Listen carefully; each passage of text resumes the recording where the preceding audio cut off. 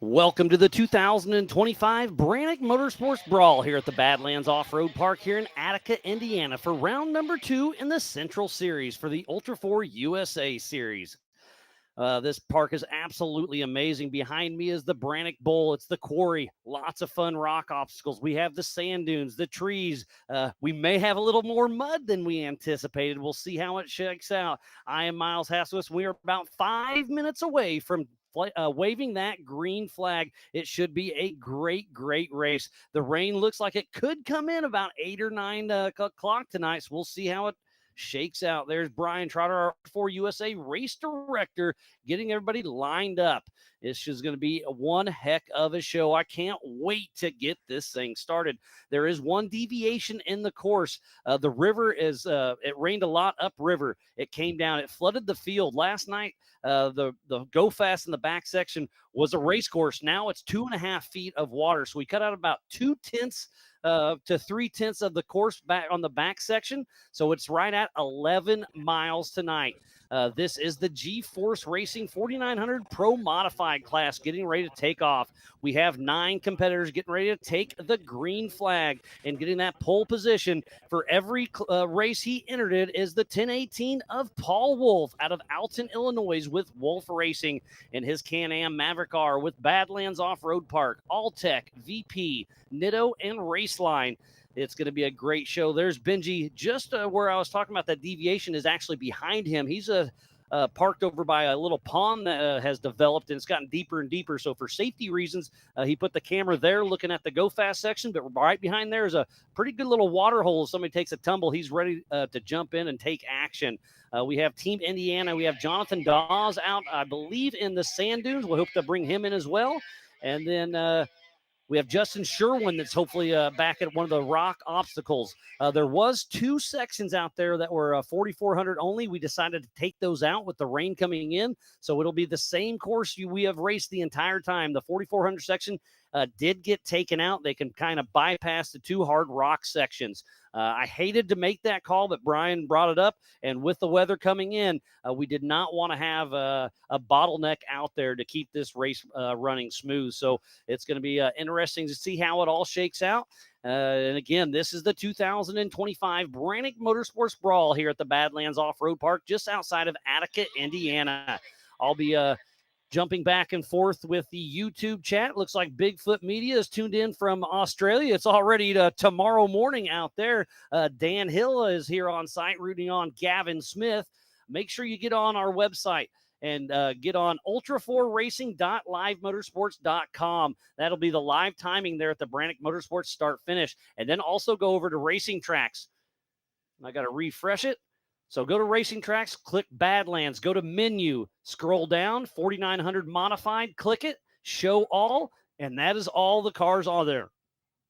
The orange, that is lap 1. When they turn yellow, they're on lap 2. Green is lap 3. Blue is lap 4. And if you're looking at Racing Tracks right now, every car has a little red teardrop at the bottom. That means they are stopped. You can see them stopped on course. They haven't started racing yet. So after the race starts, you see the red teardrop. Somebody's having a bad day. So I'll be bouncing between ultra4racing.livemotorsports.com, Racing Tracks, and the YouTube chat. So I recommend you guys do the same. We're going racing here in about 1 minute. Pam's got the green flag in her hand. I believe they are doing 30-second increments. This race is on adjusted time. It is one at a time every 30 seconds or so. We'll see when they take off. And, well, that'll play into the end of this race. Ultra4racing.livemotorsports.com is on adjusted time. They keep that updated so you can keep finishing out what's going on there. And I'm looking at it right now, and it still has the Youth 170, so it should update here any second. And just like there it goes. Timing is ready. The ambulance is on site. All of our recovery is in spot. Race Ops has a clear race course. Badlands crew cleaned out everybody out, and we are off and racing. Paul Wolf, number 1018 out of Alton, Illinois with Wolf Racing, takes the green flag in his Can-Am Maverick R with Badlands Off-Road Park, All-Tech, VP, Nitto, Raceline, and RCV. Next off the line is going to be the 304 of Gavin Smith out of Charleston, West Virginia with G. Smitty Racing. He's in his Can-Am with Lynchworks, Mountain Made Off-Road, Jesus Christ, CT Raceworks, and MRT. Off the line next will be the 254 of Rusty Bray out of Richmond, Kentucky, with Bray Motorsports and his Can-Am Amco transmission of Kentucky. Coming up next will be the 1133 of Eric Gilbert and Joe Fabrizio out of Mulvane, Kansas, with Gilbert Racing. He's in a Can-Am Maverick R with JSR Performance, the Insurance Guy, CT Raceworks, and the UTV Race Shop. Off the line next should be the 523 of Tim Abner and Joseph Panzio out of Hobart, Indiana, with UTV Outlaws with his Polaris, UTV Outlaws, Dayco Fuel Labs, Wayland Speed, and TKO Clamps. Up next should be the 49 of Carter Gonzalez and Corey Day riding shotgun out of Hobart, Indiana, with Gladiator Racing. He's in his Can-Am, CT Raceworks, SD Lighting, MRT, KWI Clutching, Race Ready Chassis Systems, G-Force, and Margaret Machine and Tool. Taking off next, racing last night and today, is Nick Anderson and Anthony Denny out of Canton, Georgia, with Anderson Racing in his Can-Am Maverick R with Metal FX, CT Raceworks, UTV Race Shops, Infinite Off-Road, Evo, Tire Spine, and PRP. And last but certainly not least is the 4311 of Alex Klein and Sidney Nessiel out of Slippery Rock, Pennsylvania, with Incline Racing. He's in his Can-Am with PhD Manufacturing, G-Force, Will Klein, John Corvey, and John Katz. We have 9 competitors out on course. I take that back. 8 competitors out on course. This is the Pro Modified G-Force Racing Technologies. I'm at the Branik Bowl at race mile 2. I suspect to see Paul Wolf here in the next minute or two. Badlands Off-Road Park is open 7 days a week. Over 1,400 acres to come out here and play. They've got everything from mild to wild. You can go leaf looking. You can go play out in the dunes. There's a few good rock obstacles and just lots of trails. This place is amazing. And if you want to come out, they've got 700 dry camping spots. They've got 200 campsites with full hookups with electric and water. And they've got 32 cabins and houses. And you can hear the, I don't know if you can hear it in the background, but the Badlands helicopters up in the air getting some fun footage. Not for the live show, but we'll hopefully share some stuff later on this week. And they're hovering pretty close, it sounds like. Yeah, they're only about 150 feet above us right now, kicking up a little dust. That's pretty cool. Having some fun. I was hoping RDP. Oh, I feel that. That's a pretty good little dust storm coming through. I got to hold down the hatches of my paperwork. And there he is. Paul Wolf, number 1018, is here and running.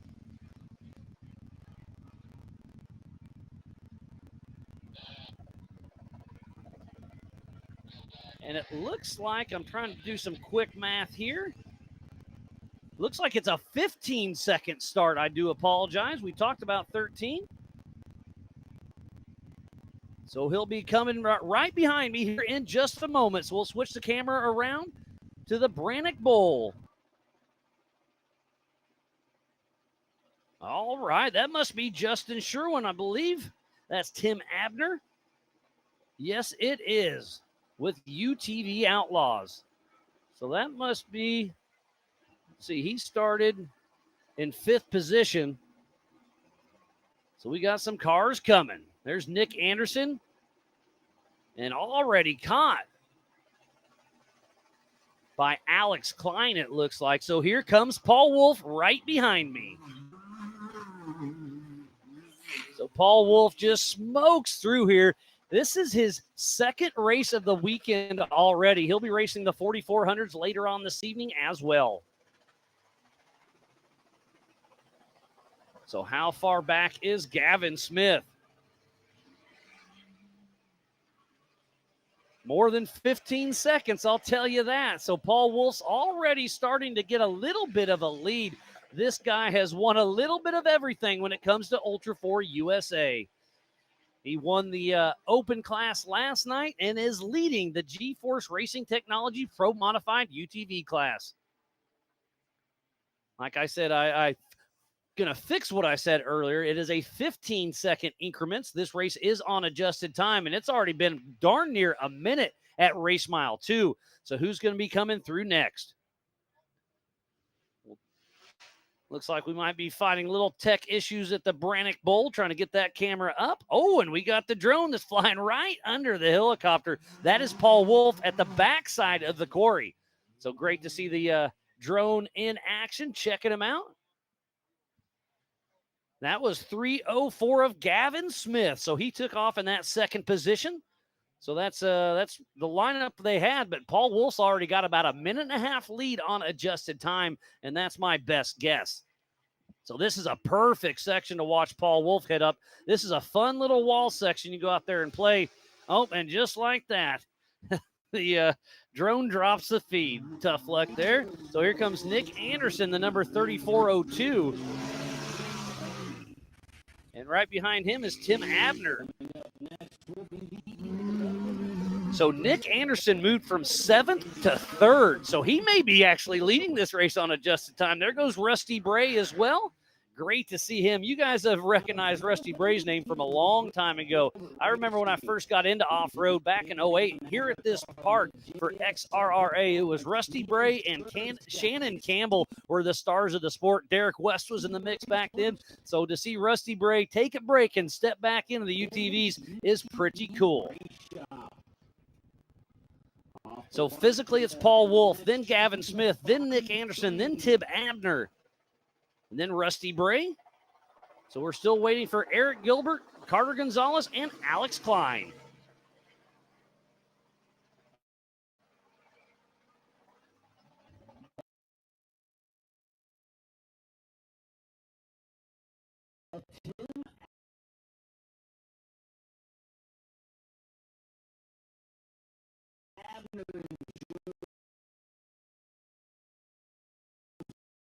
So we've got a great show right here at the Branik Bowl. We got a couple cameras on course. We got the drone. We're going to bring you the best action we can for this 2025 Branik Motorsports Brawl here at the Badlands Off-Road Park in Attica, Indiana.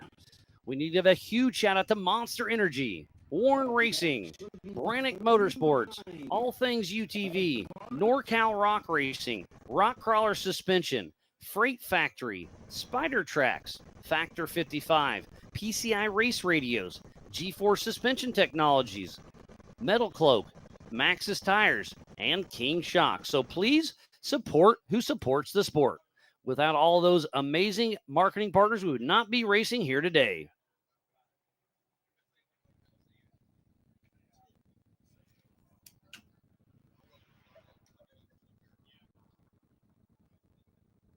Doing a little housekeeping. I'm getting some updates, trying to make sure I'm not missing anything.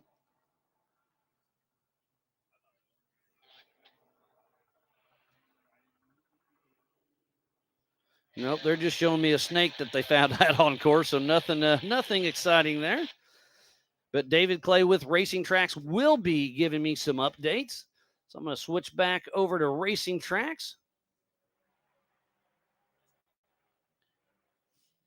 And it looks like Paul Wolf has a full mile lead already. And there's a pretty good bottleneck back in the quarry, it looks like. On the other side, there's about 5 cars back there. But remember, these trackers only ping about every 2 minutes. So let's click on Alex Klein. That's a 36. So 3 minutes ago, he was at 27 miles an hour. Our race leader is Paul Wolf, going 36 miles an hour at race mile 4. And that was 1 minute ago. So very accurate update. So Paul Wolf, if the trackers aren't lying to us, is running away with this race. But remember, these trackers, like I said, ping every 2 to 3 minutes, but we can download the raw data after the race and make sure everything course compliance and for safety reasons. So we should be good to go with all of that. And then if you click back over to ultra4racing.livemotorsports.com, all that's going to show you is the start finish. So hopefully, I believe Benji's roughly at race mile 5.5.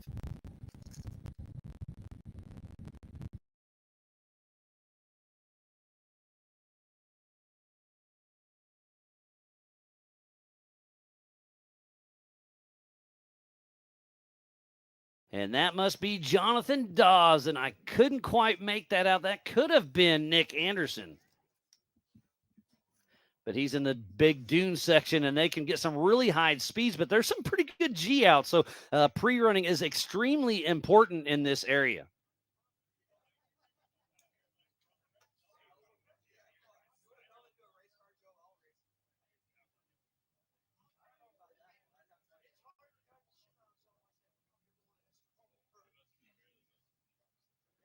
Making sure everything is A-OK. See some dust in the background. So we got some pretty good coverage against Justin Sherwin and Jonathan Dawes with Team Indiana.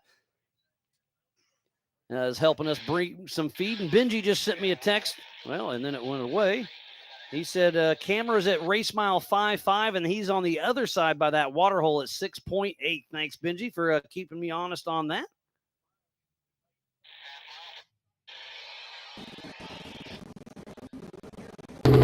Yeah, that's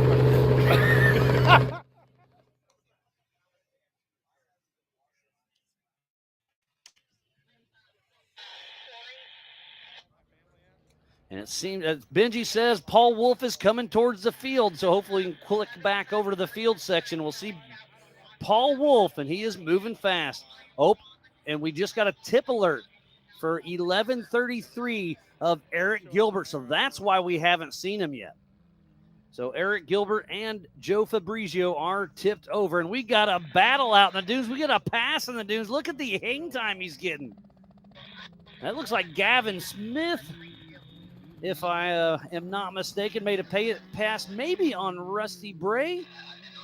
I don't know. They're smoking fast out there. There goes the Badlands helicopter chasing them down. I hope he got that for the highlight reel later on this week.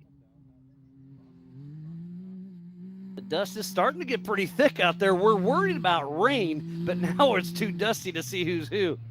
We'll see. This is going to be a fun evening of racing. We are just underway with the G-Force Racing Technologies Pro Modified race. Up next will be the 4800 Branik Motorsports Legends class mixed in with the 4400s, the biggest and baddest names in our sport. You don't really want to be on the top either. So I don't see standby or anything right now.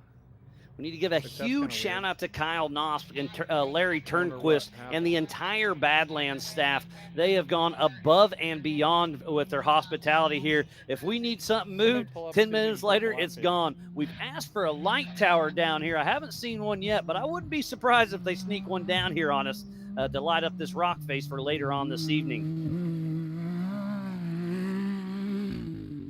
I guess that was Carter Gonzalez and Corey Day cruising through the sand dunes. And I can't tell you enough. People here on site understand how cool this place is. But if you have never been here, those sand dunes, it's a little bit more of a pebble than sand, but it's definitely sandy. But the dunes out here are real, and they're a lot of fun. There's some bowls the kids have made, and they do a jump contest out here as well. Sorry, I had to turn down my PCI race radio. It was blowing me up a little bit. But, yeah, it's just an amazing place. You can go leaf-looking, cruise through the creeks, throw rocks with the kids. You can hit some of the hard rock obstacles here at the quarry or other places as well. Hit the sand dunes, really rip it up, and then just, go through the trails. There's over 1,400 miles of trails here. That could have been Alex Klein, I believe, that's cruising through there. These UTVs, a lot of them washed it because there's a 2 wash bays here on site that's open to everybody. So the racers have definitely been using up that water out there. But they're at race mile 3 or 4 right there, and they're already brown. So it's going to be a little tricky to tell who's who. So that's why it's going to be very important to go to ultra4racing.livemotorsports.com and then switch over to Racing Tracks. Go to Badlands.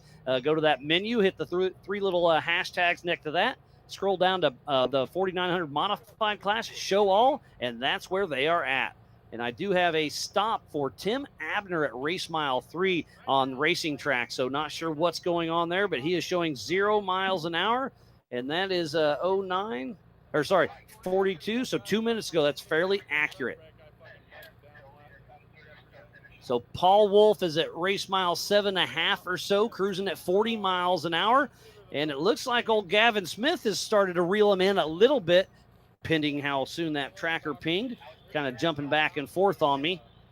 And if you're on racing tracks, you can see that Wabash River just on the left of your screen. That's the one that's starting to flood out that area. So we did have to deviate a little bit. Only lost about 0.2 of a mile. So this is right at 11 miles per lap. This is 4 laps in total. So 44 miles of some of the best terrain we could find here at the Badlands Off-Road Park. So we got a few of our racers going to be popping in and out of the Big B studio with me. Racing last night was Jason Washburn, so we'll have a chat. I know how his night went. He had a lot of fun until he didn't, but I'm going to let him tell the story. Jason, how you doing, buddy? Doing great. Having a lot of fun out here at Badlands. It's always good to be out and, with our Ultra 4 family having a good time. And things went bad yesterday. And it's part of racing. You know that. Oh, absolutely. Absolutely. Got a little mud on the steering wheel. My hand came off, and I thought I broke my hand on the shift knob and had a little trouble gripping the steering wheel on lap 2 going through the quarry over here. And got a bad rock bounce and blew the front end out. And then you kept trying and blew a rear axle, so then you're one wheel peeling it, and those things are pretty helpless like that. Yeah, it was useless. So I just trying to get out of everybody's way so I didn't hinder anybody else's race day. Everybody was running so fast and trying to have a good time, and I didn't want to be that guy. So well, you were that guy. I was. So let's talk about a little bit of your back history. That is one of my favorite UTVs that's out here racing. You work with Adam Woodley with Wide Open Designs, and that's a beautiful build you have out there. Yeah, it was a lot of fun. It's probably the 3rd or 4th one I built, and this year, I think end of November, we just kind of said, let's build a race car and go race King of the Hammers, and it was like 77 days before it was time to go. And not that you were counting it down or nothing. Yeah, and I worked on it on the weekends only because I don't want to interrupt our build schedules that we had going on, and I pretty much killed myself from Friday night to Sunday for 2 months, and my wife was at about the end of dealing with it. I could understand that. We got the car together, got it out there, pre-running, got with Radflow and put the new DRT series shocks on it, which are phenomenal, and we were getting them dialed in, and then ran into a running issue, and it just pretty much cashed out our hammers for this year. Yeah, I followed along. Obviously at KOH, I'm pretty busy, but following on what I could. You were a struggle busting, switching out wiring, and ended up being injectors, if I remember right. Yeah, ended up with some stuck injectors, and it's a new car, so you're going through new car blues, and of course, rookie Ultra 4 season, you're not going to have a great year of it. And we had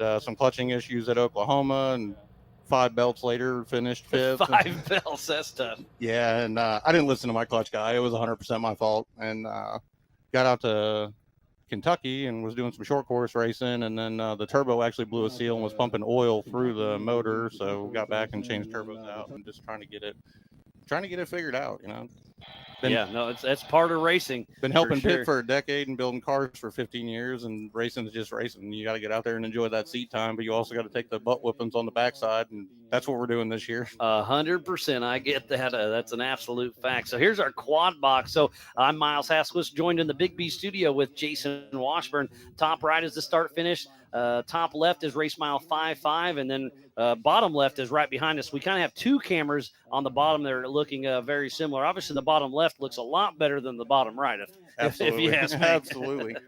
Looks like Paul's out there doing his Paul Wolf thing right now. Man, he is fast. He'll be, let's see, he's at race mile 10-ish or so of 11. So he'll be, we'll see him at the top right here in the next, 5-ish minutes or so. I'm going to go to live timing. He's already at 18:50. Lap time for now. What did he do yesterday? A 21:39. So he's going to be right on par for setting another fast lap. Oh, he's a machine. I mean, and he knows the track really well now. And by the time he races 4,400 tonight, he's already ran 2 races on it. So he's going to be so dialed in. And it's Paul. Like, he started behind me at Oklahoma, and he missed the start time due to a drive shaft or something. And like, I'm sitting in line, and they put him behind me, and I'm like, sweet. Yeah, that didn't play mind games with it, did it? No, but about 2 miles in, and I seen him come up in my rear cam, and I just scooted over and let him go around. And I was like, I'm just riding his bumper all the way to the front of the pack, and stayed behind him for quite a while. And then I got caught up in a traffic jam, and he busted out. I just never could get back to him. And the guy's a machine. And talking about Paul Wolf, he won qualifying in Open. He won qualifying in Pro Mod, won qualifying in 4,400. Racing, he won in Open. Is he going to win Pro Mod? It's looking pretty sharp. It's pretty. Could he Paul qualify on the pole and win 3 races in one weekend? That'd be incredible. He's got some stiff competition coming in 4,400. The competition's there. And just talk about not new car blues, just bad luck blues. That's 3 races. Anything can happen. Anything can happen. So much can happen. It's pretty incredible. 15-cent parts take you out of these things in a second, and it doesn't hesitate, And now we have Alex Klein with a mechanical alert at 6'6" from Racing Track. So that could, so a mechanical racing tracks. You've used racing tracks a lot more than I have. But if you're stopped on course, you hit the little wrench button. That means you're changing a tire or something simple. But it gives you a beacon for the cars behind you to know that you're stopped on course to keep an eye out, right? The beacon is incredible because as you're running through, like you get a marker and then you start getting the countdown, and you really have to worry about slowing down as fast because you have time to come by them safely without really putting anybody in danger, just getting anybody hurt. Like nobody's trying to see that out here. We're all trying to have a good time, and people's safety is far more important than racing, and it's a killer system to run with. Yeah, and let's dig into a little bit more into racing tracks because it's for course compliance. So it helps us help you because you want to beat somebody on course, but you don't want them to shortcut, you shortcut. So it literally, they can tell there's VCPs, there are ghost VCPs. So you have to hit certain ones. Yep. If you hit other ones, we know you cheated in DQ. And then the safety, it's got the tip alert, it's got the push to pass. So kind of explain, because you're in a single seater, so you're doing it all. Give us your 10-cent tour on racing tracks. The checkpoint thing is awesome because you're hitting VCPs because it literally pops up a CP and a check mark. And if you're not paying attention, you might think somebody's behind you, but the pass button is actually a completely different color. So when you get a pass button, you click the button to accept, and you're letting the other guy that's behind you know that they can come around you safely. And then it might not be in the first 2 seconds they hit the button, but as soon as you give it to them, like they can come around you and you don't got to worry about both of you wadding your cars up and causing two people not to finish a race. It can just be done quick. And speaking about racing tracks, there are 5 cars stopped on course, and one of them is Paul Wolf. Oh, but he is in the PCI pits, race just past race mile 10. So that's going to be Nick Anderson that's physically second. That looks like he just got around Paul Wolf. So I believe we'll see Nick Anderson, our new physical race leader. Paul Wolf in the pits. We were just talking about anything can take you out. What's going on? He's in that 25-mile-an-hour section right there too. So if Paul can get back out, he'll have a decent chance to get caught back up. And Nick's fast. I mean, everybody that's running in these classes is getting faster. And I think the real thing to look at is you see 8 cars, 9 cars on the monitor right now. Last year it would have been Pro Mod, would have been the heavy class, and now it just seems like more and more people are pushing towards open. And it's a cool deal because, like, when I looked into building a car, we straight up went for an open class car because it's kind of the 4400 of 4900. And it's like I wanted to race the big stuff and not really have a whole lot of rules. Open's kind of going. Open is growing and growing, and it's more and more cars on the track with you, and it just makes racing more fun. So that must have been Nick Anderson that just cruised right on through, and it was with a 20-minute flat lap. So a new fast time of the weekend is Nick Anderson with a 20:58, and then Gavin Smith right behind him with a 22:28. Yeah, these Maverick cars are so fast. They put the power to the ground so well. They're hard to keep up with for sure. I got to write notes down or else I forget stuff. But yeah, Nick Anderson is on a heater, and Gavin Smith physically second, but it looks like it's a 1:29 lead. Nick Anderson over Gavin Smith. And if I remember right, Nick Anderson got second in the open class. Yeah, I believe so. And you were talking Pro Mod and all that. It used to be our kind of premier class, but now Open's really stepping up. So is Stock. Guess what? You can race Open in your Pro Mod class. Yeah. They can't race an Open car in Pro Mod. That's where I'm stuck. I have one class I can race, and I didn't build a car. You can race in an Open. I can race in a 4400 class. The car is actually teched and ready to go for it. But you race Pro Modified, right? No, I race Open class. Oh, you do race Open. Sorry, I had that backwards. Yeah, my car is actually teched for 44 and 4900 Open, but I don't have enough power to keep up with these big boy cars, and I'm not trying to be trail jamming. I get that 100%. So yeah, my bad. I had it completely backwards. Yeah. Yesterday was Open. Today's Pro Mod. I'll get that straight one of these days. Yeah. But yeah, it's been a lot of fun. And Nick Anderson, I can hear him in the woods, or I assume it is. It's definitely a Can-Am Maverick car. You can hear. So let's talk about that. You're in a Polaris Razor, so you got a CVT clutch with a belt. Those Can-Ams have an actual transmission. It's an actual transmission, and it actually will shift from high to low and shift gears in the transmission at the same time. It is phenomenal how smooth it works. And when I first heard about it, obviously when they first came out, the internet made fun of them because the funny A-arms up front, but they work. And then when we're talking about the transmission, just like you're saying, I'm like, how can they do that without neutral dropping and popping it? But whatever, Can-Am's got some amazing engineers. Yeah, they're great cars. I'm looking at for next year, maybe making a switch to that drivetrain and still building another full chassis car. Okay, so I'm it'd be not similar to yours, but it yeah, would be a Can-Am, probably Maverick R style. Maverick R style. Probably more of a traditional style suspension than the Gull Wing deal in the front, but that drivetrain is just I can't keep It's up with the power they're putting down. And so you're going to start about 77 days before KO year. not if I want to keep my wife happy, and I'm all about that. But I mean, at least racing's cheap. You know, you yeah, got that on she your loves side. that too. So there's Nick Anderson. So that was a yellow Can-Am, I do believe. So who actually is that? Oh, that's Eric Gilbert. So he was tipped over He was earlier. tipped over, so he's still on lap 1. He is still on lap 1. So he is only at race mile 2 of his race. So it was a Maverick car. I was mistaken. We should see Gilbert. I may have saw him coming through just a minute ago. And he's actually probably not doing that bad, though. If there's a couple cars that are down, the attrition rate will let you push up into the higher end of the positions on the stack. And you see it a lot at the regional races. And Ultra 4 at King of the Hammers, it happens a lot as well. You know, it's finishing these things is a phenomenal accomplishment just to even get through a race. Not even finishing well, but just getting done. And you know, King of the Hammers, obviously Ultra 4 races all year to get the King of the Hammers. And King of the Hammers is a bucket list to a lot of people just to finish. So the people that actually win King of the Hammers, it's incredible. Yeah, hats off to like Kyle Chaney doing it in the Can-Am and the 4400 this year. Like they kept talking about it. And he almost did it last year. He got her done this year, and I couldn't believe it. I'll be honest. I was very, very impressed. The dedication level that he puts into it is phenomenal. But the real cool thing about it was watching a straight axle car, an IFS car, and a UTV kind of battling it out. And it's like the best of everything. Yeah, you know? Blyler, Gomez, Chaney, all at that new trail that nobody had really even seen. And then to watch the UTV just be able to kind of nimbly pick its way through, they definitely had the advantage. And, man, the Badlands helicopter's buzzing us again. I love it. I think Hammers next year would be sweet if they literally didn't put the maps out and just handed us all papers at the starting line. Like if you can't nav, you don't get a chance to win. And you're in a single seater. Don't forget what you're wishing for. I'm also a really good land navigator, so I don't get lost much. It'd just be a good time. All right, now I think that is Nick Anderson, our physical race leader here in the Branik Bowl. And that Can-Am Maverick R, they got second place last night. Still look like it's in great shape. I was chatting with him after the awards, and I said, you raced that car last night. You're going to race it again tonight. How is the car? He's like, the car's fine, but my shoes are still wet from last night. So, but he's like, they'd be wet anyways after 10 miles. So just the first couple 10, 15 minutes, the staging's going to suck, but that's part of it. That first 2 or 3 miles, like I had already went through a pair of safety glasses and 4 microfibers just getting through that. So, yeah, staying dry here is not going to happen. Super fun course. I mean, it's nice and fast. A couple rock sections that weren't bad. Bombing the sand dunes is really, really neat. You know, we don't get that much in Tennessee. We don't have sand dunes down there. Yeah, no doubt.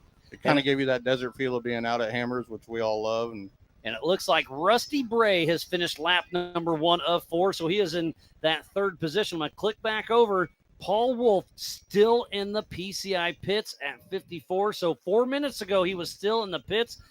From going from a almost 2-mile lead to being stuck in the pits, I may have jinxed him, and if I did, I'm sorry, Paul. Oh, I try not to take talk. I like giving everybody a hard time. I try not to talk bad about anybody for sure. But tough break for Paul Wolf. Race isn't over. To finish first you must finish, and you can see that Nick Anderson, Rusty Bray, and I believe that was Gavin Smith. Wrong screen. Yeah, Gavin Smith. They're all in that yellow on racing tracks. And then if you go to Ultra 4 Racing Live is what I have here in the Big B studio.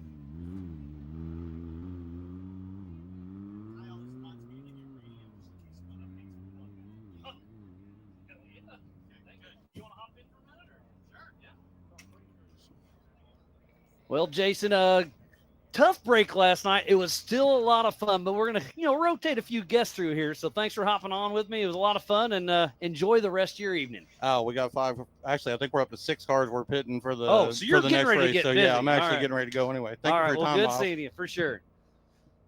So Larry Turnquist just handed me a radio, the park owner Kyle, and I guess it's from the helicopter. So I got a lot of stuff going on up here, but I'm pretty excited to see if we hear anything from the chopper. Yeah, Kyle's pretty excited to be up there flying around. So it is Kyle in Oh, it yeah, now, Kyle's huh? in there along with a couple other people. So I got a great idea. Let's have Kyle land right here. I'll hop in. You two can chat for a bit and take for a spin. That might work. I'm joking. I'm joking.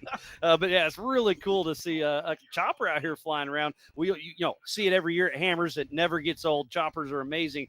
But when I heard you guys say you're going to have one, and then yesterday the weather didn't quite cooperate, but today so far so good. And he's out there buzzing around, and talking about buzzing, he about knocked my papers off the desk. Yeah, it was kicking up a lot of dirt, blowing a lot of stuff around. But I tell you what, it'll give us. But it was all smiles. Yeah, and it'll give us a really cool vantage point that we've never had here before. So I'm really looking forward to seeing that footage. Yeah, and again, from Ultra 4 and myself, Kyle, Larry, you guys have been great all weekend, above and beyond helping us do whatever we need. Obviously, you guys are fans of Ultra 4, and we are fans of the Badlands. Well, we very much appreciate that, Miles. So obviously you're wearing all of the hats this weekend. Every time I text or call you or you got your radios going off, you're a busy man. I don't know how you keep it all together, but whatever you're doing it right. Oh, thanks. I don't keep it together. I went home last night and cried. Did you? No, you could have called me. I would have cried with you.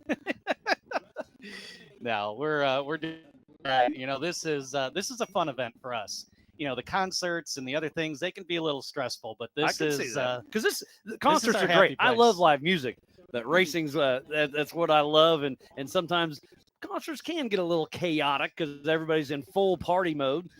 Absolutely. And I've never seen this side of a concert promotion before. Oh, and, it's wild, isn't it? It's a lot different on the other side of the table. And you have some big names. You have Trace Atkins coming through in a month or so, if I remember right. Yep, we have Tribute to the Troops on the most patriotic weekend of the year, 4th of July. Love it. And then a couple weeks after that, Ryan Upchurch is returning. Oh, he was here for the Badlands Bash last year, right? Yep, right. Pretty close to the Bash. It was just before. That is Correct. right. It was the weekend before. Yep, and that was Rusty Bray that just came through the Branik boulders a moment ago. Last time through, he was in third position on adjusted time, and then Carter Gonzalez and Corey Day just clicked off a lap. So it is Nick Anderson out front, then it's Gavin Smith, then Rusty Bray, then Carter Gonzalez. And I'm going to go back to racing tracks, and now we have, well, it says Carter Gonzalez, but I just saw him, so that is incorrect, I promise. Yeah, but Paul Wolf is still stopped in the PCI pits. What is that update? That was at 6 o'clock, so still accurate. And if I'm looking at it right, he's all the way on the road at his actual pit. So to me, shows me that Paul Wolf possibly out of the race. Going through. Oh, Racing Drax just said Paul Wolf is out with a front differential failure, so he is out. That's unfortunate. Yeah, so the axle broke and whipped around and pulled the wires out of the front diff. So, that just went from bad to worse in a hurry. So, tough break for Paul Wolf. He won his race last night, but pushed a little hard possibly and popped this one. But he's got redemption here in about an hour and a half. He'll take off in the 4,400 car, and he's in the pole position for that one as well. Yes, he is. That's a nice thing about racing multiple classes because, you just head back to the pits and get another chance. Yeah. I mean, except for the working on all the cars. Well, that's true. We don't want to talk about that. That's not fun. It's pretty wild. Speaking about all the cars, you guys have all the cars here. You have probably roughly 500 brand new units here for sale. You got a rental fleet. It's amazing. At Attica Motorsports, yes, we do. One of the highest volume dealerships in the Midwest and in the country for that matter. So lots of options here. And you guys have Can-Am. I saw Segway even, right? Polaris. Attica Motorsports is a new Segway dealer, and they're also working on another manufacturer as well that should be announced pretty soon. All right. Well, I'll let you guys announce that one. Yep. So you have Can-Am, Polaris, Segway, correct? And Yamaha. And Yamaha. I did see one of those. You're right. Yeah, so lots of options to choose from over at Attica Motorsports. And then, like I said, the rental fleet, you got that. You can come out here, drive your Honda Civic, hop in a rental UTV, and go tool around. And then when you're done with that, drive it to town and go to, what's that steakhouse called? Budrow's. Oh, man, that's good. That place was amazing. Thank you again for that the other night. Yeah, for and sure. And the Mexican joint was good as well. I mean, we've had a great week. Yeah, there's a couple pretty good options in town, which makes it nice. And you know what? If you decide you're too full after dinner, you can stay it off the trail in a beautiful cabin. Yeah, you guys have 32 of those. You got 200 campsites with full dump, water, and electricity. And then unlimited dry camping, but 700 is the number I heard. Yeah, there's which quite is a few. lot. Yeah, we can expand as needs arise. So like some of these concerts, they do kind of a festival style where people come, go to the show, camp overnight. So we've got lots of expansion options. So never run out of space. And you guys open 7 days a week. You do close for the winter a little bit, correct? Well, for the winter, no. We actually only close, as far as holidays go, we're only closed 3 days out of the year: Christmas, Thanksgiving, and Easter. And then occasionally we'll have a large event like Ultra 4 where we might close a little early. Or another example is we're hosting a Spartan race in the fall, which is like a Tough Mudder event. Okay. So we'll be closed for a few days for that as well. Well, it may be a Tough Mudder event tonight if that rain comes in. I hope not. I think you're right, Miles. Yeah, and speaking about Attica, elevation here is about 550 feet. The population's 3,100, and it just has that good old boy vibe. It does. I love it. It's the quintessential small town Indiana. Karen's tuned in back at home, said the park sounds like a dream, and you are absolutely correct. Oh, and Gavin Smith just hit their stop alert. So they must be working on something. I hate to hear that for anybody. There's a lot of information coming through here. I got both the radios tuned on. We'll see if we get any updates on that. I haven't been over to the YouTubes for a bit. Looks like Bigfoot Media, Dan Hill, Steve Mueller, Michaela, Bullet Dog, Aaron Lynch, and Brazen are all tuned in. So tough break for Paul Wolf. Yeah, Brazen saying Paul Wolf in the hot pits out of the car. We just got that update. Had a axle come loose, ripped out the wires of his front diff, so his race is over. For now, he's got the 4,400. And Steve with Tire Spines asking where the Helicam. It's in there. It's just not in the live show. So I'm sure you guys will have some special treats coming out on social. So make sure you tag Ultra 4 USA. We absolutely will.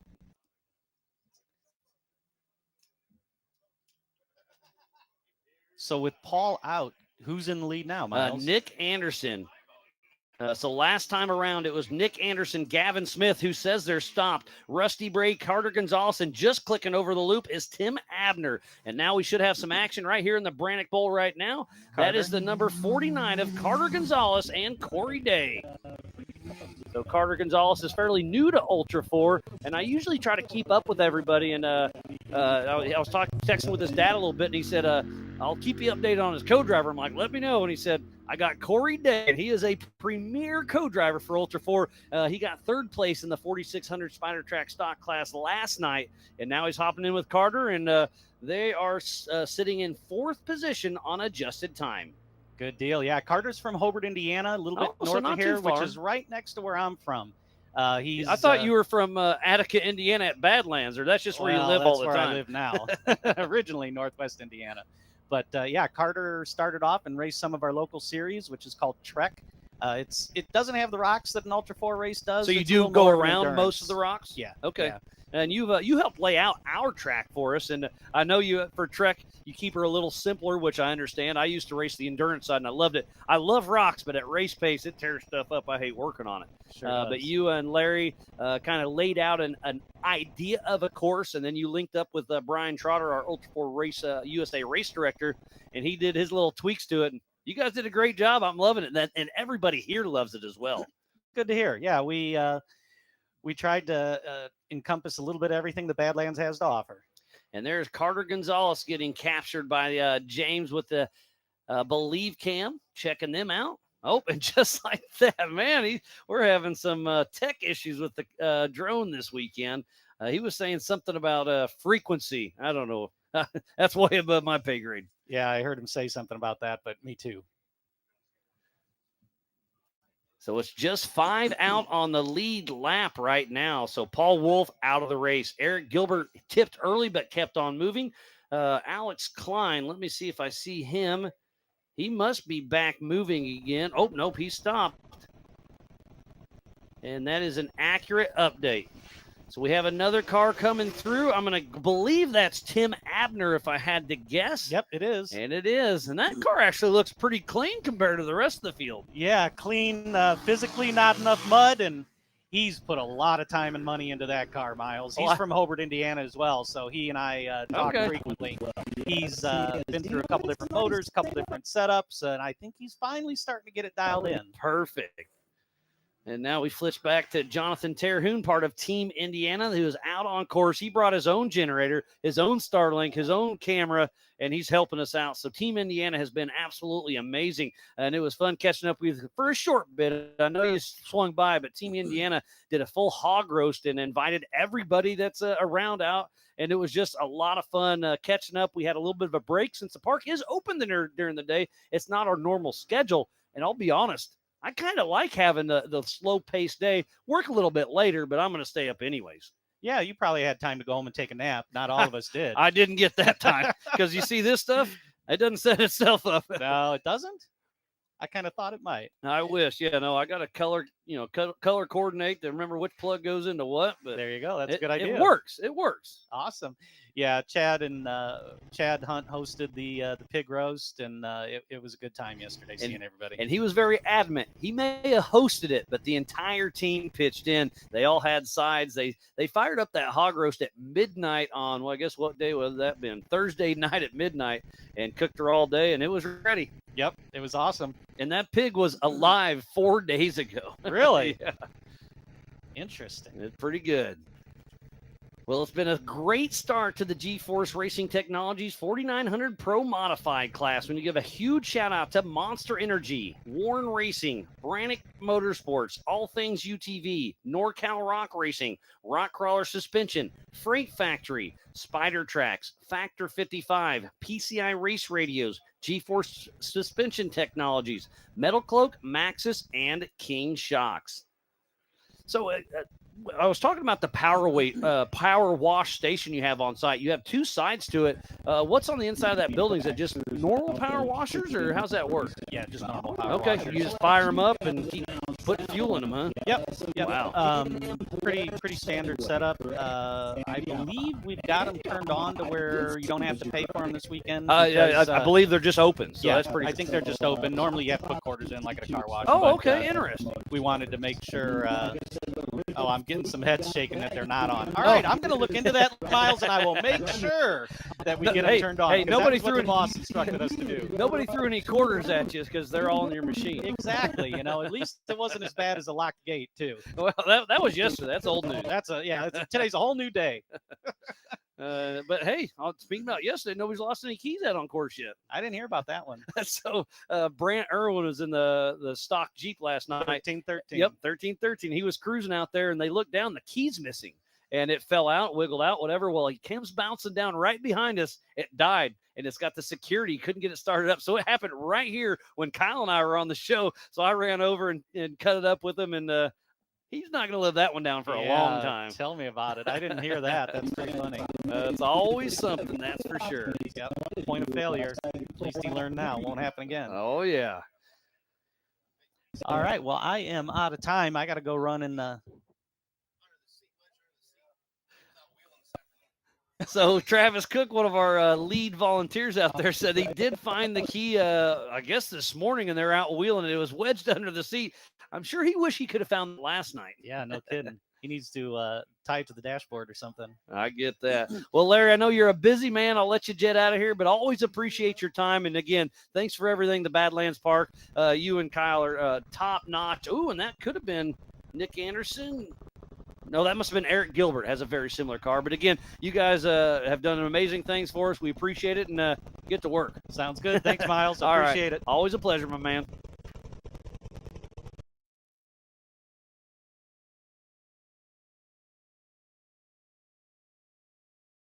So there is a very fast brown car. That could have been Carter Gonzalez, actually. It looked like cruising through the sand dunes out there, getting chased by the chopper. Man, I love helicopters. just makes another added addition. And another special guest hopping into the Big B studio with me off his win last night in the 4,500 class, Cody, the Texas Kid St. Clair. How you doing, buddy? I'm doing good. How you doing, Miles? Doing great. It's been a lot of fun this weekend. Davis, Oklahoma, you were smoking it until you weren't. Mm-hmm. Last night you were on a mission. Got dark, you backed off a little bit, played it smart, played the attrition game, and got her done. Yep. Yeah, it was a great watch last night. Your dad was keeping me informed a little bit. He did tell you to back her down a little bit because you had a pretty good lead. And then who was a human check kind of got on you a little bit. Yeah, he probably picked it up. He started gaining a little bit, but by the time Dad told us that, we were coming through pits anyways. So I picked it up just a little bit, but like you said, I had such a big lead, it wasn't a big deal. But it was a lot of fun watching you guys. And how cool was it that Corey Day in a stock class car was battling you for a little bit? Yeah. It was different. We caught him on the up downs over here, and then slowly, unbeknownst to us, reeled in the leader of the 4,500s. Yeah, and you just kept pushing, and that's all it mattered. So I'm trying to watch my phone, listen to 2 radios, got 13 papers. Busy up here. Oh, yeah. But I appreciate you coming up here. What's the next race you're going to be at? We'll be at Sturgis. Okay, Sturgis. Man, that's a fun one. And that is during the bike rally. Yeah. So I can't remember. I got it wrote down in my notes at home. August 2nd, I believe. Yeah. Oh, I got it over here. Look at me go. So, yeah, Sturgis, South Dakota during bike week is right. August 1st and 2nd. But before that, we do go to AOP June 27th and 28th, then to the Buffalo Chip, then Vegas to Reno August 13th through the 16th, and then over Labor Day weekend, we go to the Big House for the Crandon Ultra 4 Short Course Championship. And then we go up to Beach Bend Raceway for the Eastern Joker. The Western Joker is back up at the NorCal, and then we end up at the Laughlin Desert Classic October 16th through the 18th. And there goes Tim Abner cruising through the sand dunes out there.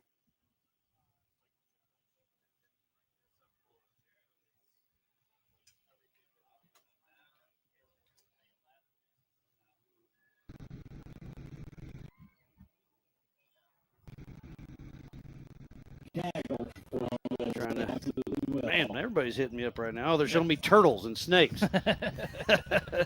All in good fun. Yeah, it was a overall fun course. When it started in that open field section, got a little slippery. Yeah, I heard that from a lot of people. Kind of turned into ice a little bit, really. Second gear kind of blew the tires off. So it looks like that may have been Eric Gilbert coming through. We'll see him here in just a moment. Whoa. One of these radios was a little loud on us. Loud.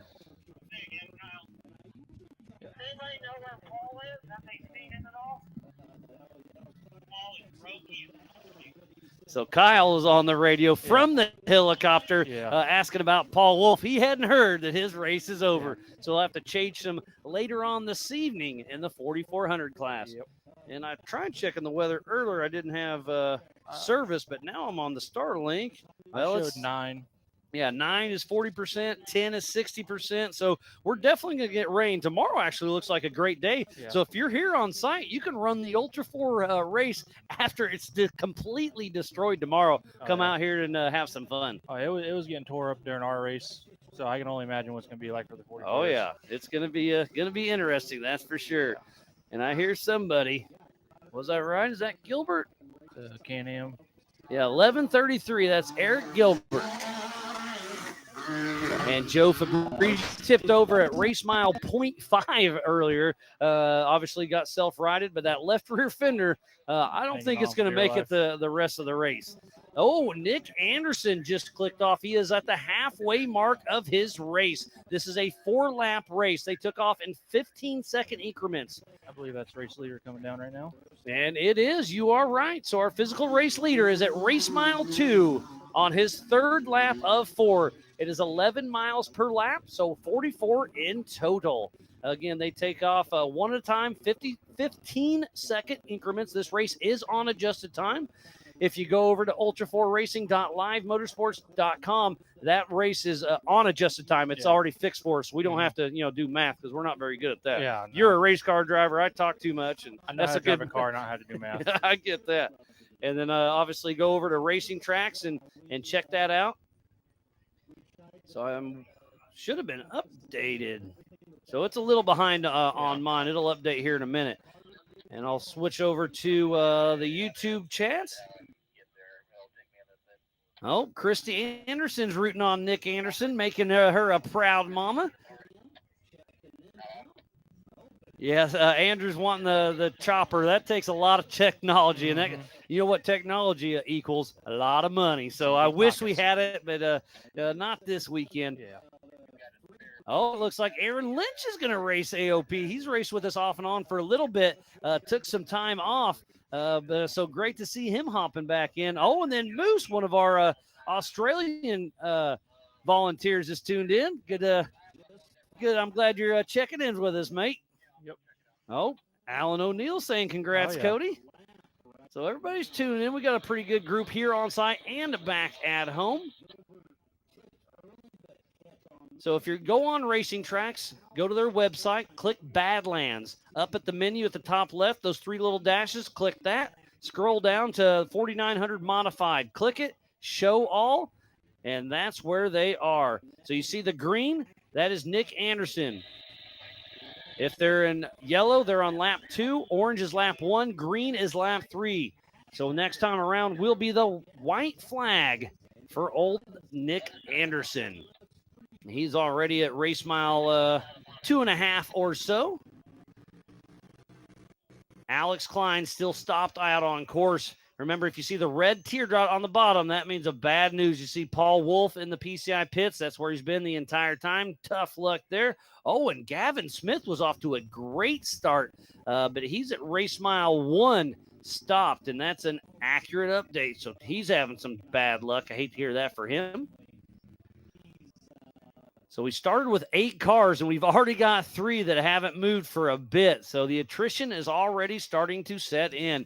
And then in the next race, we have 24 cars between the 4800 Branik Motorsports Legends class and the 4400 class. That's going to be wild. I hope that rain holds off for a little bit so we can get some clean laps. They were supposed to run 8 laps, but Trotter made the call with the weather moving in, cut them down to 6. And obviously everybody was a little bit disappointed, but I think was excited about Trotter's call. He's been doing an amazing job all year. Yeah, I think we're supposed to do 6. He knocked it to 4.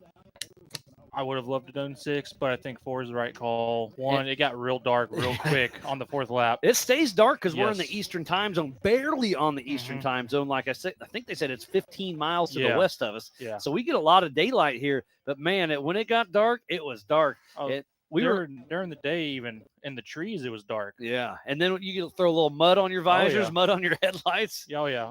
By the time we were done, all we had were spots. We didn't have any, or all we had were floods. We didn't have any spotlights.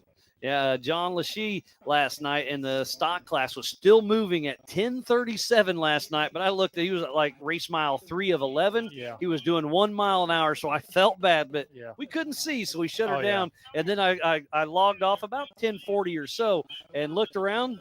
I was hanging out with all my friends. Everybody had packed up and went home. Yep. But luckily, I'm not too scared of the dark. Yeah. Yeah, no, when it gets dark out there, especially out in that field, you have like no moonlight or anything. It gets real hard to judge your corner. Yeah, and obviously, with the rain moving in, it's pretty cloudy. So it's going to cause some visors to fog up. Yeah, I had that just in my truck the other night. I left here, and it fogged up quick. I'm like, good thing I got defrost. You don't have that, do you? No. You got the Parker pumper, I'm sure, right? Yeah, PCI. Or, sorry. The helmet. pumper. Yeah, it's a helmet pumper. You know, you're not fancy enough to have air conditioning in that, are you? I keep telling Dad one of these days I'm putting AC and heat in there. Yeah, some of the vests, they put a cooler in the car, especially more in the desert side, that they put an ice chest through. They flow water through it in a little vest, and it cools the down. Yeah. And then they have same thing for the pumper, and get you some air conditioning, literally, and that'd be pretty cool. But you're probably not too worried about the weight, I'd assume. What's your car weigh? I'm going to guess 5,000? With 2-inch main, we're sitting at like 47. Okay, so I was right in the ballpark. That ain't bad. But it's one of those things. We've added so much to this car over the span of 9 years. It's not getting I any don't think we lighter. can physically fit anything else into this car. Oh, so even if you wanted that ice steel, Yeah. where would you put it? Exactly. I guess put it in the passenger seat and kick Travis out, huh? Yeah. Well, it'd be like for short course, but short course you're done in 30 minutes, so it's Yeah. not worth it. Yeah, so we race, that's what I love about Ultra 4. They are the Swiss Army of off-road vehicles because we can race King of the Hammers. Yeah. We can race down in Baja. We go up to Crandon and do short course. Here at the Badlands with a little bit of everything, they can do it all and do it all well. Yeah. Again, I'm a huge fan of off-road in general, so watching the Pro 4 do their thing, amazing. Watching the Baja trucks down there. Right now, the Baja 500 is going on, and Vaughn Gittin Jr. and Lauren Ely are racing. And to be able to do it all, what's your favorite style of racing with Ultra 4? I'd have to say the desert. Okay, It's you're- different. Okay. Yeah. Are you going to race any desert with us this year? We'll move our car to 48. Oh, Well, I mean, we're completely cutting the front end off. so and let's redoing it. the 4800 class races next. So from a racer aspect, what's a 4500 car compared to a 4800 car? It's almost night and day aside with like your steering.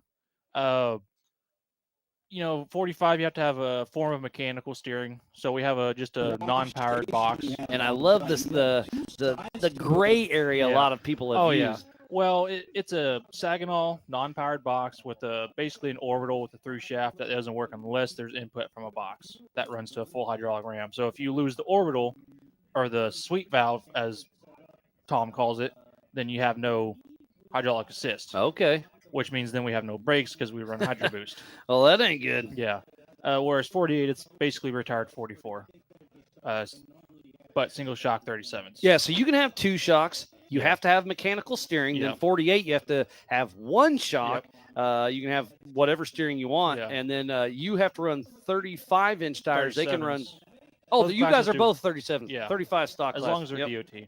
Yeah, DOT. So let's talk about that. Yeah. Department of Transportation. So Yep. that's the same tires I have on my Jeep. You Yep. have on your truck. And Yeah. now you're out there racing on it. So Yep. you have to play it a little smart on Yeah. that one. I mean, they're still a tough tire, but they're not as tough as the race spec tires where you can quite literally blow a rock in half and be fine.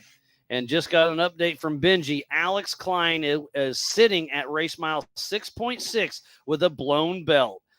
So bad luck. But normally Yeah. these UTVs carry a spare. So we'll see what's going on there. Normally they're not that hard to change out, but I assume it's hot, And it's muddy. it's muddy. So I heard somebody coming. Hopefully we see them here in just a moment. Yeah, our car is, like I said, it's 9 years old, so the box thing, we've done it forever, and we're wanting to move up, get something a little better, something a little different, and So you use the same car because it's a Tribe 16 yeah, machine. it'll be the same chassis, but the whole front end will be brand new. Okay. I mean, the you'll cut whole- it from the The nose firewall up. forward is getting cut off. All right, and then So- you have to and- dumb it down to a single shock. Yeah. You can have real steering. Yeah. Well, I we'll- guess the opposite. Yeah. That's fake steering. yeah.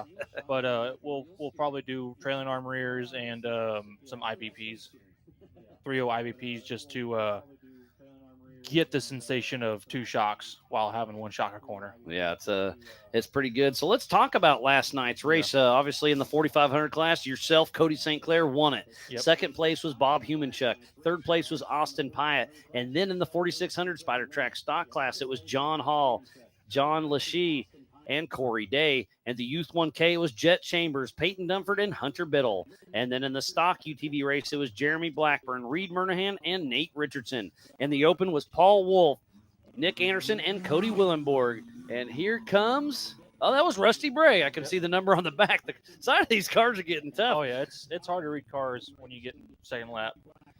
So it is out on their third lap of 4. In third place, Carter Gonzalez. In second place, it is Rusty Bray. And winning this race physically and on adjusted time right now is Nick Anderson. So it's been a great race for the G-Force Racing Technologies 4900 Pro Mod race thus far. All right. Well, Cody, always a pleasure. Love hearing the racers aspect. Congratulations on your win here at the Badlands Brawl, presented by Branik Motorsports. A lot of fun. Best of luck, and we'll see you at Crandon, right? Or you said Sturgis. Sturgis, yeah. Short course. Yeah. Sturgis. Yeah. All right, buddy. Well, always a pleasure. Nice having Congrats, and we'll see you around, buddy. Thank you, Miles. All righty. Cody St. Clair, our winner from last night's 4,500 modified class. And then coming behind me, you can see it, the man, Kyle Nosp, who just hopped out of a helicopter, I'm going to assume. Yeah, I parachuted out. I call stole BS that on right there, see, huh? I mean, parachutes kind of float, right? Yeah. So you just jumped into a little pond or something, Yeah, or what?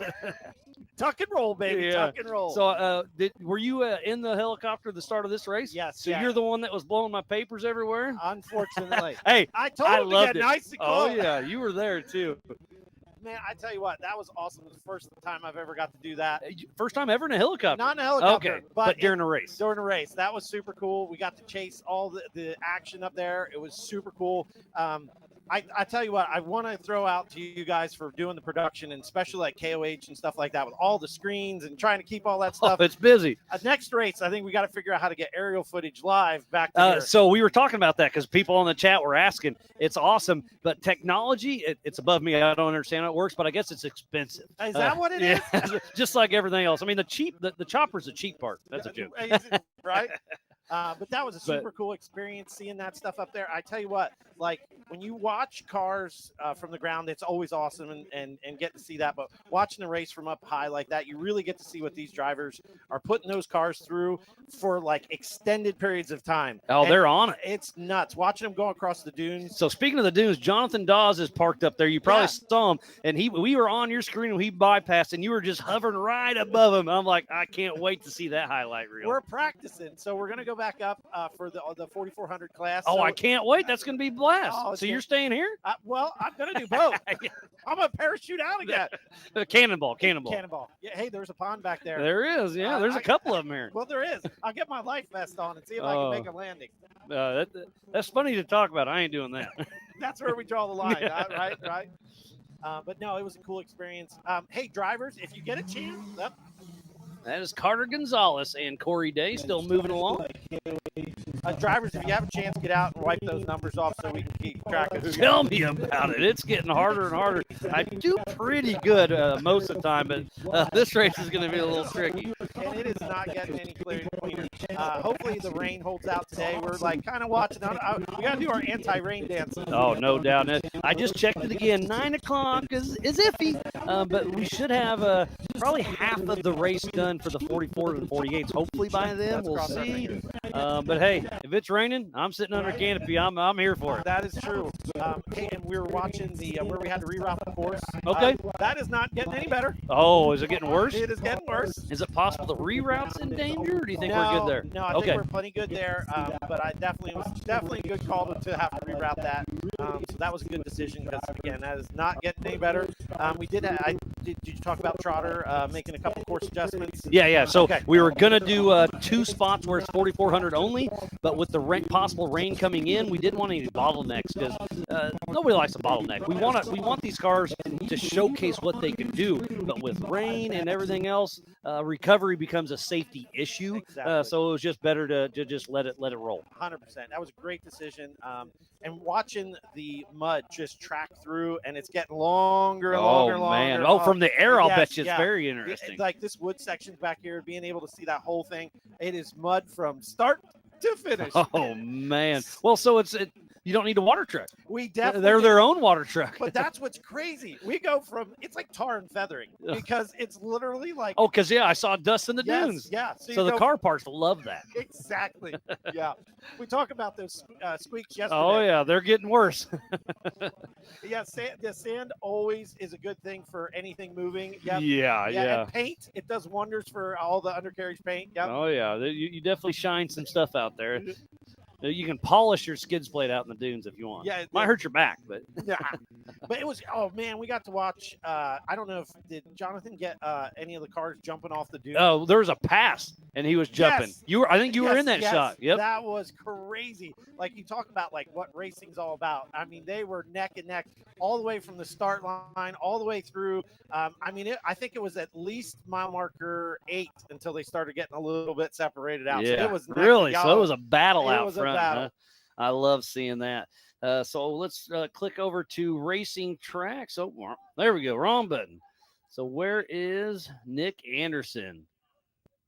Wow, he's at race mile 8, and per the tracker, he's got a 5-mile lead. Oh, my Now, goodness. again, these trackers ping at different times. Sometimes with the woods, when it pings, it didn't ping, so now it takes up to 15 minutes sometimes. We do receive the data raw, so we download it after the race for course compliance. But, man, if Nick Anderson's got that kind of lead, I definitely he's going to be hard to beat. He's going to be hard to beat. So- He was really doing a great job out there. I mean, just killing it, laying it down.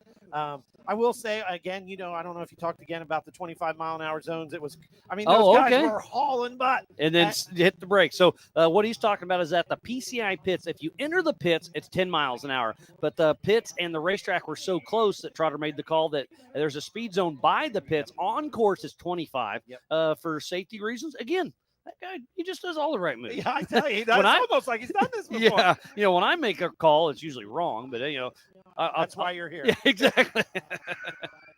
Well, I guess I did make the wrong call by. Where's that mute button? Oh, there it is. Oh, I love it. So the top left here is at race mile 5.5. Where's the race mile at the dunes? That should be like 4.5. Okay, so just before that section, we're at race mile 2. Justin Sherwin's at race mile 1.5. It'll switch to that from time to time, just right up the. I guess that's going to be just before or whatever that is, V notch or crow's back nest. here. Yep. Yeah. Okay. So he's in that section. So and there's comes some dust. Look at the seat, tar and feathering again. Oh yeah.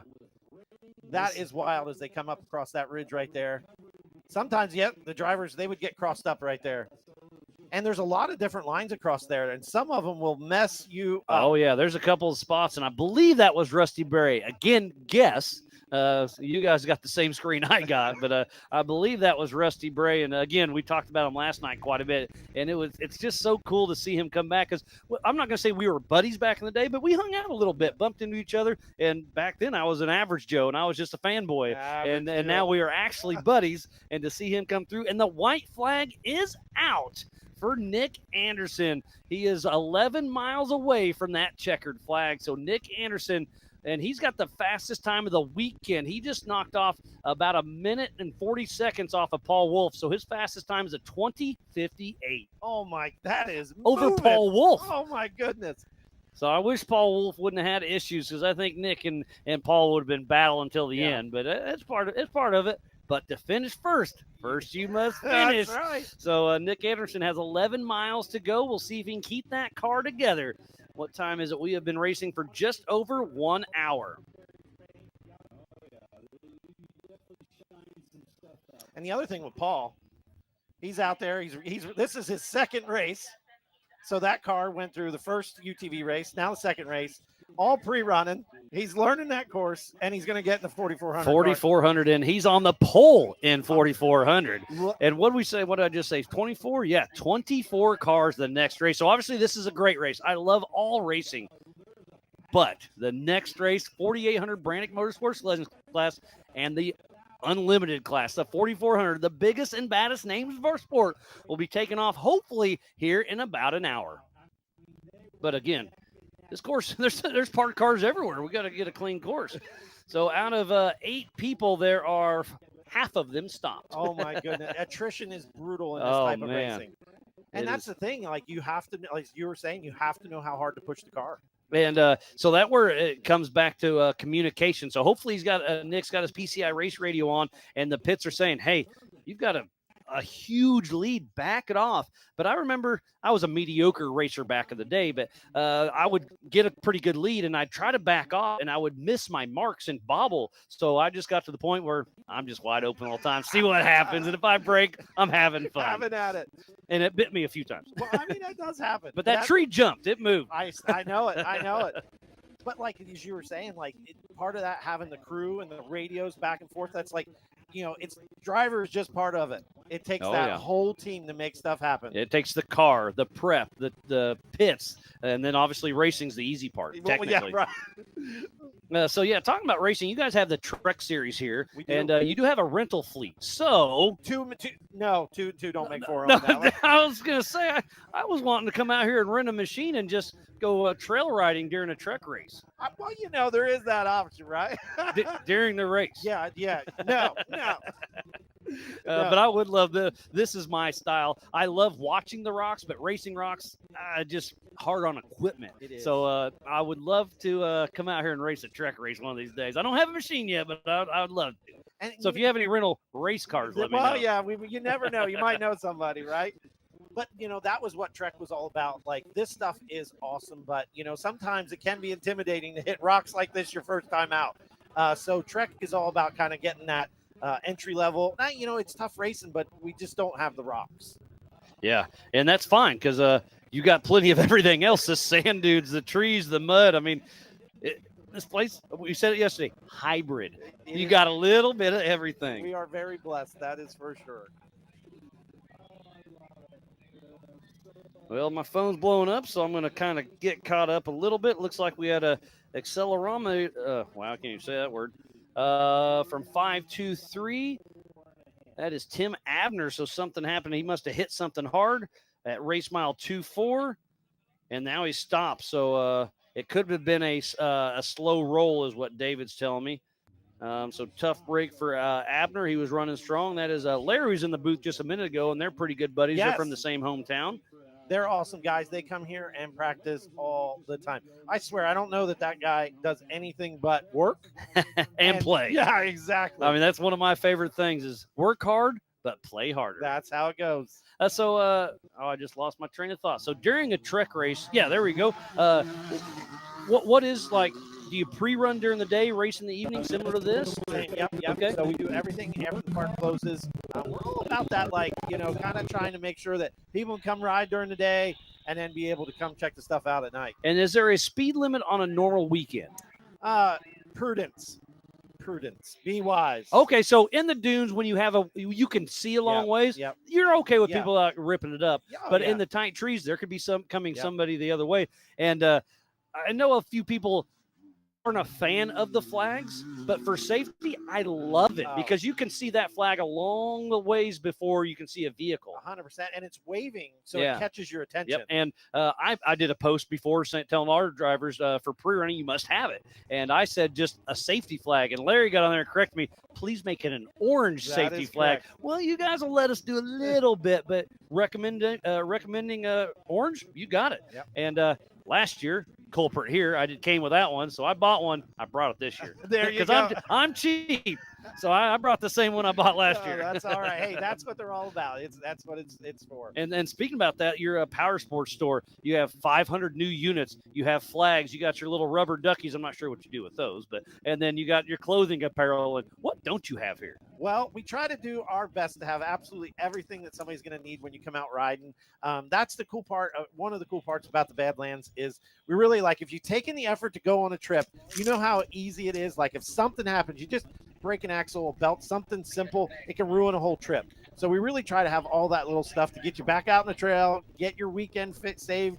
But now I do want to address something. You said, what do you do with the rubber ducky? Well, let's hear it. You put it on your key so that you don't lose it. Well, what if you find that key this morning and take out riding? He found it was under his seat. Oh my goodness, that's crazy. But yeah, I definitely gave him a hard time because we're pretty good buddies. So that joke's never gonna get old. Never. I was hoping you'd catch my T-ball out there. Yeah, you teed me up on that one. Oh, I love it. Yeah, Brant Irwin last night during the race, he was cruising about midway track and he looked down, key's gone. He's like, well, it's still running. Well, then he dropped down the Branik bowl right behind us, and it died and stopped right there. Couldn't have planned that any perfect. In the camera, it was awesome. So we had some fun with that one last night. Yeah. Think about that. How many times that happens in a race, I think that environment, has you're like, happened at least one time. one time. Yeah. And hopefully never happens Yeah. again. Oh my gosh. And think about that. Like how many times like something happens and you're like, car's still running. Let's keep going. Yeah, I mean, keep rocking and rolling. Keep That's rocking part till of it. stops. So it seems like the drone's fighting some frequency issues again. So hopefully we will get him back up, but I do apologize. But everything else looks like it is coming into play. So again, the 4400s are going to be running almost this exact course. The exact course. There we go. And they're mixed with the 4800s class, which we don't do a whole lot, but with the time restraints, because we do want this park to be open for the general public. So we do have a little bit of a time restraint. So mixing it in, it's going to be fun. That's the There's a few excitement. people who are like, I don't. No, we're racing. It's Let's going to go. be awesome. We wanted to do it last year and it just didn't work out. But I'm excited this year. And, you know, like the cars, like both cars are phenomenal. Like, Oh, yeah. you know, it's like what shocks.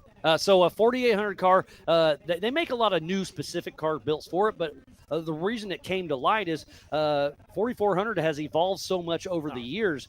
So it's a place like a 10-year-old 4400 car is not competitive with one of the new UFOs or a Campbell car or a Miller car. So what do? Dave Cole brings it up. Legends class. So you have to dumb it down to a single shock per corner and a 37-inch DOT tire. Other than that, and it does have to be a two-seater.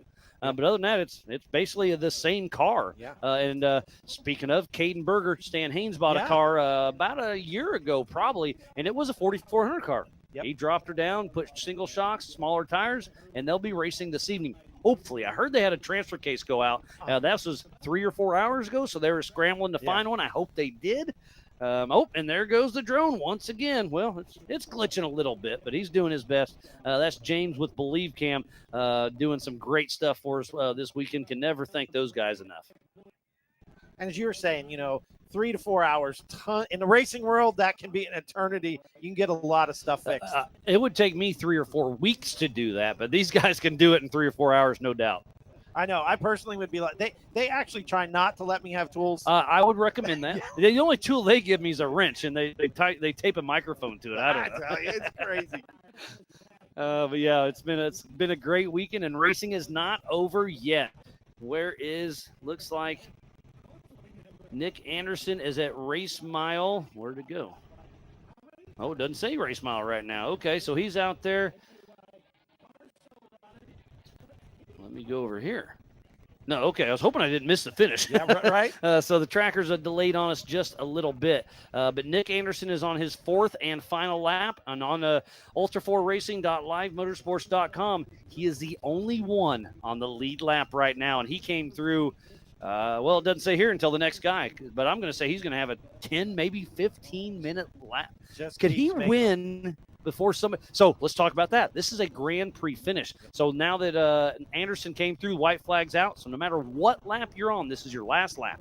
And then if Anderson can get that checkered flag here anytime, that means nobody else. If you only got one lap in, your race is done. Grand Prix finish. So Nick Anderson, I don't think he's going to get around Rusty Bray or Carter Gonzalez, Tim Up Abner. here across the dunes. That is Nick Anderson is my best guess. So I think our physical race leader is going to be at race mile 4.5, you said? Yep. So, again, that's a guess. I think that's who it was. Yeah, and he's got a lot of fast stuff ahead of him. So after you get out of that camera shot, you have a small little bit of wood section, but then you get out into the high-speed field sections. And over by the pond, right? Or Yeah, the river. The river, yeah. We run it up. There's another one coming. That's only a few seconds between coming across the dunes. Is that Rusty? Well, I'm going to guess that looks to me like Nick Anderson, so I'm wrong on one of them. God. Well, So I don't know. 50-50 shot. So if that's Rusty Bray, it shouldn't be Rusty Bray because he should be getting close to the finish line. Let's see, racing tracks. Let's see if I can get an accurate update. These racing tracks are Oh, awesome. it's amazing. So Rusty Bray 254. Oh, just accurate update for him.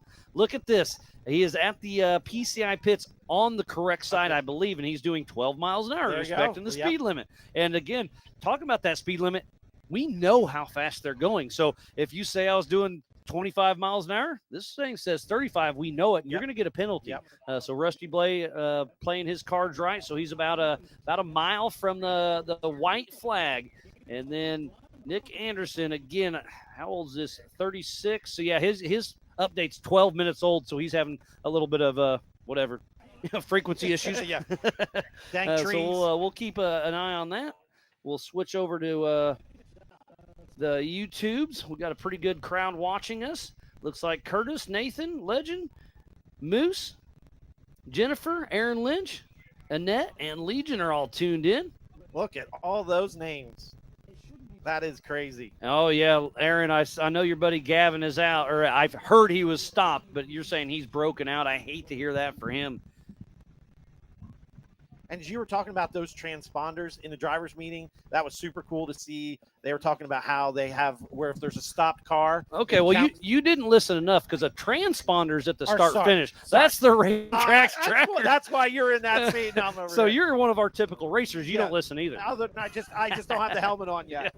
But yeah, the racing track's amazing. So again, for course compliance, for safety, it's got push to pass, and they've got VCPs you have to hit, and there are ghost VCPs that if you do hit, we know you're cheating. Look at that. Yeah. I didn't even know that. I didn't know that. They told me.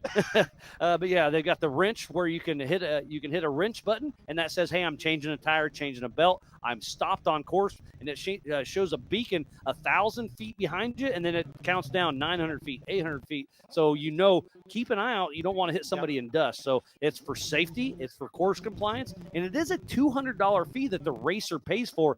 But I have heard zero complaints about it because they like course compliance. They like being safe for some reason. Because obviously this is a very dangerous sport, and we did lose one of our racers a couple years ago, and that hit us all very hard. And I don't want to get into it. I love you, Z. I miss you, and it's a dangerous sport. We all know it. Every time somebody puts a helmet on, you never know.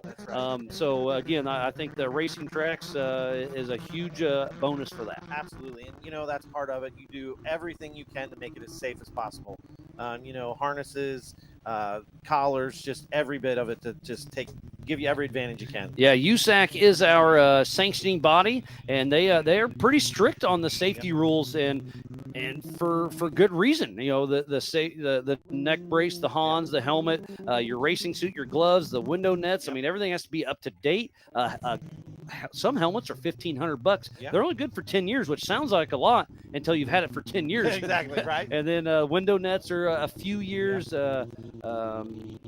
And then your safety equipment, make sure it's nice. And then not only, driver and co-pilot, but you also have to have anybody touching the car. That's a good thing in the PCI pits. If you're just looking at the car, you have to be USAC banded, and then if you're changing the tire, you're fine. But if you're doing fuel, you have to be in full safety gear with a helmet and a vest on and all that because gas is dangerous. Yeah. When you're in a race car. You drive a car to its limits. You don't know what's going on with it. So if you splash fuel out, it can spark and go up. And we've seen it. It's fire scary. Yeah. And everything is so hot, and it just split second things happen. Oh yeah. Obviously, I've been talking all weekend, and you're bringing up some good points. Thank you, Larry. Or Kyle. Oh my God! You just kicked me down, and are you kicking me out of here yet? It's been a long weekend. Yeah, I get it, and you're doing a great job. You are. Well, I appreciate it. Oh, I'm listening to PCI race radios. It sounds like they're trying to figure out which flag to wave next, but obviously it's the white flag for everybody. But where is Nick Anderson? I'm looking. Oh, and he did finally update. He jumped up a long way, so he updated 2 minutes ago. He's doing 37 miles an hour at race mile 6, so he is over the halfway mark. So that's going to put him here in about, I'm going to say 10, 15 minutes. Checkered flag will be flying. Yeah, for sure. How far back is Rusty Bray? Oh, just like I see that, Rusty Bray gets the white flag with Tim Abner. That could have been them. On my screen, they both popped up at the same time. But we do have a heads-up loop. I can't remember what that looks like. But, yeah, so I say it. I said 10 to 15-minute lead. You're on it. 14:50. So Nick Anderson has a almost 15-minute lead over a legend of the sport back in the day of Rusty Bray. Heck yeah. Yeah, we had a fun chat about him last night, so let's get back into it. Rusty Bray, right here in 2008, the first time I was ever in an off-road race, meeting him. Him and Shannon Campbell, Derek West were kind of the stars of the sport, and I was just an average Joe, kind of getting out here just fanboying it up. And now to be able to be friends with some of these guys, it's absolutely amazing. And he stepped back. He had some kids, did the dad thing, did softball, had he has Amco transmission in Richmond, Kentucky. It sounds right. Anyways, out there somewhere, and has built a very successful transmission shop. And now the kids are almost out of the house, and he's like, he got the itch. He bought a Can-Am Mavr, and he's out here running. Yeah, I almost go to say, though, you never lose the itch. I'll get that. It's just that itch gets expensive. It does. It does. It's just how you scratch it. Mm-hmm. But, yeah, I saw him this morning on the way in, and he was still figuring out how to get mud proof as best he could. Man. So, tear off stuff on his helmet. Yeah, tear offs. I heard most people lost all of those in the first lap. Yes.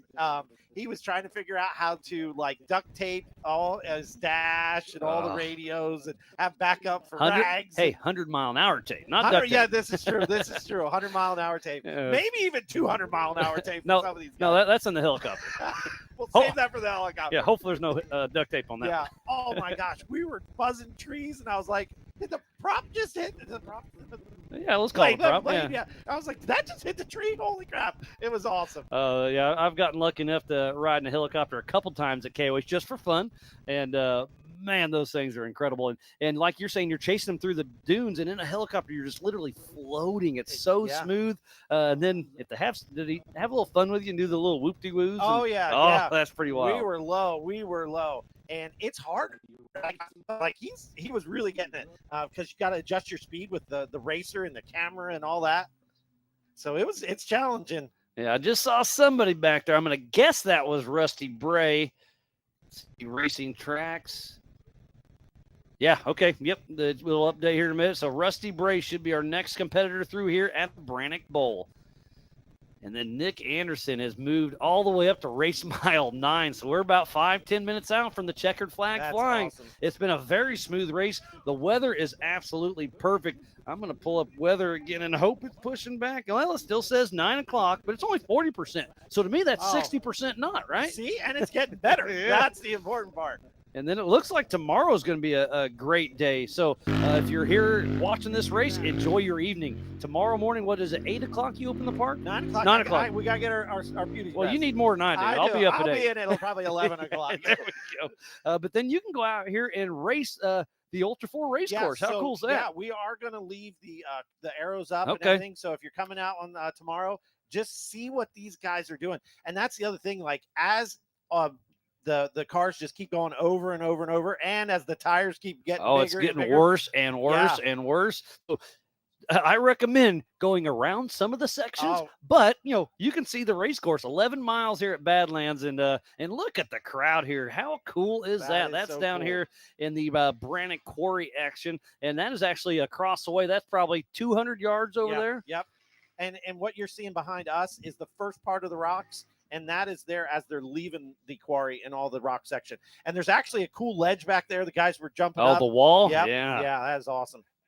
Yeah, it's been a great time out here this weekend for sure. And we're towards the end of the G-Force Racing Technologies Pro Modified UTV race. A great crowd here on site and a heartbreaker for Paul Wolf, one of your sponsored drivers. I heard that I got this little helicopter radio. I heard, "Where's Paul Wolf?" And we had to say, he's in the pits. And you're like, we were trying to keep everybody getting as much coverage as we could. So, and I love that because obviously Paul Wolf is one of your guys, but you didn't follow just him. You wanted to see everybody.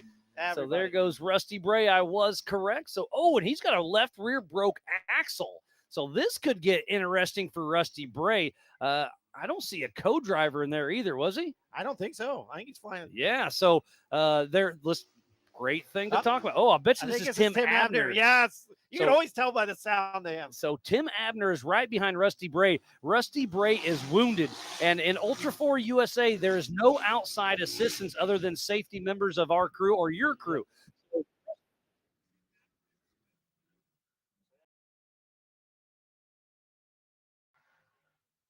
So if Rusty does have an issue, he has to change his own axle. You can't help him. I can't help him. Even Travis Cook, our core volunteer, can't help. He can help for safety reasons. But so one more lap with a broke left rear axle, and that's what took out Paul Wolf. Is the broke front axle took out his front diff. Yeah. So that rear axle can take out brake lines. It can take out all sorts of stuff, and it was wobbling. I just saw it. So And not that's the looking thing. good for Rusty. Oh, and when the cars are 100%, this is tough on them. Oh, Let alone for when you sure. start losing axles and pieces like that. And we're at race mile 2 of 11, so he's still got a lot of course. And you can't go very fast with an axle because it's literally banging off those radius rods. So there he is. He's still moving. Yeah. So I think Colin, one of our production guys, was hollering into my ear. So if you want to repeat that one, I would appreciate it, buddies. We see Tim Abner coming through. I think maybe Rusty picked it up a little bit when he heard Tim behind him. I'm sure he did, but I'm sure that axle's picking some stuff up too. Just remember that we were talking about you're going to run it till it doesn't run. It's part of it. So And- Rusty, and there he is. So Yep, Tim yep. Abner does get the pass. Rusty Bray is struggling with that left rear broke axle. Oh, and you can see it right there.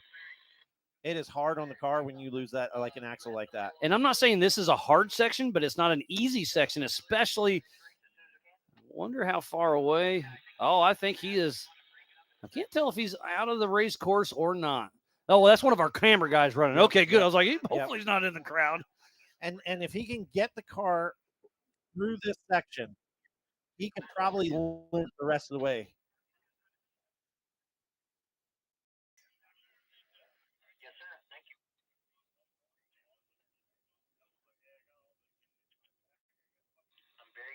There he's going to drop back in. So it looks like Legion Dynamics is here on site. So I know you're a busy man. nope. You can stay as long as you want, but I'm sure you're going to go get in a helicopter. I am. We got 30 minutes. I think they were fueling it up, and next time I see you, I'm going to be from up there. All right. Well, don't do anything too wild up there. I'm jealous. All right. Well, Kyle, Thank again, you. thank you for doing everything. Again, I've said it time and time again. You guys have done leaps and bounds above what you have to do for us. You're a fan of Ultra 4. I am. We're a fan of Badlands. Let's keep this going, That's buddy. awesome, buddy. All righty. Hey, Well, Kyle, maybe I'll stop in and see you at the 4400 race. Hey, please do. Awesome. All righty. Kyle Knops, the owner of Badlands Off-Road Park. So, yeah, if Legion Dynamics is here on site, come up and say, hey.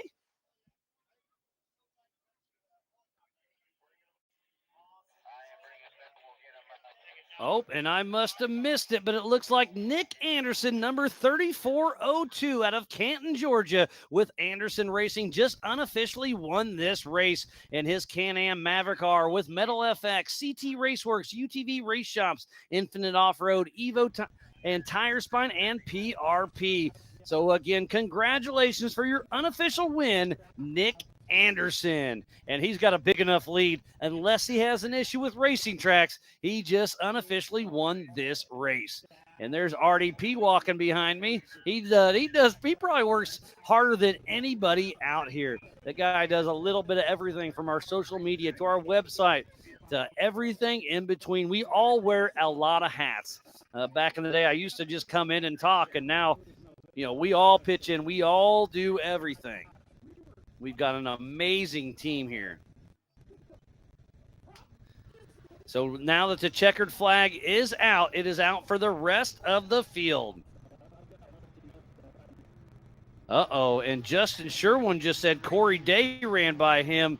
Didn't explain, but didn't have any serious problems. So Corey Day, the co-driver for Carter Gonzalez, is out of the car. Hate to see that for him.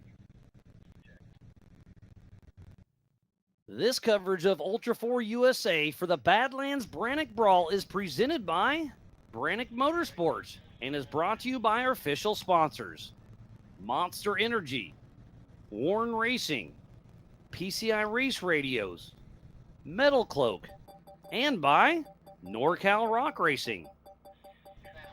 So please support who supports the sport. That's just a small list of the big teams we have behind us.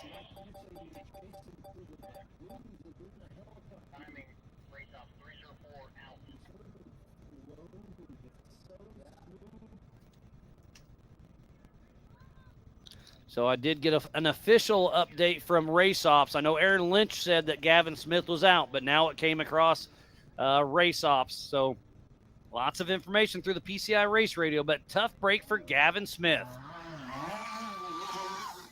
All right, and Eric Gilbert and Joe Fabrizio are cruising along. Have some fans out here in the crowd getting excited. And she's going to run across, see if she can catch her on the other side.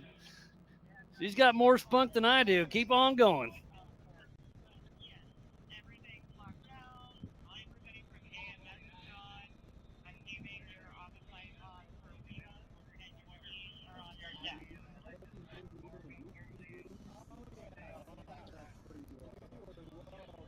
Again, thank you everybody back home and here on site for tuning in to the 2025 Branik Motorsports Brawl here at the Badlands Off-Road Park in Attica, Indiana. It's been an amazing weekend, and it's only getting better.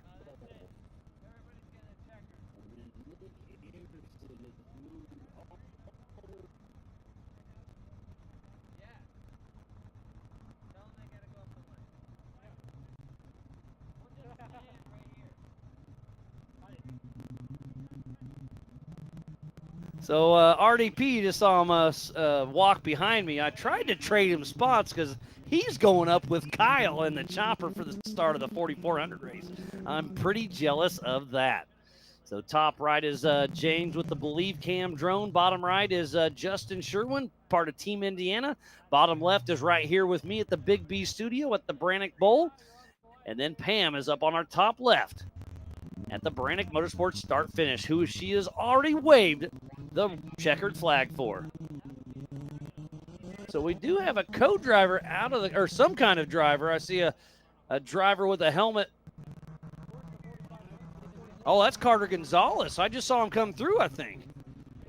So not sure what's going on. So where's Corey Day? I just heard somebody say Corey Day was running around. I'm actually going to run over there real quick and chat with him.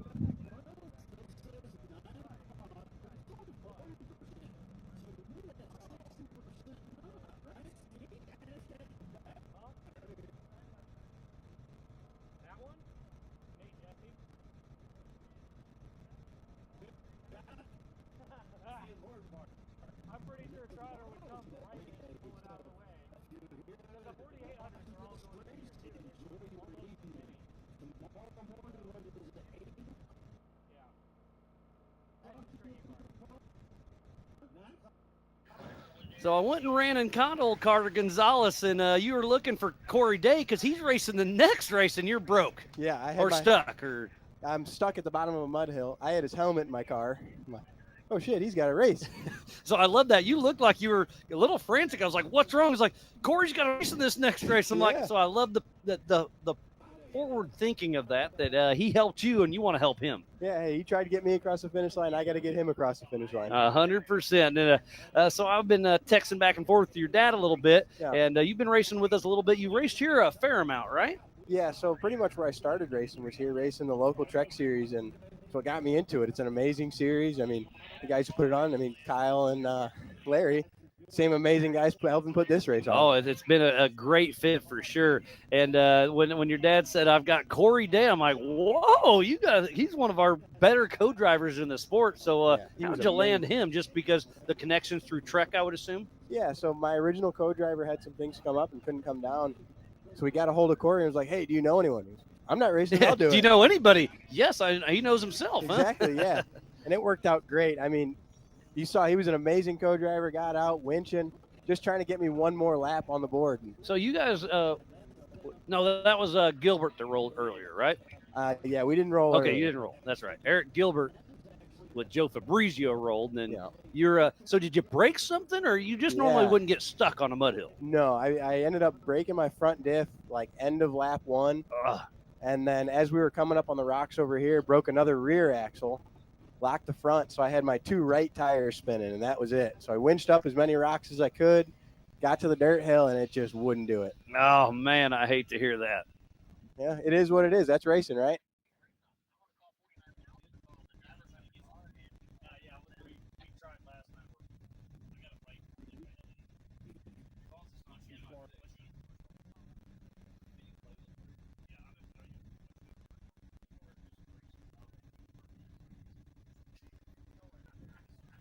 But yeah, so you lost the front diff, and man, this course is tough. I mean, two-wheel drive. If you really railed on it, you might be able to make it happen. But I made it through the quarry once in two-wheel, and then once that axle broke, it was done.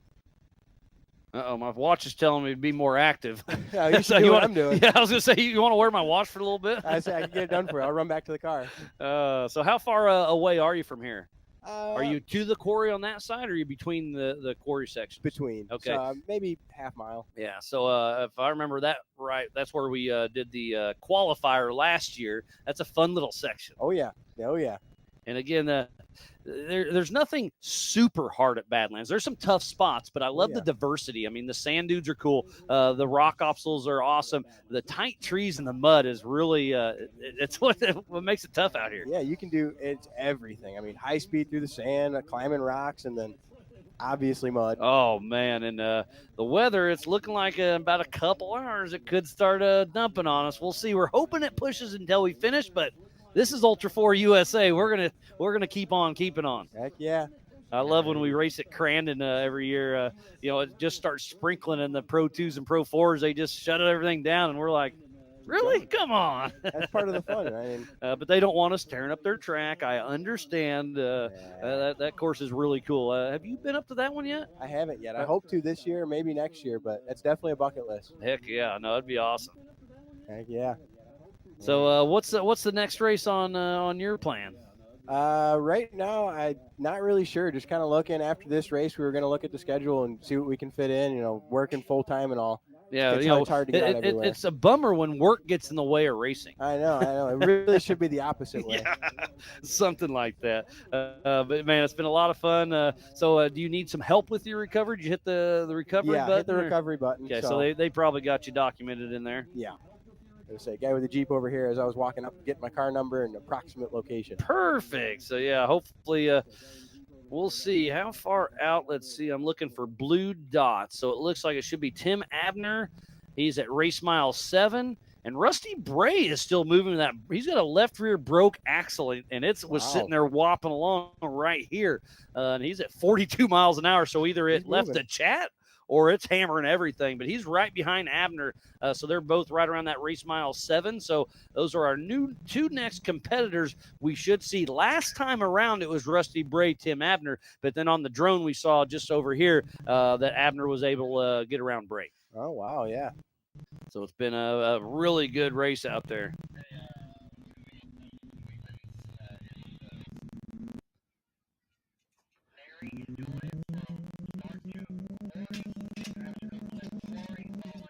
Listen to the PCI race radio, see what's going on out there. And my buddy Matt Hole's trying to hook us up with a little bit of extra line. I got one line, but it is not near enough. So I apologize for the little darkness on the screen. But when it gets darker, that light works a lot better. Oh, yeah. I expect it to, so, yeah. Yeah, so you don't know the next race, but you're hopeful to make another one this season? Yeah, definitely. I've got a spare diff in the trailer. Throw that in, throw some axles on, and she'll be ready for the next one. Awesome. All right. Well, I know you're more than welcome to stay, but I'm sure you're ready to kind of relax and chill. Take a shower, get ready. I get you. Well, Carter, tough luck, but hey, you made it here. You raced. You had fun. I'm happy. I had fun. And now you get to enjoy the 4,400 race. Yeah, that's some big action there. Are you helping in the pits, or are you just spectating? I should just be spectating for that race. Right, I may get sucked into a pit job, but we'll see. Well, if you get stuck in the pit, don't grab a cooler. But if you get to go have fun, get a cooler and come out here and have some fun. Definitely. All right. All right. Great Well, good job, you. buddy. We'll see you around. Carter Gonzalez, part of the G-Force Racing Technologies Pro Modified class. Let's see who else is tuning into the chat. Looks like Turbulence Off-Road, Jennifer King, Aaron Lynch, and Michaela. Oh, now I'm trying to copy-paste stuff. Didn't mean that. But we got a pretty good crowd back at home tuning in. Obviously, the ultra4racing.livemotorsports.com is at the Branik Motorsports start-finish, and it is Nick Anderson, the only one there.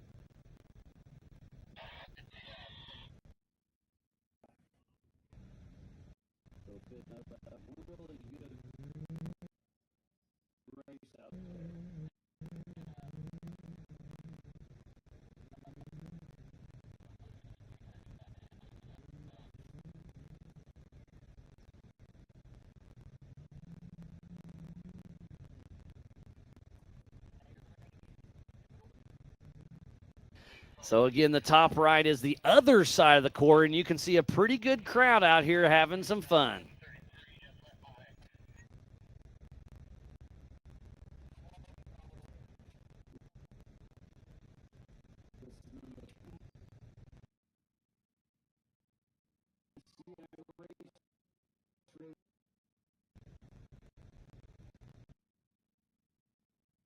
Trying to tech a few things. I do apologize, but we're making some things happen. So I was on my way over to Racing Tracks, and it looks like Tim Abner is up to race mile 10. So let's keep an eye on the start finish. I think we're about 5 minutes away from the checkered flag flying for Tim Abner. And then Rusty Bray, I can't wait to hear his story with that broken axle on his fourth and final lap.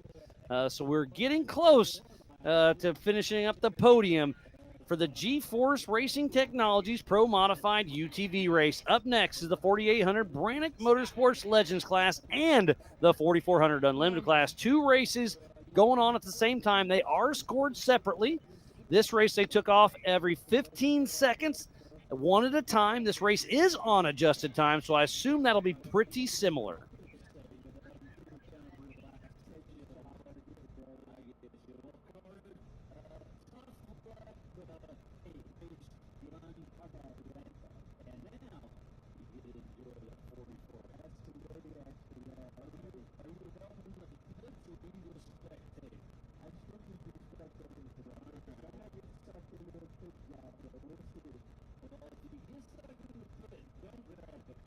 And I just heard over the PCI race radio, one of the UTVs out here, it is got a wheel completely ripped off, so tough break there.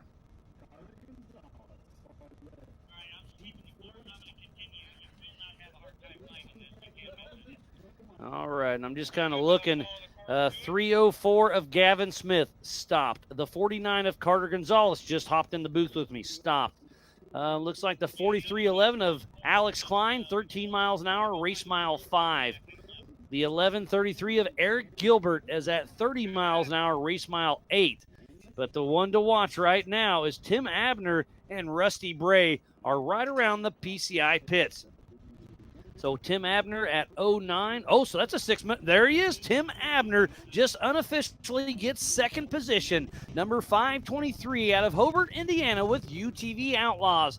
And his Polaris with UTV Outlaws, Dayco Fuel Labs, Wayland Speed, and TKO Clamps. Unofficial second position goes to Tim Abner. So how far back is Rusty Bray? Rusty Bray started in 3rd. Tim Abner started in 5th. So adjusted time is out the window. We'll see, make sure their Racing Tracks is a clean and we can get this thing official later on this evening. Awards will be tonight under the awning right behind the Power Sports store. With the weather moving in, we decided to move it from the Badlands billboard to between the buildings under that breezeway. So we'll do those awards this evening after the 4400 race. So Tim Abner, unofficial, in that second place. And then we're still waiting on Rusty Bray. And I see him moving. He's at 30 miles an hour at race mile 10.5. So I say about 2-3 minutes. And we'll see Pam waving that checkered flag.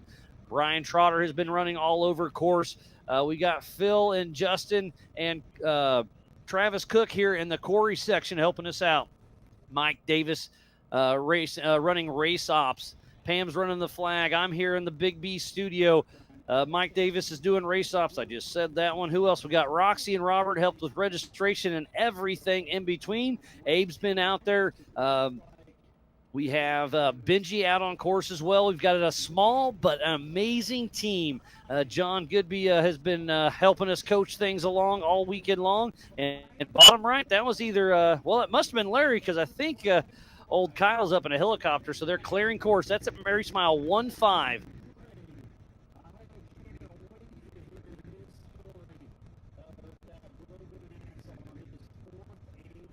And there comes Rusty Bray, the number 254 out of Richmond, Kentucky, with Bray Motorsports in his Can-Am Maverick R he just picked up from Jay Shaw a couple months ago.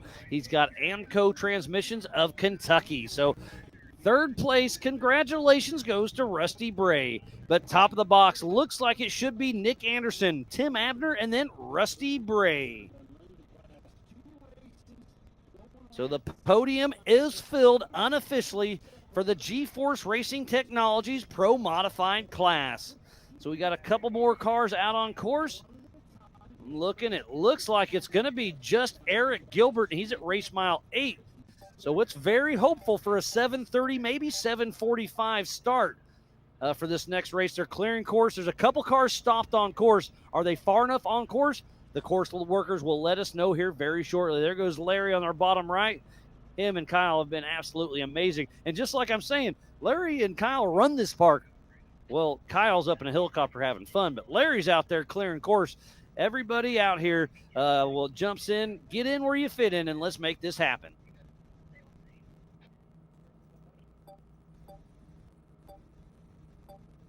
Need to give a huge shout out to King Shocks, Maxxis Tires, Metal Cloak, G-Force Suspension Technology, PCI Race Radios, Factor 55, Spider Tracks, Freight Factory, Rock Crawler Suspension, NorCal Rock Racing, All Things UTV, Branik Motorsports, Warren Racing, and Monster Energy.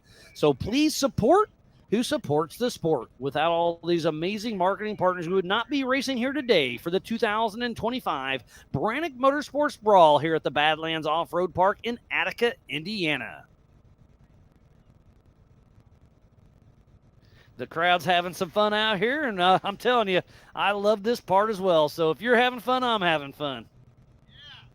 Heck yeah, it's been a good weekend, and like I said, it's been amazing racing all weekend. But it's about to get better. The biggest and baddest names of our sport are about to kick off. So I'll run through the qualifying results. Top of the box goes to the 1018 of Paul Wolf. And then it's Philip McGilton, Tad Dowker, Chip McLaughlin, Casey Gilbert, Sean Reisky, the fastest 4800 car. Then it's Christopher Branton, Brandon Davis, and his brand new UFO that has not entered a race yet. Jonathan Terhune, Tim Hooper, Chad Hunt, Kevin Porterfield, Caden Berger, the grandson of Stan Haynes with Branik Motorsports, Glennie Page all the way from Canada, Chris Hickman, the car owner for Paul Wolf, is actually driving one of Paul Horschel's two-seat IFS IRS four-wheel steer cars, the blue car that Ben Miller originally owned, and then it went to Matt Wilson. I think Matt still owns it, but they're doing a partnership as somewhat. So I'm excited to see Chris Hickman first time driving out there. And then Antonio Grijalva, Brian Trimpe, Jeff Price, Justin Barth, Pat Peterson, Josh Hacker, Jeff Flanagan, Brian Moore, and last but not least, taking a big tumble during qualifying is Scott Farley. And I believe we should have a Starstream with Scott Farley and Tad Dowker. They're working on that behind the scenes. No promises, but I'm hopeful. So I'll switch back over to racing tracks and check on old Eric Gilbert. He's still making his way around. He updated at 15, so that's 6 minutes ago. So I'm going to guess he's right around the PCI pits here pretty quick. So hopefully we're about 5 minutes away from a course that is done racing. We still have to clear the course, make sure it's safe. And hopefully in that top right, that some of our Branik crew out there clearing course, because they're going backwards on that. So we'll get an eye on that, make sure everything is okay. So racing tracks, you go to racingtracks.com, and then you get on there, you find the Badlands link, click that, and then you go to the top left on menu. There's 3 little dashes, click that. Scroll down. For this race, it was the Pro Mod, but I would wait for the next one. You scroll down to 4,800, show all. Scroll down to 4,400, show all. And you can do individual people if you'd like. And then also something very important is ultra4racing.livemotorsports.com, and that's this timing there. And there it is. Eric Gilbert grabs the checkered flag, our 4th unofficial finisher. So we'll dot our I's and cross our T's, but it looks like Nick Anderson, Tim Abner, Rusty Bray, and then Eric Gilbert. So we're going to take a quick break in the action, get the course cleared, and we'll be right back with the 4800 Branik Motorsports Legends class and the 4400s. So we'll be right back with the start of the next race here very soon. Over 25 years of off-road racing dominance. Proprietary patented race technology. Proudly made in the USA. Unparalleled customer service and support.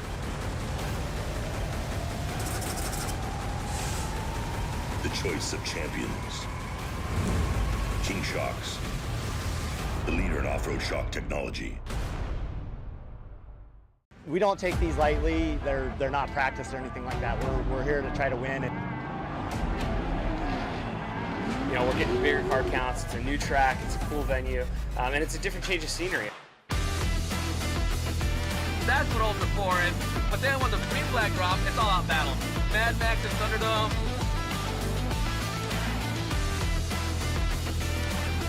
It's going to be tough. The competition is the best of the best. For me, it's just a place to go release some anger and have some fun with my kids. And it's like fist fighting in a goddamn race car. For racing to me is a way to get out with friends. It's where we spend time together. It's where you get your blood pumping. I'm excited. I have a lot of confidence on where Ultra 4 is going to be.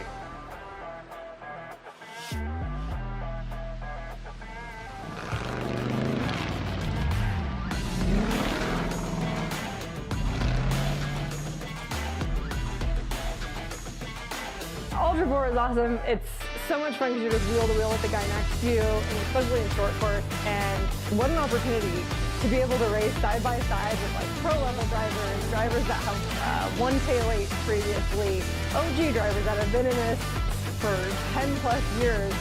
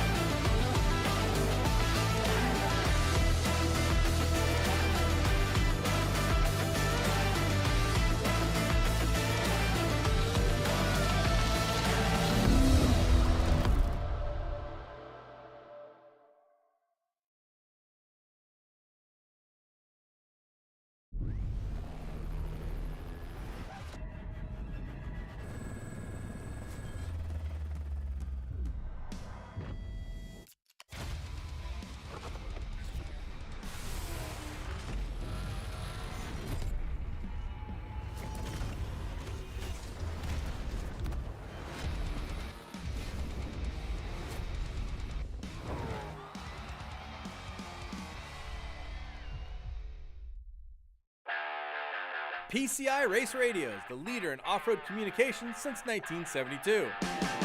Our equipment was developed for racing in Baja, perfected for enjoying the weekend with family and friends. PCI has the highest quality communications, navigation, and safety equipment, backed by the best support in the industry. Find us at hundreds of events each year, supporting our equipment on site and providing the PCI Weatherman Relay. See you in the desert.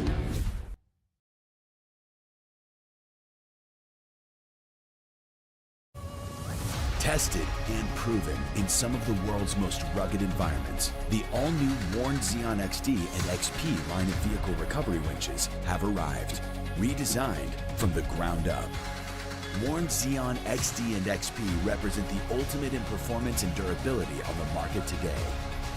You'll have the confidence to go farther, and most of all, go prepared.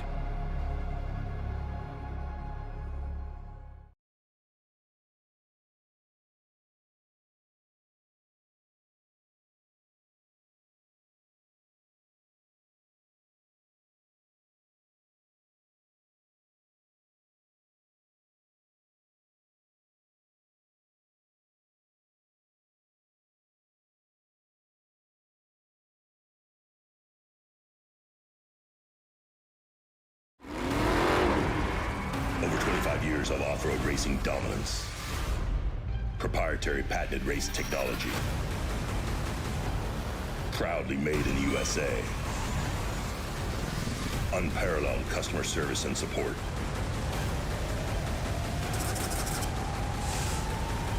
choice of champions.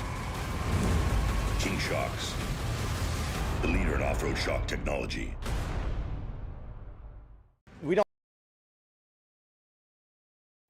Welcome back to the 2025 Branik Motorsports Brawl at the Badlands Off-Road Park in Attica, Indiana for round number 2 in the Central Series. This is Ultra 4 USA Racing at its finest. I am Miles Hasselquist, and we are about to kick off the 4,400 and the 4,800 mixed in all at one. It's going to be absolutely amazing. I can't wait to get this party started. We were in commercial break, but on the PCI Race Radio, I heard 3-minute warning to kick off this next race. We're just double, triple checking. We have a clear race course, so it is about to go down. So if you need anything, I do it right this second, because we will have Paul Wolf here in probably the next 10 minutes or so, who is on the pole position and got 7 points in every single class he raced, because he pulled in both UTV classes and in the 4,400. The man is on a mission this weekend. He won his first UTV.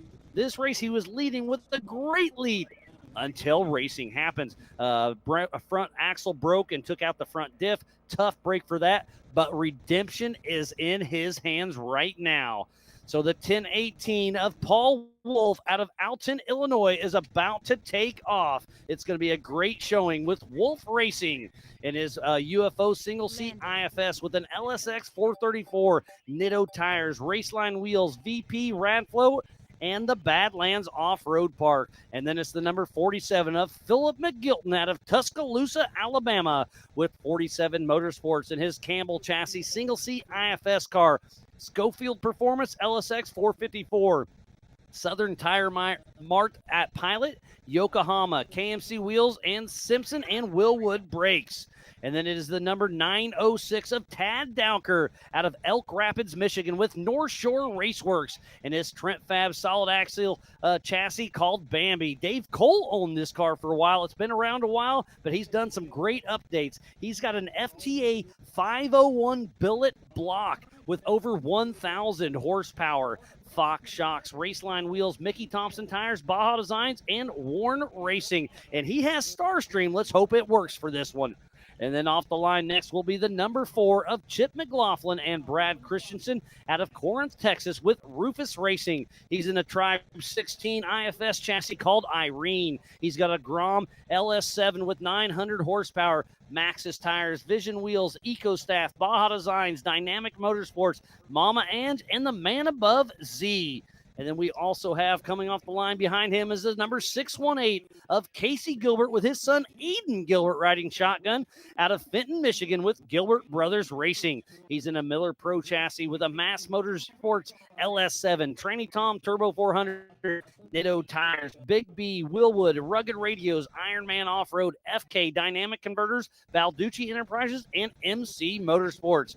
And then we have the 866 of Sean Reisky, the fastest in the 4,800 Branik Motorsports Legends class.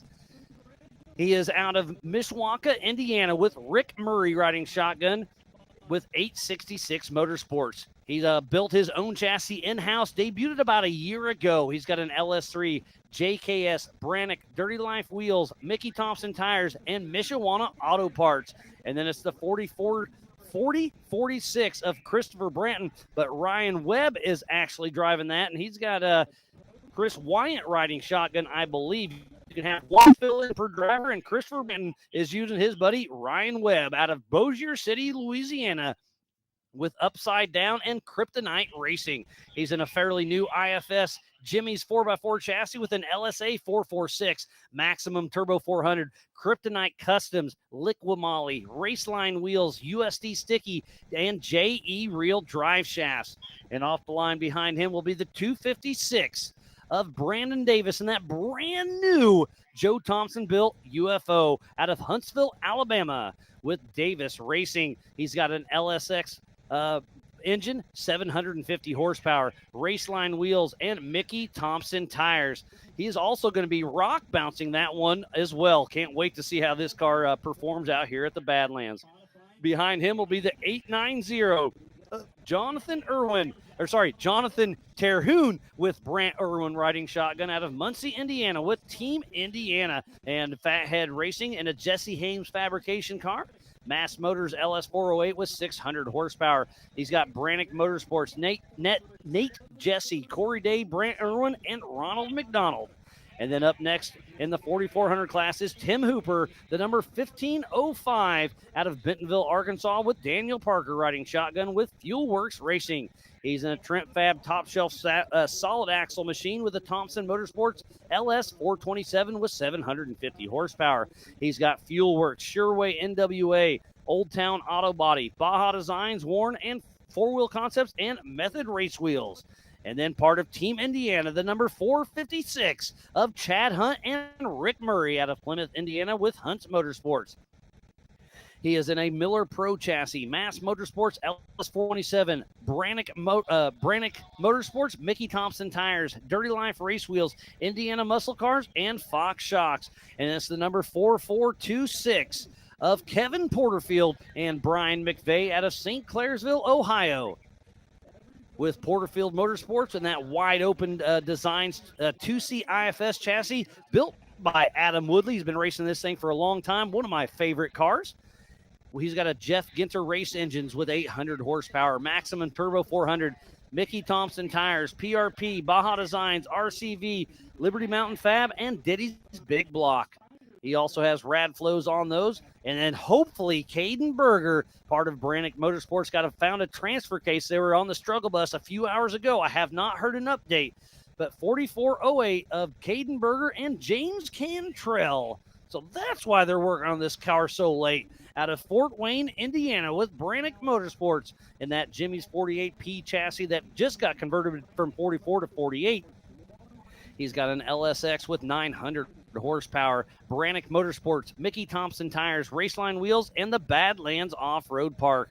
And then up from Canada, the number 464 of Glennie Page and Fletcher Page riding shotgun out of Ontario, Canada, with Northern Force Racing. He is in a Get Bent Fab solid axle machine with an LS3 maximum transmission.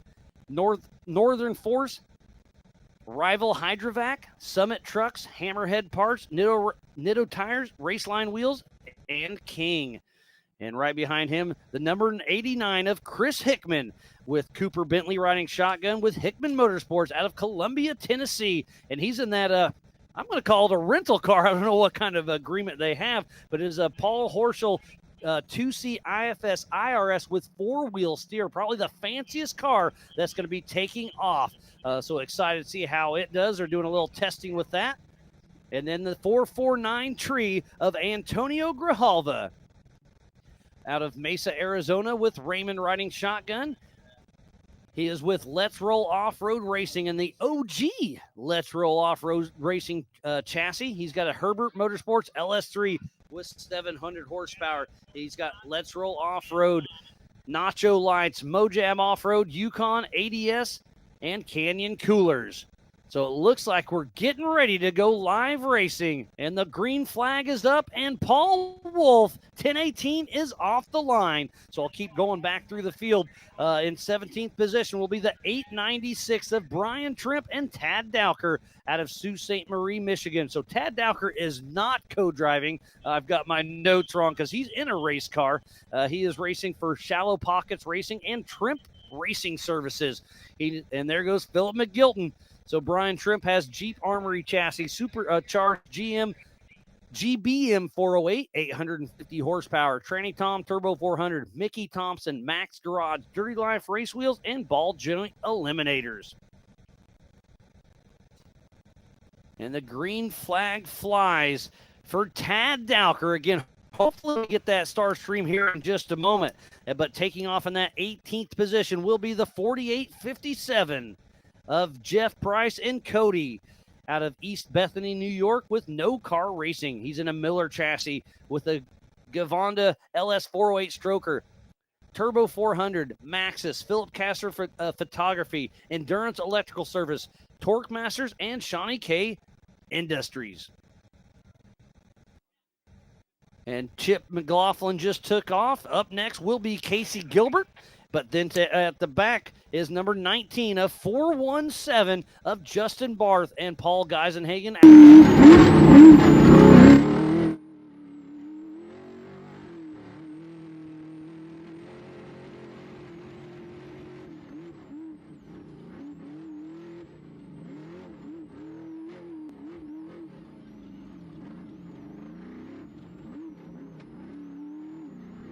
And then Brandon Caveman Anderson riding shotgun out of Holman, Wisconsin with Bad Axe Racing. He's in a Brian Maloney chassis with an LQ9 740 horsepower, Bad Axe Productions, BFG Raceline, King, Baja Designs, and Rugged Radios. So we got another car off the line. Looks like that's Ryan Webb. So taking off in 21st position will be Josh Hacker, the number 1313, with Tom Biddle riding shotgun out of Austin, Texas with SS Racing. He's in a TMR chassis with a Mass Motors LS 408 stroker, Mickey Thompson tires, Raceline wheels, and Branik Motorsports. And in 22, taking off in 22 position, the number 869 of Jeff Flanagan and Eric James out of Disney, Oklahoma with Flanagan Motorsports. He is in a bent fab chassis with an LS3, Maxxis tires, Max Motorsports, Kenny's Island Spirits, Schultz Creek Campground in Disney, Oklahoma, and Doc's Rentals. And I hear Kyle and RDP above us in the Badlands chopper. Taking off in 23rd position will be the 4818 of Brian Moore and his nephew David riding shotgun out of Tulsa, Oklahoma with Moore Racing. He is in a Blue Torch Fab chassis with an LS3 525 horsepower. ORI, Nacho Lights, Maxxis, his wife supports, and his 401k. And I hear Paul Wolf. So let me get the last one off the line, or will take off the line. It will be the 4824 of Scott Farley. And Kevin Sullivan out of Irving, Texas with Rufus Racing. It is a Tribe 16 chassis with a Grom Racing 427, 750 horsepower, EcoStaff, Maxxis, Vision, Meridyne, and Mama Ange. And this was perfect timing because I hear horsepower in the background. I hear the chopper in the air. We are about to have some racing action. They took off one at a time every 15 seconds. This is a 6-lap race, 11 miles per lap, and it is about to get rowdy. Paul Wolf back for redemption right now. It's going to be close because we have Paul Wolf behind, Paul Wolf out front, then Philip McGilton, Tad Dowker, Chip McLaughlin, and Casey Gilbert. I'll let you know who comes through here in just a moment. And the chopper's kicking up some dust. I don't think that's the wind. I know that's Kyle and RDP up there having some fun. So here comes Paul Wolf, our physical race leader in the UFO, number 1018. And he's got a rag in his hand, and he is out there ripping and roaring. But right behind him, so on adjusted time, it is Philip McGilton who's possibly winning this race. Philip McGilton is right behind Paul Wolf. This is going to be an awesome race. I apologize if I get excited. This is my jam. So Paul Wolf and Philip McGilton starting to walk away a little bit with this race. And I see Casey Gilbert coming in the mix, waiting for somebody to drop down the Branik Bowl. It should be Tad Dowker or Chip McLaughlin. But that shows you how hard Philip McGilton and Paul Wolf are pushing. We had 24 cars take the green flag. There's Sean Reisky, the leader in the 4800 Branik Motorsports Legends class. So remember, we do have two races going on at the same time. They are scarred separately, but still out there ripping and racing. So there's the 906 of Tad Dowker out there. And we still have cars going off the line. So I'm talking a little bit out of sorts. I apologize. Ooh, there is Brandon Davis. That's going to put him at race mile probably 1.5. And here comes Chip McLaughlin. It doesn't look like he's hit a tree yet. So Chip McLaughlin putting those Maxxis tires to work. So we have our top four through the Branik Bowl. And here comes the fifth of Casey Gilbert and his son Aiden Gilbert in that Miller car. And he is moving. That was probably the fastest through the bottom of the court here. So we got a race on our hands, ladies and gentlemen. This is going to be wild. Thank you, everybody back home and here on site. And here comes Sean Reisky, the leader of the 4800 Branik Motorsports Legends class. And give him some props. He qualified 6th overall out of 24 cars with a lot in the 4400 class. I think we should have roughly 12 in the 44 and basically 12 in 48, so it's a pretty equal match there. So everybody back home, make sure you get on the Ultra 4 USA YouTubes, get on Racing Tracks, get on ultra4racing.livemotorsports.com. I'll fill you in more here in a little bit, but I'm going to watch some racing. This is fun. Man, 24 cars on an 11-mile course. This is going to be some action. These are the biggest and baddest names in our sport, and I'm telling you, I'm here for it. These cars are the Swiss Army knives of off-road. We race in King of the Hammers, Crandon, NorCal, here at the Badlands Off-Road Park, Crossbar, Indiana, Vegas to Reno. We race in mountains, short course, jumps, tight trees, mud, dust, desert, whoops. These cars can do it all, and they do it all well. I know the Baja 500 is going on right now, and I'm a huge fan of that.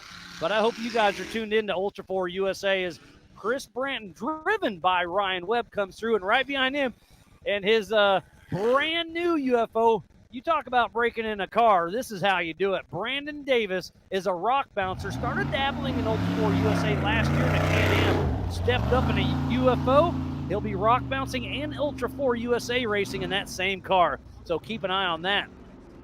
So this should be second place in the 4800 class of Jonathan Terhune and his buddy Brant Irwin. I don't think they're going to lose a key race, but we'll see what happens. And he is getting chased down by his Team Indiana buddy, Chad Hunt.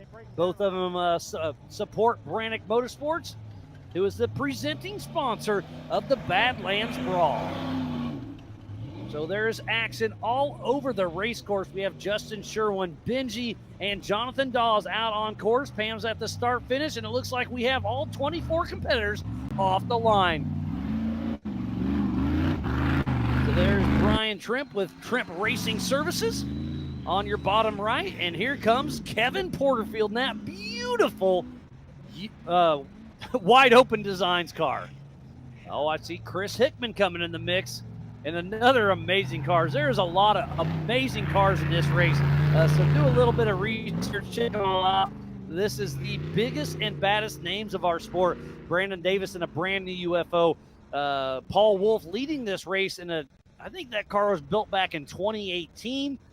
Paul Horschel has a 2C IFS IRS with four-wheel steer that's all electronically driven.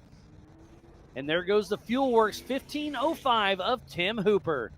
I see Antonio Grijalva cruising along as well. So this is so far so good.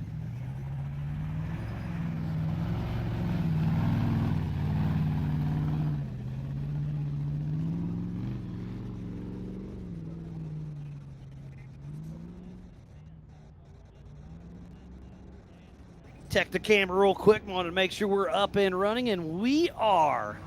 So coming through next is Glennie Page, coming through the Branik Bowl. Obviously, we are running off Starlink, so having a couple glitches here.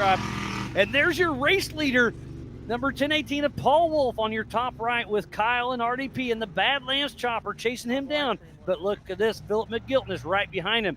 Paul Wolf did pull a little bit of a lead, so on adjusted time, it's anyone's guess. But Philip McGilton and Paul Wolf way out front with this race. I'm going to click over to Racing Tracks and go to the Badlands. Click Menu. Got to let it refresh. Click the 3 hashtags next to Menu. Roll down to 4800, Show All. Go up to 4400, Show All. And that is every car on course. And with all the trees, the updates, it pings every 2 to 3 minutes, but it could be delayed. So if you click on your favorite racer, check that out. And it'll give you their update. It shows you where they're at. I'm trying to look. Okay, there's 1018. So I'm going to click on Paul Wolf. And he is, this is at 44, so that's a 3-minute-old update. He was at 35 miles an hour. Philip McGilton with a current update, and he's doing 18. And then you can just kind of scroll back and forth. Orange is lap 1. Yellow will be lap 2. Green will be lap 3. Blue will be lap 4. And we haven't had 5th or 6th yet.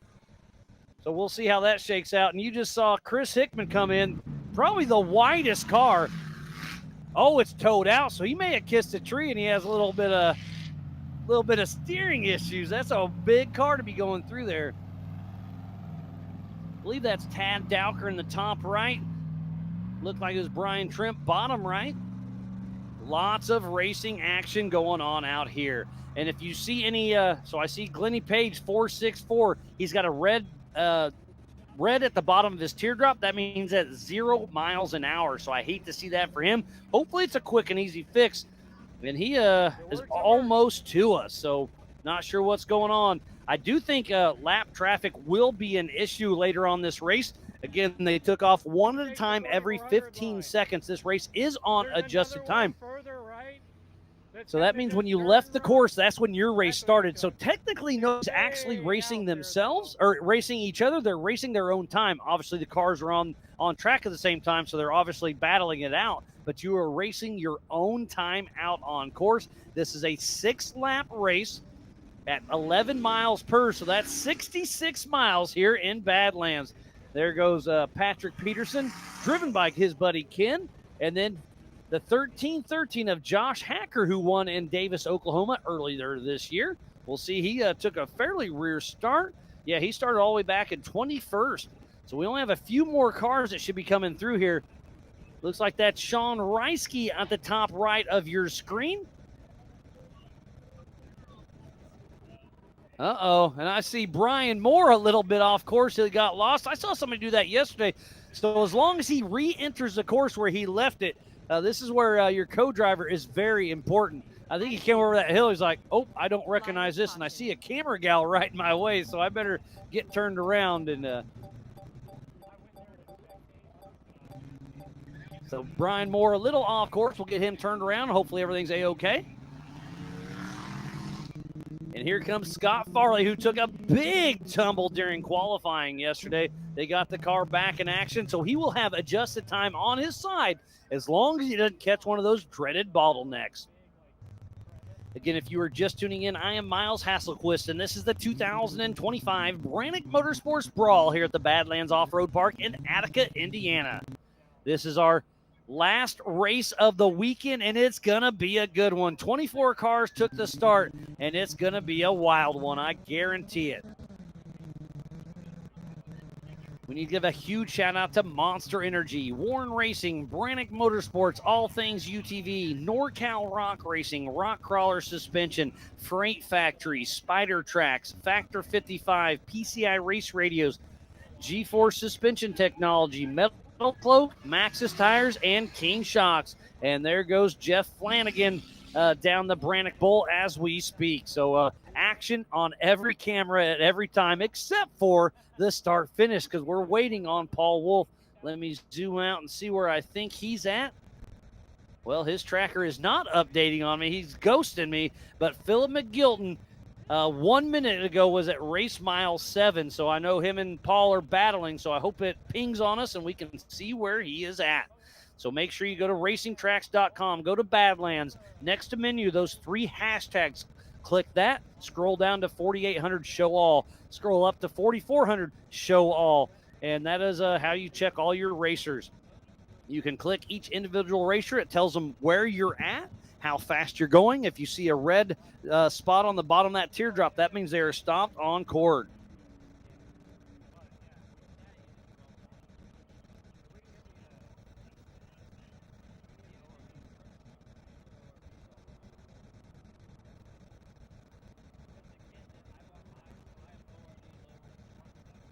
Doing a little tech here real quick. I do apologize. Lots of stuff up here in the Big B studio. Sounds like Glenny Page did get a mechanical. They are safe, but they're having issues just right around where we're at. So if he's out of the race, hopefully he can chat with us.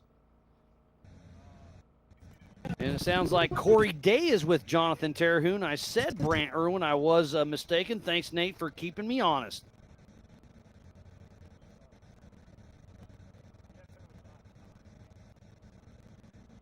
So Corey Day just rode with Carter Gonzalez and then hopped straight into Jonathan Terhune. So he has got a great co-driver with him, one of our premier co-drivers of the sport.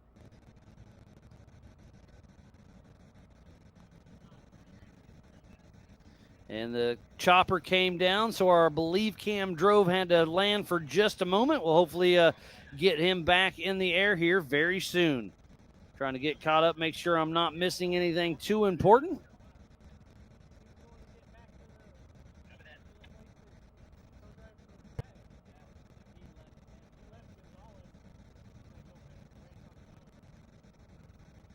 So far, so good. Looks like everything's running as smooth as we can, except for, is that Casey Gilbert? It's kind of dark. I think I see a 7 at the end.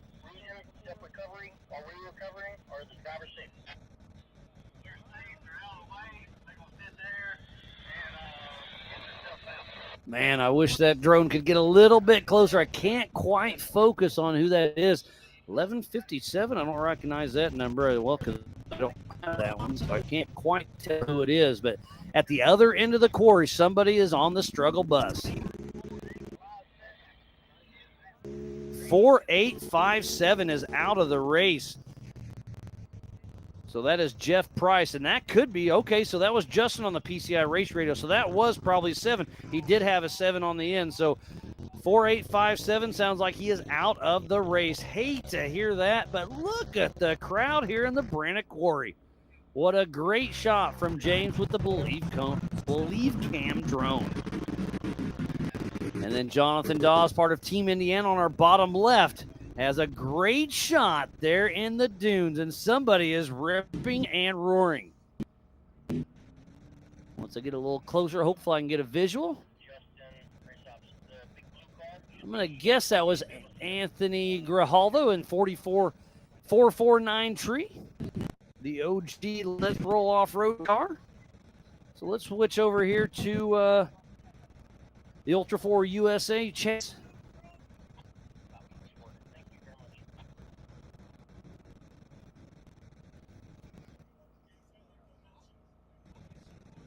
Looks like James Mahoney is rooting on his buddy Glennie Page, Justin, Alan O'Neill, Flamingo Chick, thanks for tuning in.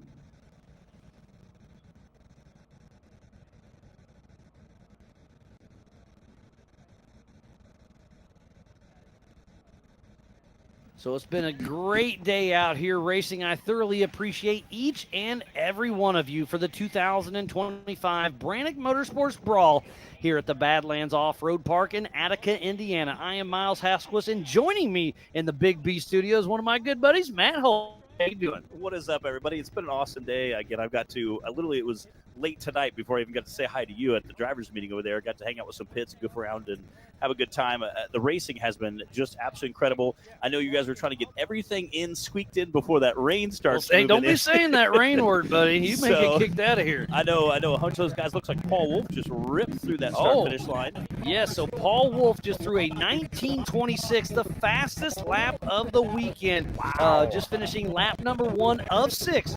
But don't forget, this race just started. I know him and Chris Hickman. I have some side bets, I think, going on. You know, with Cooper Bentley in the car there.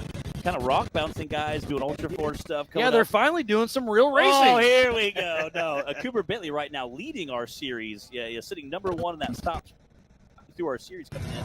Definitely going to do some crazy racing. Very, very excited to be here. And it's going to be interesting to see how they do. Again, Brandon Davis also coming in. I was just going to bring that up, speaking about, because you come from the rock bouncing world. You dabble in Ultra 4. I appreciate all your help, buddy. Oh, and there goes Philip McGilton with a 1953. So Paul Wolf has a 26-second lead. But to finish my thought there is Brandon Davis just got a brand new UFO built by Joe Thompson. He's racing Ultra 4, and he's going to cherry pick some rock racing stuff. I can't think of a better car that can do both, because obviously your car, it probably wouldn't even pass tech to come race Ultra 4. And I'm not trying to be mean. I'm just saying you would have to put a lot into it to be able to race Ultra 4. But Brandon Davis and that UFO, man, I think he's going to hurt some feelings. I think so, too. Again, we talked a little about, I said, now they've had some practice cars. Anything about the car you wish you'd done differently or changed? He said, no.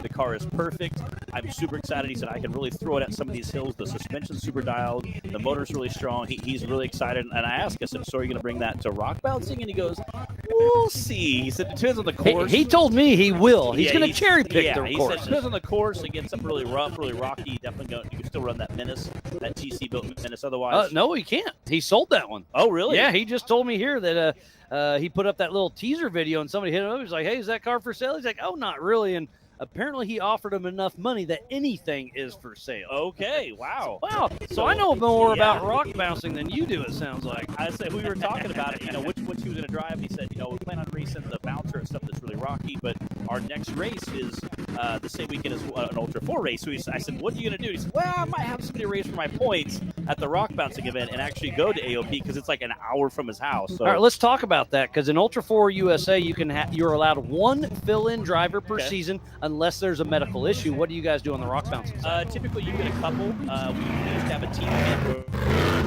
guys in that team. All right. Yeah, we do allow you to have, I think it's 2 fill-ins. So depending on how the course shakes out, obviously barring a medical condition or something going on major, we can work that around. And usually what Clyde will do is put it to a vote. And I don't think anybody's ever been like, no, I don't want that guy to we don't care. Unless it's Timmy Kramer, because I don't think you ever beat him unless you didn't show up, right? Well, I mean, I have beat him a few times, but there was breakage involved. So. Hey, and I just like giving you a hard time, buddy. No. So on your bottom right, we just saw Paul Wolf, so we will have him in the Branik quarry here very soon. So Paul Wolf out front with a 26-second lead, and then it's Philip McGilton and Chip McLaughlin running one heck of a race in third position. He just hit the heads-up loop, so he'll be coming through. There he is. Top left is Chip McLaughlin, and a great race by him thus far. There's Philip McGilton. Bottom right, I physically hear Paul Wolf behind him, so we'll see him in about 1 minute behind us here in the Big B studio. Again, I know Paul is out there coming in, qualifying first place. Definitely want to be a hard charger, come out, stay strong. Last year had a great time here, had an awesome race until it's mechanical issues, kind of knocked him back a little bit. This year, I think he definitely is trying to fix those. And being that he's partnered with Badlands Off-Road Park here in Attica, Indiana, I know that's going to be a great partnership for both of them. Definitely doing all the running out here. They've been showing out, and I think he's going to do very well today. Again, barring the car stays together, which, again, that's anybody out here racing. Uh-oh, and I just got an update from David Clay. Chad Hunt hit his stop alert, so he should be getting going soon, but I hate to hear that for him. And, man, there's some horsepower in the background. I'm loving this stuff. Again, I know we got a ton of guys out here from that Team Indiana crew. Speaking Oh, of Chad yeah. Hunt, I think you showed up too late to show up for the hog. We had some local events last night we had to do, so we got up early this morning. It's about an hour 50 drive here. And here comes Paul Wolf, our physical race leader, who has already won one race this weekend. Can he do it again? And that UFO looks like it's in an amazing shape. How far back is Philip McGilton? The first time through, he was only about 6 seconds behind him. And now at the start-finish, he had a 26-second lead. I think that's going to be pretty consistent because I think I hear him. So it's still about that 30-second lead on adjusted time. And again, you want to be really careful out here. You do want to push the car hard, but these rocks out here there's nothing too crazy. There's nothing too really radical. However, there is something else that can reach out and bite you if you push a little too hard. Oh, there's everything that can bite you. There's the sand dunes, there's the trees, there's the rocks. And Philip McGilton pushing hard as he just chucks a rock off that left rear tire. So Philip McGilton pushing hard. There goes Ryan Webb through your top left. And on the bottom left, how cool is the Badlands chopper just cruising around? RDP and Kyle are up there. I'm pretty jealous. Yeah, I'm sure they're having a very wonderful time. We got a chance to hang with Kyle a little bit, and just again, I think he's just so excited for race weekend. He is a huge fan of Ultra 4, but Ultra 4 is a huge fan of Badlands, so it's a great partnership. And I came back here for my first time in 2008 for an XRRA race, and then wasn't back until last year. And to see what Kyle has done with the park is absolutely amazing. And again, we've kind of realigned with Badlands, and I hope to be racing here for a long time through the future. It ain't my call, but I'm going to put my vote in the hat when it comes up to one of our meetings. Yeah, it's definitely a great time. Like I said, being at about an hour 50 from my house, I love you guys racing here to come, hang out, and have a good time. And the park is an awesome park. They have great amenities, great camping. So they have some side-by-side parts available. If you guys break something, they can change. Yeah, the that tire. Power Sports store is amazing. They got over 500 units for sale in there. You can also rent one as well. So I could rent one. You probably couldn't. I think you're on the no rent list. I may have been flagged once or twice here. Yeah, talking about camping, they have over 700 dry camp spots. They've got over 200 camping sites with electric, sewer, and water. And then they've got 32 houses and cabins you can rent. And they put us up in one top notch. That place is beautiful. And again, it's super neat. So no matter what your amenity looks like, or no matter what your budget is, they can make something work for you here at Badlands, which is a great time. We appreciate Kyle and all that. Oh, 100%. So that was Chip McLaughlin off in the background. So this is going to be, that's Sean Reisky. So that's our physical first leader in the 4800 Branik Motorsports Legends class. And Sean Reisky is 4th overall, first in class. He started back in, what, 6? Yeah, so he's already got around Casey Gilbert and possibly Chip. Nope, Chip's in front of him. So, man, Sean Reisky running one solid race.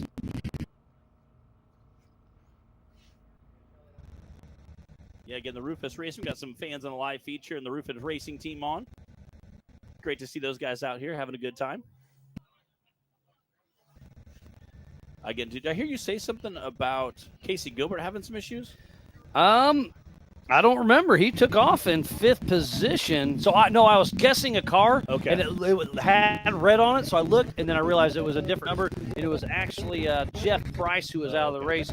So let's actually switch over to racing tracks and see if I can see who's where. So orange dots or orange teardrops are on first lap. Yellow is second. So here is Chip McLaughlin. So that's physical third, if I'm not mistaken, of Chip McLaughlin out of Corinth, Texas, with Rufus Racing. So that just goes to show you Paul Wolf, Philip McGilton probably have a 3 to 4 minute lead off Chip. Chip's running a great race. Yeah. But Paul Wolf and Philip McGilton, both in single seat IFS cars, no co-driver. I would like to have a co-driver in this race just for, knowing the course. If you have issues, laughing with your friends. Yeah, there's a lot of trees, a lot of tight woods course out there. They're darting through, so I think those single seat cars, they are kind of tight, which is nice. You get a little bit of visibility by being more in the center. Kind of like Brandon Davis. I asked him why he didn't go to a 2-seat car. He said, he moved his cab up a little farther, visibility being the biggest one there. I get that. So let's run through the unofficial leaderboard. It's Paul Wolf, Philip McGilton, Chip McLaughlin, Sean Reisky, who is right behind me, Chris Branton, driven by Ryan Webb, Brandon Davis, Jonathan Terhune, who is second in his class, and then Tim Hooper, and that's 9th overall, 6th in class. So we got a great run. Oh, Brian Tripp just bumped Jonathan Terhune from 2nd to 3rd, so that's why I goofed that one up. So we have 9 cars out on their second lap of 6, 11 miles per. They took off one at a time every 15 seconds. This race is on adjusted time. This is a long race ahead of us. So to finish first you must finish. Paul Wolf was leading his last UTV race, broke on the first lap.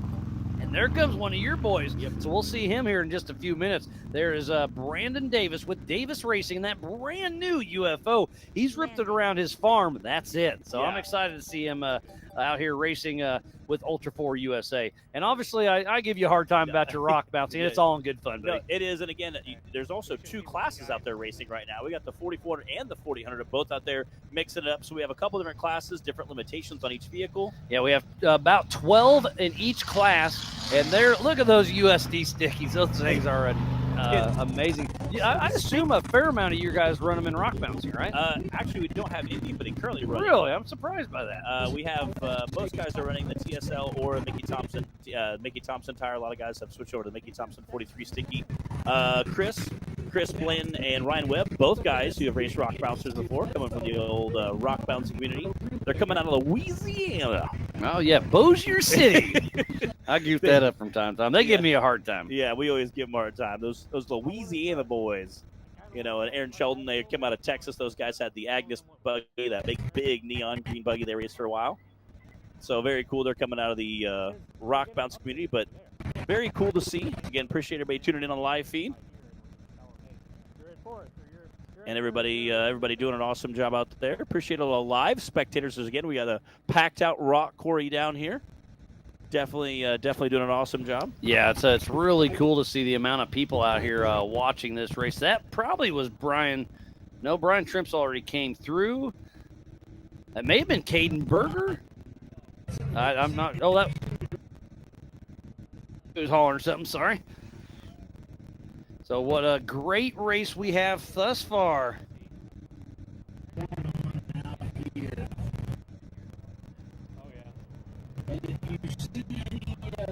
It looks like they're starting to get a little bit spaced out, but I do hear somebody coming. Brandon Davis, it looks like. And Davis Racing coming out of Alabama. Also another Mickey Thompson driver. Again, his cab is a little different. I said, man, it feels like your UFO car is like weirdly stretched really long in the back. He said, that's because I moved the cab forward. I think it was 5 inches or 9 inches. So over like a typical Gomez? 5 inches It's either 5 inches or 9 inches farther forward cab, and he said, I did it for visibility. I really wanted to be able to see a lot. So it looks like his car is actually stretched out real long. It's just the cab forward is moved forward. That way he has a little bit better vision.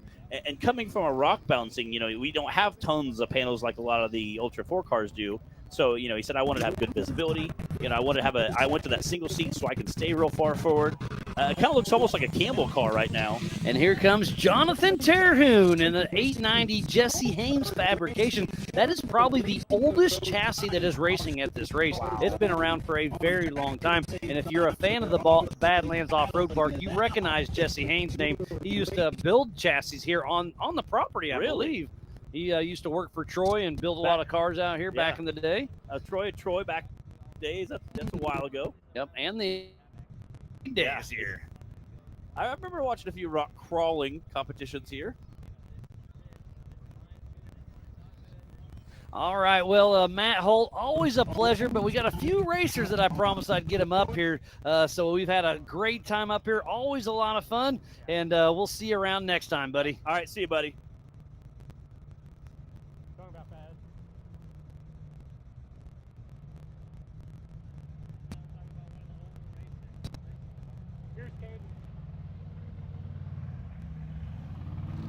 Again, if you are just joining me, this is the 2025 Branik Motorsports Brawl here at the Badlands Off-Road Park in Attica, Indiana. I am Miles Hasselquist in the Big B studio, and I got another special guest of Brandon Reed. Had a great night last night, didn't you, buddy? Until we didn't. Until you didn't. I know. I was going to let you tell that one. But you were up front, running strong. What ended up taking you out? We just started losing power, and we just watched the oil pressure drop. I'm no mathematician, but I think you need those numbers to keep an engine alive. Yeah, we wanted it to stay higher, but it did. Yeah. So did it launch the motor, or do you know yet? Is it savable?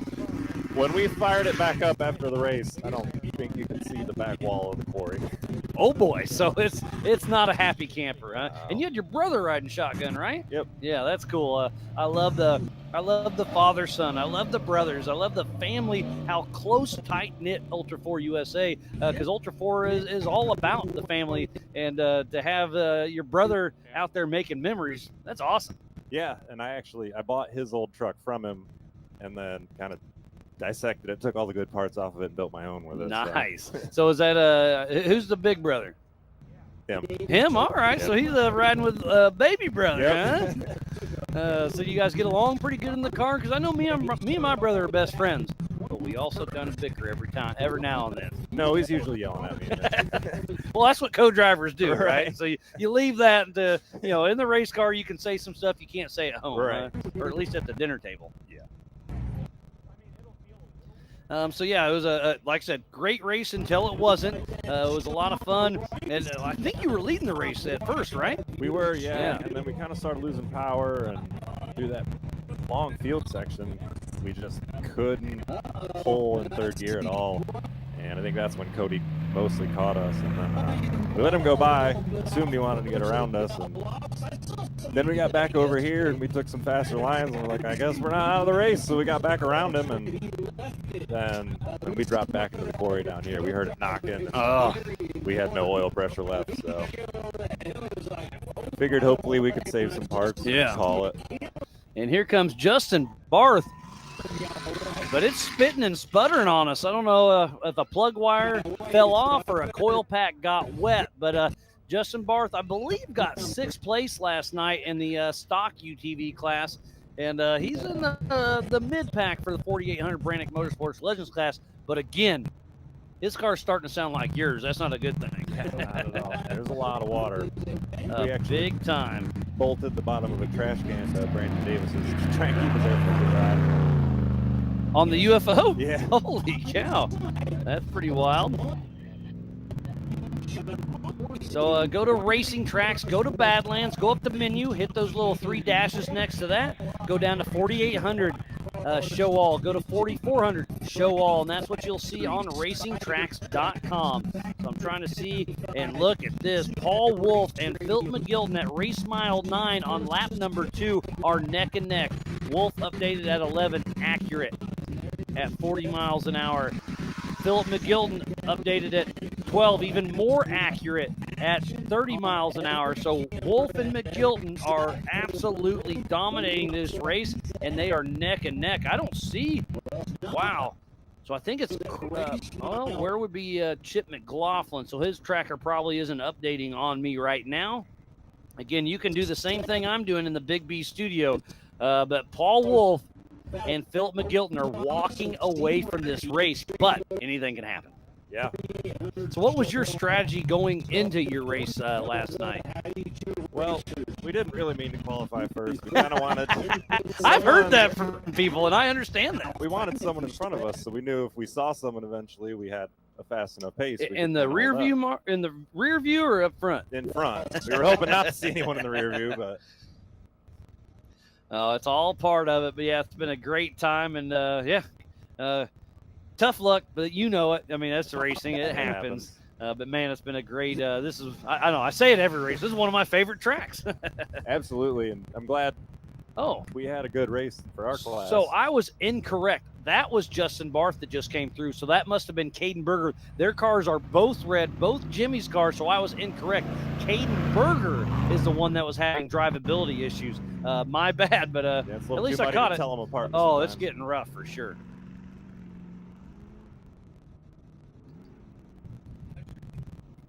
Oh, and Benji just told me Chip just went through race mile 7, so he is not popping up on the tracker right now.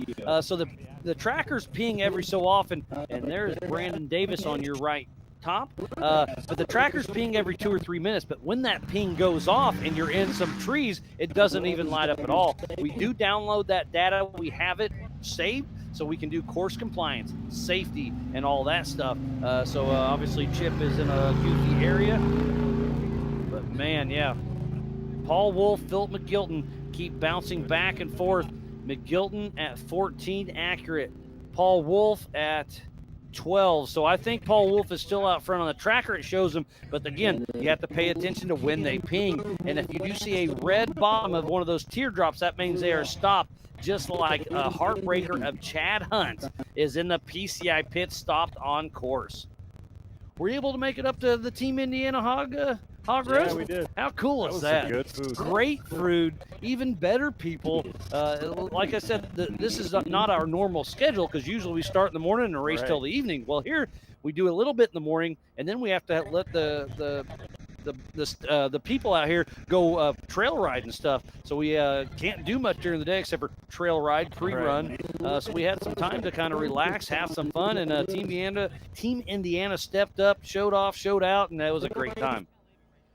Can't thank them enough. Stan Haynes with Branik Motorsports was a big part of that. And there goes Paul Wolf clicking off his second lap of 6. He is out on lap number 3, so we are 1/3 through this race. Let's see if we can get a time on that one. Well, I'm going to hit refresh. Oh, right when I did it, it showed up. So he just clicked off a 2014, so about 45 seconds slower than his last lap. But that was still the second fastest lap of the weekend. So Paul Wolf is right where he wants to be. How far back is Philip McGilton? I thought they were going to be neck and neck. And look at the sand dunes. They're just flying out there. How fast what was your top speed this weekend? I think it was only about 60. We were okay. Well, I'm kind of surprised. I thought it would be higher than that. We thought it would too, but through that field section, the fast area, it was so slick yesterday. We were blowing the tires off. I heard at about 60 it. Corey Day told me the same thing, and he's in a stock car, and he said, "Yeah, I was pinned in second, shifted third, and just got like you're on ice." He's like, "Yeah." Guess what he did? Kept her hammered down. I'm sure you did too. We blew a couple of the corners. Oh man, what a great time! That was Josh Hacker that just came through. The cameras get a little glitchy on us. I do apologize.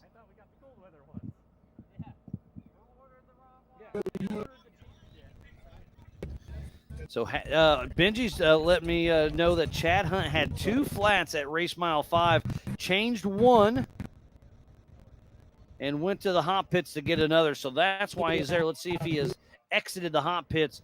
He pinged us at 14. So 3 minutes ago, he was still in the PCI pits. Hopefully, he got out of there. And now you can see the green laps of Paul Wolf and Philip McGilton. It looks like Paul Wolf, wow, last time through, he had a 26-second lead, and now he's got a 27-second lead. So smooth and consistent by both Paul Wolf and Philip McGilton. As we just saw, Patrick Peterson came through, but actually he's got I believe his name was Ken. That is, Ken Alden is actually being his fill-in driver this season. You can this race. You can have one fill-in driver per season unless there's a medical issue. Is there anything else I'm missing? I don't think so. I got all these notes, all these radios, a lot going on up here, so I do miss some stuff from time to time. I do apologize, but I do my homework. I try to keep you guys and gals informed, and then I have fun while I'm doing it. Yeah, we love listening to it. And here comes Kyle and RDP in the Badlands chopper, chasing some cars down. And you're more than welcome to stick around, but if you want to go enjoy some racing, don't stay up here longer than you want to. All right. So there is Paul Wolf. He is at race mile 1.5. All right. Well, Brandon Reed, always a pleasure. Tough luck, but great seeing you. And what's the next race we'll see you at? As long as I can find a new motor, I'll be at AOP. Oh, that's what I like to hear. That's in 3 weeks, so you better find one quick. Right. All right, Brandon. Well, always a pleasure, and we'll see you around. Brandon Reed.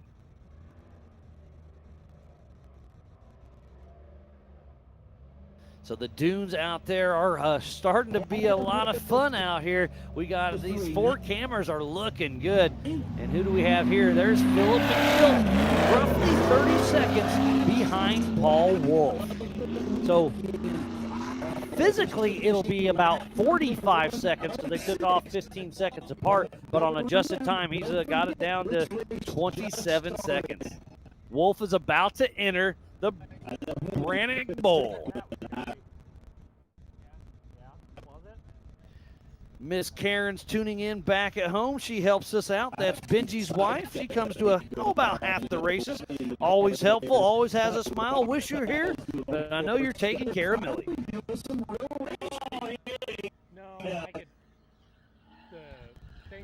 So I think I hear Paul Wolf behind me, and then I see Philip McGilton go on the backside. So we still have a race on our hands. We have a UFO out front, and then a Campbell Enterprise chassis behind him. Both single-seat IFS cars, similar in horsepower. We'll see if Philip McGilton can chase down Paul Wolf with his go-field performance. And I know Kyle must know where the leaders are because he's right above us. Buzzing the crowd a little bit. So Paul Wolf, I've got a physical eye. The car is all brown, but all 4 tires look good. Shocks, axles, everything seems to be what it wants to be. Oh, and he gets a little close to us here, trying to blow us away.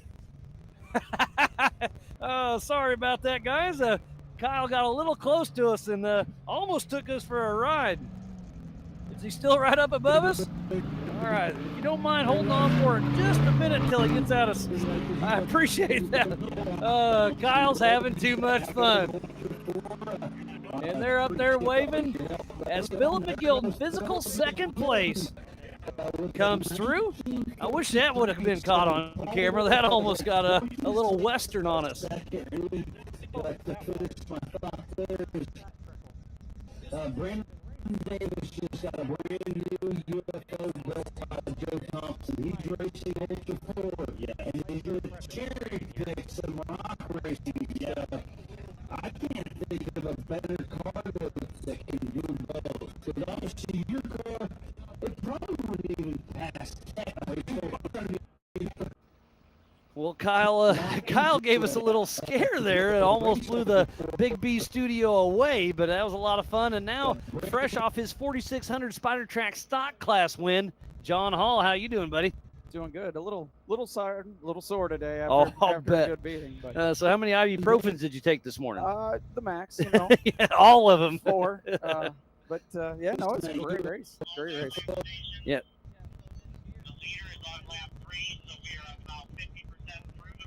All right, get an update from Kyle.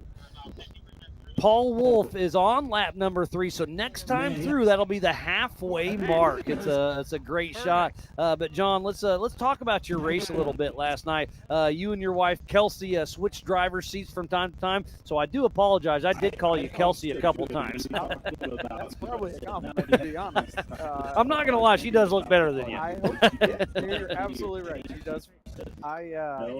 She said, I don't want to race this one. Let's switch seats and we'll go out and have a good time. Just try not to break it. And I'm like, all right, we will do our best not to break it. And you played the smooth and consistent because Corey Day and Brant Irwin were out there just ripping and roaring, and it bit them both. So you kind of played the smooth and consistent. And you're in a TJ, right? TJ, yes, sir. How short is that wheelbase? It's 96 plus 3, so under 100. So right here on the Branik Bowl, I saw it didn't look very comfortable to me. It's not comfortable falling down that 2-step, but it requires some throttle at the bottom, and hopefully it just keeps going. And there goes Chad Hunt, part of Team Indiana. He had a couple flats on course and back and moving, so great to see that for him. Obviously, he did get lapped by Paul Wolf, Philip McGilton. So he's got his hands cut out for him. He is not out of the race, but he definitely cost him some time. Yeah, we really like to see Chad do well out here. He's a big part of Team Indiana. And we like they provide us with food all the time. Oh, all the love time. those Yeah, guys. I feel bad because I just walk around and chat, and every time we're like, here's a plate of food. I'm like, well, thank you, but I wasn't coming over here. I just want to say hi to my buddies. Yeah, that's them. We love them for it. They're definitely a big asset to the sport. So I'm going to assume you race part of the Trek series as well. Kelsey and I have done 2. Okay.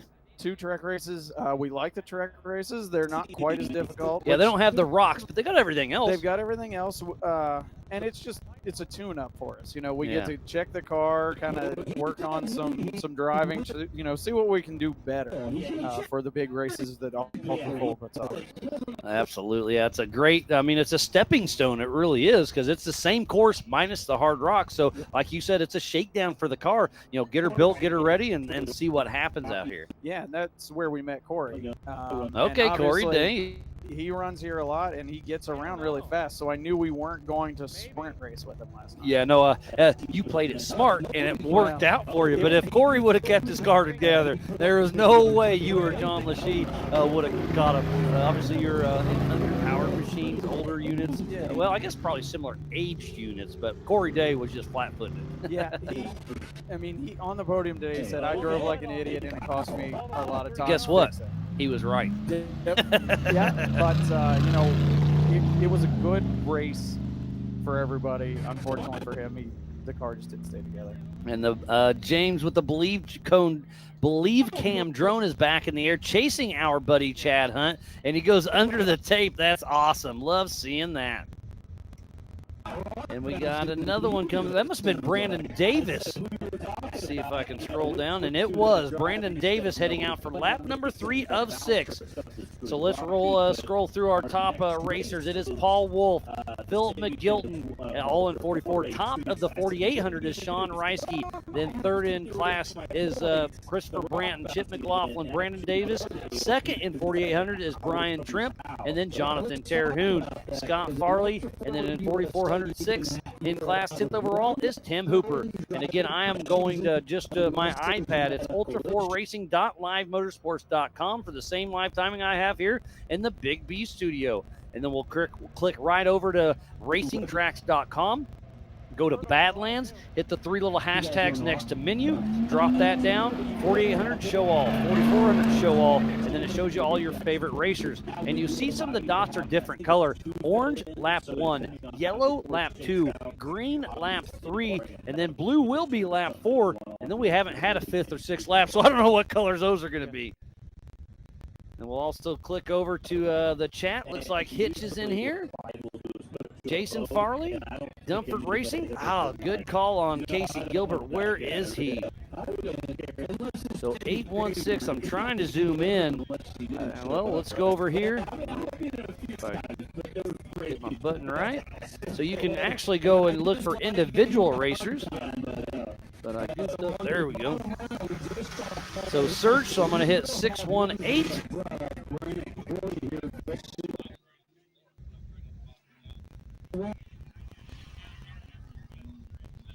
Well, it's not working for me. Well, let's just go back. Update again.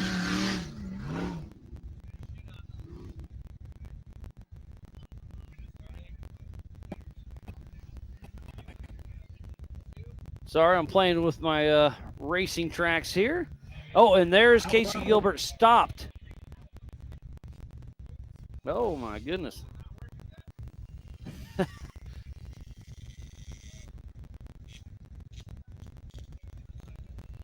I've been fat fingering this thing, so I got to reset my racing tracks again.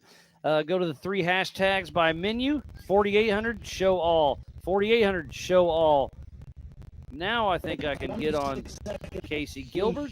And there he is, stopped at race mile 11, and that was at 27. So accurate update. And he is close enough. He may be, I'm going to guess he's at race mile 5 stopped on course. So I hate to hear that. Let's get on my phone, see if I see anything. Jesse Oliver just told me Casey Gilbert is out of the race. I'm going to text what happened. Tough break for Casey Gilbert. Uh-oh. Tad Dowker, 906, out of the race. Man, attrition is setting up. I hate to hear that. And we had a Starstream on Dowker, so now we don't have that one. So I'm personally bummed about that. Yeah. But again, it's all part of it. Sucks to drop that live feed. But for a budget live feed, I think we got a pretty good one for this race. Looks good. Thankfully, we're staying dry currently. Last night's race was a bit wet. First lap through was actively raining. So. Yeah, it was rough for you. I luckily had an easy up, but it still wasn't very nice out here, but it was way nicer than what you had. Yeah. So here is Tad Dowker in the PCI pits right there. No movement around the car. Tough break for him. Tad Dowker out of the race. And Jesse Oliver just said, Casey Gilbert, the motor quit. They are trying to diagnose. Bummer, bummer, bummer. And Nate Jesse said, Chad is back on course. I saw him. Oh, driver front flat and a broken driver front axle shaft. Swap tire sent out. So he still has a hurt right front axle shaft. So we'll see if he can make that work. Thank you, Nate Jesse. There are worse places to be on 3-wheel drive. Oh, 100%. Yeah, I mean, nothing here is good. terribly hard, but it's not easy. No. But it's not hammers hard. So no, it is not hammers hard. That is for sure. If it gets slick again. Yeah, if that rain comes through, let me pull up weather again. And it says it could start raining now. So we'll see what happens. Yeah. Oh, and it moved from 40% to 100% here in a half hour. So we may be getting a little moist here in a little bit. We pull up radar, see what it looks like. Yeah, how amazing Starlink. I love it. Because the first couple days I Starlink up, and I make a phone call. And as I say that, we're going to get wet. Yeah. I'm pulling up the radar, and it's on its way, but it could break up a little bit. We are definitely going to get some rain. We'll see how much rain it actually is. So there's Chip McLaughlin on the top right being chased by the Believe Cam drone. On the other side of the quarry here. So I'll switch back over to ultra4racing.livemotorsports.com. And it's Paul Wolf, Philip McGilton, Sean Reisky, Chris Branton, Chip McLaughlin, Brandon Davis, Jonathan Terhune, Brian Trimp, Tim Hooper, and then it's Scott Farley. Haven't seen Caden Berger, Antonio Grijalva, Justin Barth, Josh Hacker, Patrick Peterson. I guess I've seen them, but, there's 24 cars. There's a lot of them still going. 24 cars, yeah. How many do we have confirmed out? 3? 4? At least 2, but probably more. I'm sure I've missed them. Yeah. I'm trying to put X's next to their name, but a lot of information is coming through. So 906 out. I heard 618 out. That's all I'm seeing. I think I only have 2 officially out through the PCI Race Radio. That's pretty good past halfway point on Yeah. the 4400 race. So talking about Caden Berger, I believe that's who just came through that screen as we were talking right there, John. So hopefully he is back in action, out on his 3rd lap of 6. And there is Tim Hooper on your bottom right with Fuel Works. That's at race mile 1.5. We have Tiana, Justin Sherwin, and John Dawes out on course doing some great things for us. So that is right behind him. It's going to be Jeff Flanagan, I believe, by the shape of his car, because you can't read a number. No, they're the longer they go, the dirtier they get, the harder it is to tell. Oh, 100%.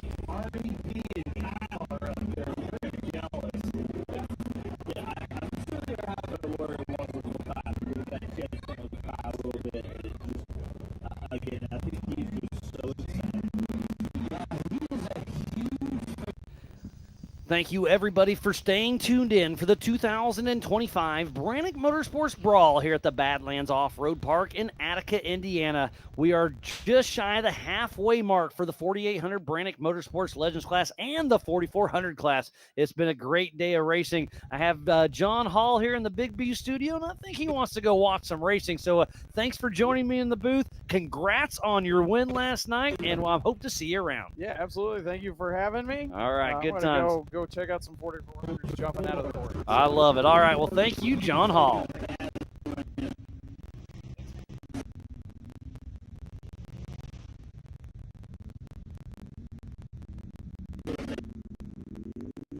Great partnership, and I came back for my first time in 2008 for an XRA race. This coverage of Ultra 4 USA for the Badlands Branik Brawl is presented by Branik Motorsports and is brought to you by our official sponsors: Monster Energy, Warren Racing, PCI Race Radios, Metal Cloak, and by NorCal Rock Racing. So please support who supports the sport. Without all these amazing marketing partners, we would not be racing here today. And it looked like that may have been Brian Tripp at the bottom right of our screen. Oh, that's where they're at. Okay, so there's a couple different lines here. This was the 40, unless he's lost. I could be incorrect. I don't know exactly where he is on course. I apologize, but he definitely took a different line. Everybody else has been coming to our right. And here comes Tim Hooper. And right behind me here in the Branik Bowl, some big berms getting dug in out here. And this course is definitely starting to deteriorate. Yeah, talking about camping, they have over 700 dry camp spots. They got over 200 camping.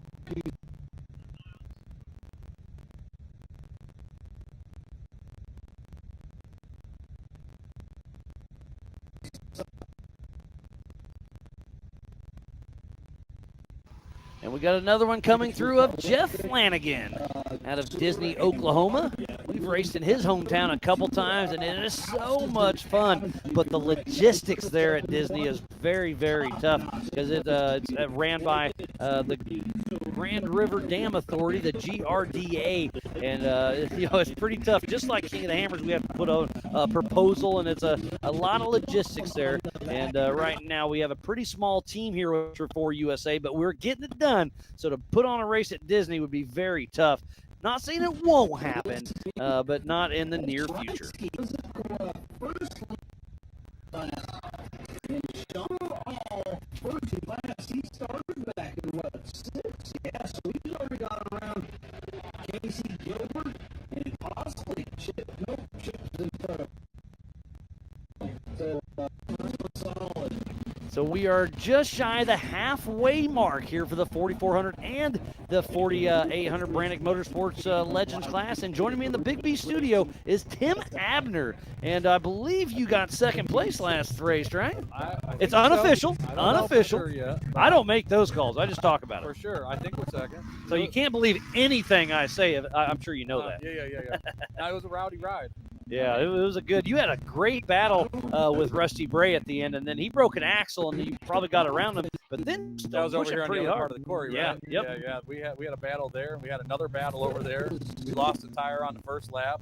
I don't know. It was a rowdy ride. And then the pits, the hot pits coming in off the 25-mile-an-hour area, I don't feel was marked like perfect. There was a tree blocking it, and I passed it. So you I'm may like, get a speeding penalty? No, I didn't speed. Oh, okay. No, I didn't speed. I didn't get to 10 mile an hour. Oh, I I was got in the 25, and I'm like, why didn't the speed change yet? And we missed it. So we had to go all the way back around to get another fresh tire. So I was trying to be conservative. Oh, you missed where the hot pits Yeah, the was. entrance, I you see know? what you're saying. You come up Well, the hill. It may have been not marked perfectly, but there's two big PCI flags that you drove right listen, by. I agree. We were whooped.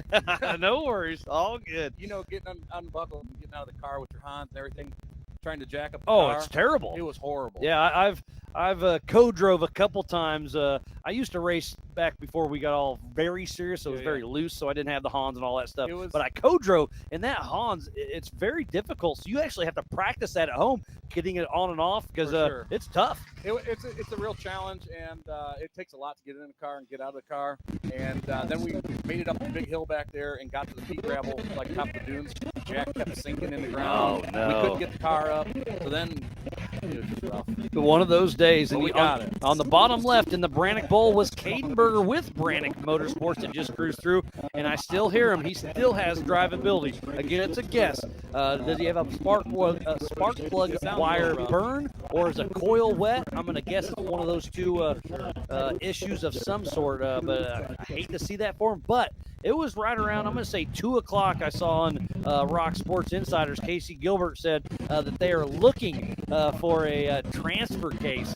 And so I wouldn't know if he was going to make it. Obviously, they found one. They got it in. And that's what I love about Ultra 4 USA. It's the family. Well, so that's North Shore. I mean, North Shore Raceworks, they teamed up with us and pitted for us and, like, really took care of us. And it was the best experience I ever had with, like, being over the radio, pitting, telling us where we're at on the course. Tad Dapper's awesome. And I don't know if you know this, but he is out of the race. I did hear you say that. Jacob ORA, I mean, did a great job. He tuned my radio. He got the GPS dialed in. It didn't really help much with all the rain and water. No doubt. That was tough. And then, like, everyone losing tires, I mean, the ruts are getting so bad, they're digging, like, sharp edges out. Like, it's getting real rowdy out there. Oh, 100%. There's Brandon Dave. Oh, that wolf? It was a UFO. There's a UFO coming. I couldn't tell. Paul Wolf. Oh, it is going to be Paul Wolf because I missed it. Paul Wolf and Philip McGilton are just now at the halfway mark. And they both, Paul Wolf just threw down a 21:04. Philip McGilton was a 21:31. So he has extended his lead from about 30 seconds to 54 seconds. So Wolf is starting to roll. Uh-oh, Travis Cook saying, I might start feeling a sprinkle or two. And I told you it was coming. I don't want it, but we're going to deal with it. Yeah, I mean, it's a battle out there, especially once you add a little bit of water and everything gets slick again. You push into the corners, you hit trees, you hit rocks. I mean, just crazy amount. Yeah, so we cut this race from 8 laps down to 6 with the incoming weather, and obviously that's going to be a big toll in it. And we were hoping to get at least half of the race in. We did it. Yeah, So now we'll see how the rest of the race goes for everybody else. Did they cut the lap down? Yeah, we went from 8 laps down to 6 because of the weather. Yep. Yeah, no, that's good. And Trotter made that call. He announced it in the driver's meeting, and he said, cool, nobody disagreed. So I think he made the right one. And I'll bet you Paul Wolf's going to really appreciate that here in a couple more laps. So out on lap number 4 of 6, halfway mark for Paul Wolf, and this is probably Philip McGilton. Yeah, they're using their lights. It's getting dark in there. Yeah. At the end of our race. Oh, we and needed somebody some lights. missed a corner and backed up, it looked like. Oh, that's Antonio Grijalva. So he's part of the 4,800 Branik Motorsports Legends class. And took a little wrong turn, got it figured out, and back in action. You guys do an awesome job covering this, and it is great to go back and watch. And watch before I even get to race it, because I did 2 races last year. That's pre-running while you're watching the show, right? Yeah, I had a big battle last year trying to keep the car together and get it working. And Who you we got race here? Is that Paul Wolf? This is our physical race leader of Paul Wolf. Halfway mark. He'll see him 3 more times before the checkered flag flies. I guess only 2 more times. What a great run for Paul Wolf. He's been on a roll. Man, he was winning his last race until he broke an axle. He took out the electrical for the front diff, tough brake, whatever. That was my race? Yes. Yep. Wow, yeah. really? So he broke a front axle, and when it was flopping, it grabbed the wires for the front diff. So he had, it took him out. So tough luck. But Also, as part of, he's racing the same car multiple yeah, times. so he beat it in qualifying twice. Yes. Won his open race yesterday, and then it took him out for the pro mod today. I mean, I'm very surprised how the car holds up. He beats. Yeah, it's a very impressive. And obviously, you're local out of Hobart. Yeah, I'm in Hobart, Yeah. Indiana. So you race Trek here as well, then, right? Yes, normally. Yep. Yeah. So you race a lot of Trek, you dabble with Ultra 4, and it's fun. I mean, we were going full swing last year, and we just New Car Blues, kept battling problems. Like, we got some awesome sponsors and some awesome people in our team, but we just couldn't get it. So there is Philip McGilton right there cruising through. Well, I guess I physically see him, but on camera, I'm going to let you keep jabbing for a little bit. I'm going to check that camera real quick, see what's going on with it.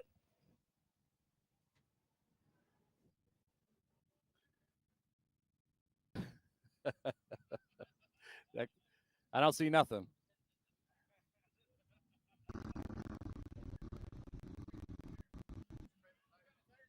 MRT Tires. Huge shout out, Fuel Fab Shop, Dayco North America, Wayland Speed, GG Tires, MRT. A lot of people came together to make all this happen for me to be here, and it has been awesome. And my co-dog, he's pretty new at this. This was his first time, and there's a lot of things going on in the machine, and he had to figure it out real quick. And he's over here telling me to go, go, go. We almost eat it because I was listening to him, and so I started doing my own thing again. Miles is still trying to get this camera figured out. We lost it. He's running around with his head cut off. I don't know who that was that just came through. The Let's Roll car. Gotcha. Look. Coming down this hill is a lot better than going up it, for sure. I mean, if we're going up it, we'll go up it. But it was spicy. There was a lot of carnage here last year. It's way easier coming down than it was going up. Like, everything was getting destroyed going up it. So, oh, yeah. After pre-running, the track was destroyed. Way different. So, what's up? All right, well, looks like Miles got this figured out. Maybe? Rebooting.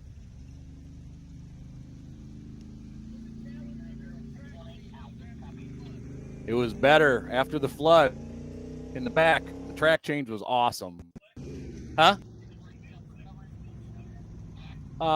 Not horrible. The woods was bad. We got somebody else coming through. Who's that?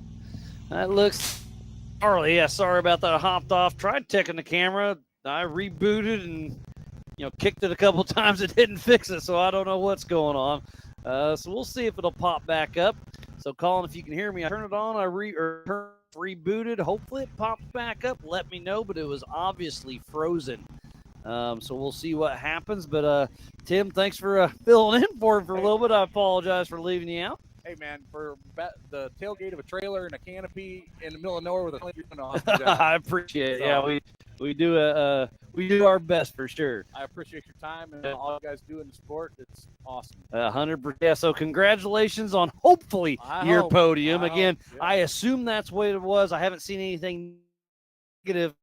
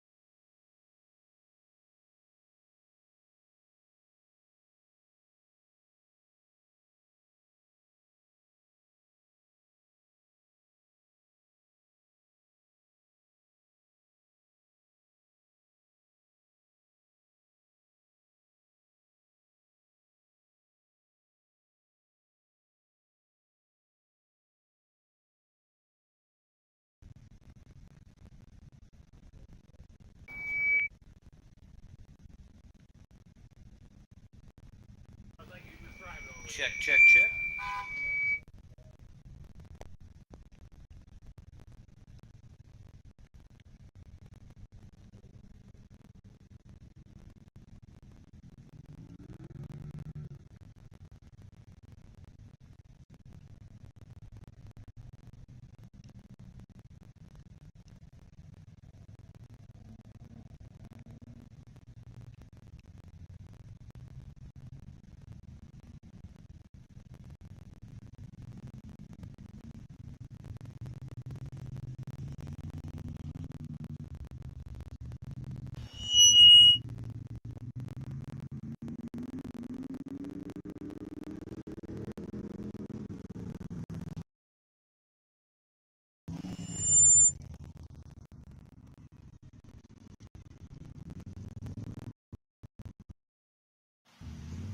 Hopefully you guys can hear me now. Sorry, I don't know what happened. It started raining and the technology got mad at us. But welcome back to the 2025 Badlands Brawl here, presented by Branik Motorsports.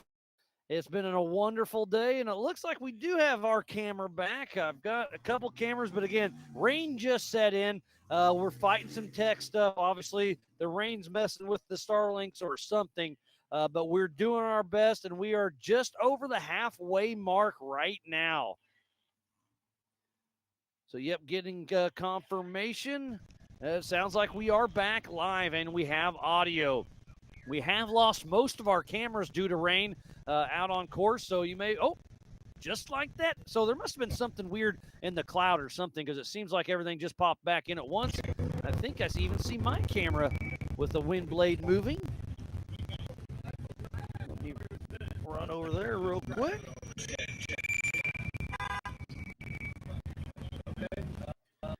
So we'll see what happens. This is Ultra 4 USA at its finest. Okay, there it is. So my camera is a little delayed with the Starlink and a little glitchy, probably due to the rain, but it's working. So I see somebody in the sand dunes. The rain has set in. Obviously, you guys and gals can see it back home, but I'm sitting in it. I am dry. I'm under an easy up. But it's really starting to get with it, and this is going to be interesting. The course has been beat up by the cars, and now the rain has set in. This is going to be wild. All right, so yeah, I'm getting confirmation from YouTube's also. You guys hear me and see me. Thanks for tuning in. Apologize that, but hey, we're in the middle of nowhere where you can barely text or make a phone call, and we are making it happen. Let me get caught up on racing tracks and see where Paul Wolf is. So Paul Wolf is at Race Mile. Oh no, that's Philip McGilton at 8.5. So he was back moving. He was stopped for a minute. But now I don't see Paul Wolf. Let me go to live. Ultra4Racing.live Motorsports. There it is. So Paul Wolf is out on his 5th lap of 6. So 2 more laps to go for Paul Wolf. 1 more lap, and the white flag will be flying. Who's this coming through the Branik Motorsports start-finish? Could have been Paul Wolf. I don't know. On live timing, that's who it should have been. But these brown cars are going to get browner. So Ultra4Racing.livemotorsports.com is going to be very important. And then also racing tracks. Our cameras are still working. The drone did have to park. It's getting a little too dark for him, and the rain, he can't fly in it as well. So tough break for the drone, but that's part of it. That's part of the game. But I do want to give a huge shout out to James with Believe Cam Drone for bringing us some fun shots this weekend. And then speaking of that, we have Chris Lundy and Colin back home, switching the show with Take It Live.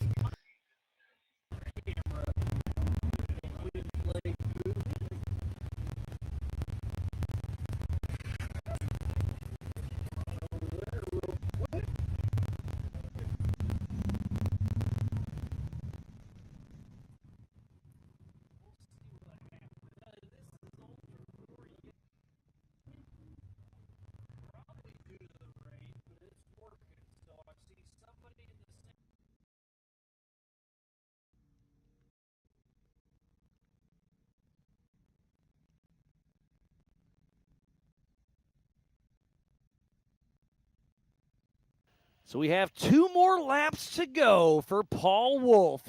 And I'll zoom in on Philip McGilton. He's at race mile 10, update at 02. So current update. So Paul Wolf is about 1.5 miles, maybe up to 2 miles ahead of Philip McGilton. So Paul Wolf, Philip McGilton still battling it out. But the funny part is I don't see Paul Wolf on the track. Oh, and just like that, there he is. The 1018 goes to dark blue. Oh, and he moved on me again. Oh, they are on top of each other. So Brian Trimp and Paul Wolf are on top of each other. So we'll probably get a pass by Paul Wolf over Brian Trimp. So let's go through our leaderboard. It is Paul Wolf. Let's go through 4,400 first. Paul Wolf 1, Philip McGilton 2, Chris Branton 3, Chip McLaughlin 4, Brandon Davis 5, Tim Hooper 6, Chad Hunt in 7th, Pat Peterson in 8th, Tad Dowker is out of the race in 9th. So the top 8 are the only ones moving in 4,400. Now let's go to the 4,800 Branik Motorsports Legends class. And it is Sean Reisky still out front. Then it's Brian Trimp. Then Jonathan Terhune. Then Justin Barth. Then Caden Berger. Then Scott Farley. Antonio Grijalva. Then Josh Hacker. Jeff Flanagan. And Brian Moore. So we still got a pretty good battle out there. And again, the course is starting to get beat up.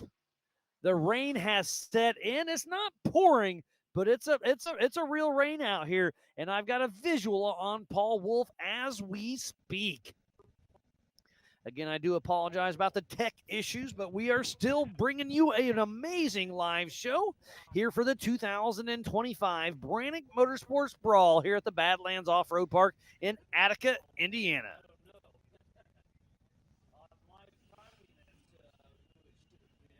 My phone was blowing up when we were having that text, so I'm going to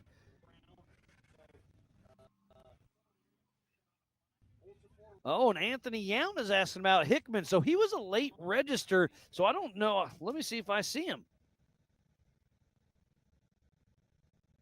No, okay, Chris Hickman, 89. He never finished a lap, so I saw him take off, and I did see him at race mile 2, and the front end was the tires were not pointing in the correct direction, so he must have Chip McLaughlin didn't kiss a tree. Again, a guess.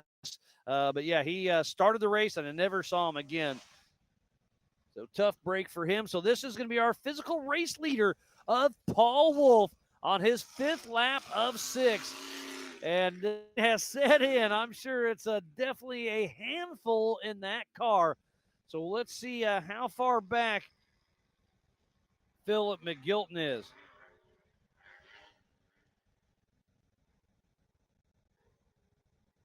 Oh, and now RDP is sending a text from up in his helicopter, right? He's rubbing it in on us. And then he flew down and about blew my canopy away. So was he taking the pictures and you were flying? Is that what happened? All in good fun. Oh, no. The 890 of Jonathan Terhune is out. Broke shock. So Terhune is out of the race. Hate to hear that. And here comes Brian Trimp.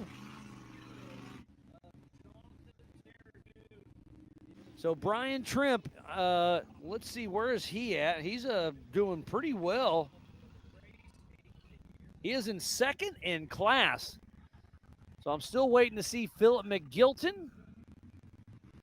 And I suspected to see him because him and Reisky were bouncing back and forth on the tracker, but obviously they must have been pinging at different times.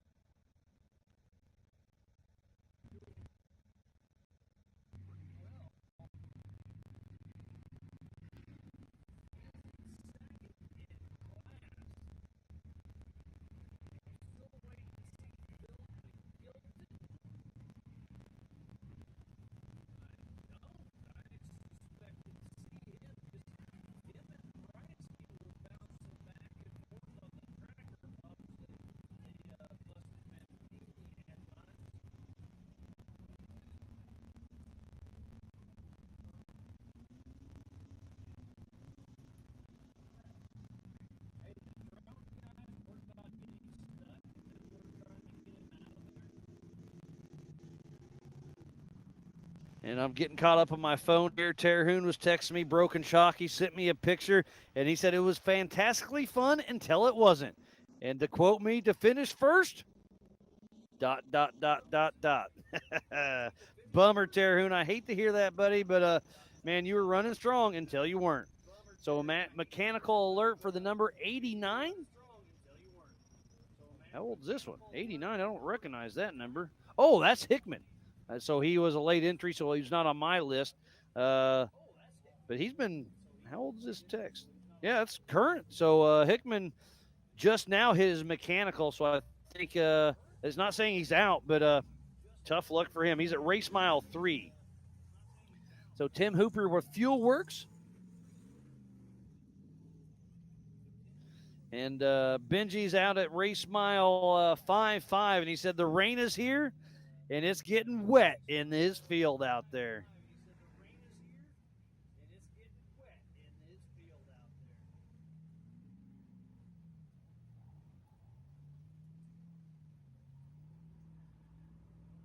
So just kind of getting a little housekeeping done, making sure everybody is good. And Josh Hacker is now broken at race mile 3, needs recovery. So, Cook, could you repeat that? Car 1313, race mile 3, needs recovery.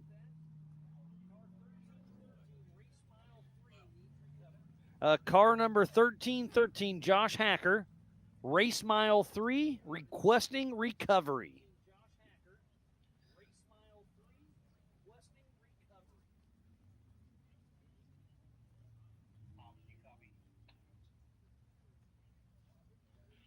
All right, everything's looking to be good on my end. And again, the rain is here. It's going to be a wet and wild finish to this race. We will be doing awards for the Pro Modified, the 4800 Branik Motorsports Legends class, and the 4400 class. We already chose to move it from the Badlands billboard to behind the pro shop in the breezeway right there. It's got a huge canopy, plenty of room.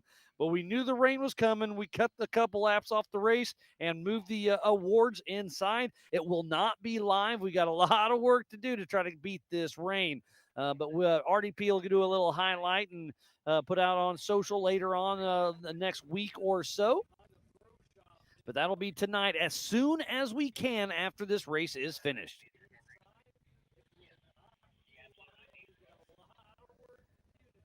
We need to give a huge shout out to King Shocks, Maxxis Tires, Metal Cloak, G-Force Suspension Technologies, PCI Race Radios, Factor 55, Spider Tracks, Freight Factory, who hauls 40,000 truckloads of Monster Energy every year. I love that stat. Rock Crawler Suspension, NorCal Rock Racing, All Things UTV, Branik Motorsports, Warren Racing, and Monster Energy. Yeah, sorry, KG.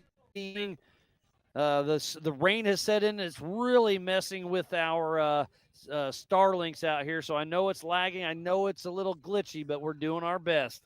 We got some hardcore fans that are fully suited up, still rooting on Paul Wolf. And I started a timer waiting on Philip McGilton, and it is up to 6 minutes now. So let's go to tracking. Philip McGilton. Yeah, at race mile 5, says he was doing 36 miles an hour at 09, so he may be back and moving. Hope to see him here soon. But Paul Wolf is at race mile 4. That is a current update. So Paul Wolf looks like he's got about a 3-mile lead over McGilton. And then we're going to switch back. Where's Christopher Branton? Where's Chip McLaughlin? Paul Wolf has a huge lace. And just when I say that, Chris Branton, driven by Ryan Webb, clicks the ticker. So it's a 9-minute lead, 9-minute 45-second lead Paul Wolf has over Branton. And at the time, it was a 5-minute lead over McGilton. Okay, so that must be pretty accurate. I must have missed it on the tracker a little bit ago. So Paul Wolf looks like he's got a 5-minute lead over Wolf, and then almost a 10-minute lead over Branton. So 5 minutes apiece splitting up Paul Wolf, Philip McGilton, and Chris Branton, driven by Ryan Webb. So tough break. This is going to be wild. Next time around for Paul Wolf will be the white flag, and I'm going to guess he's wishing it was the checkered flag.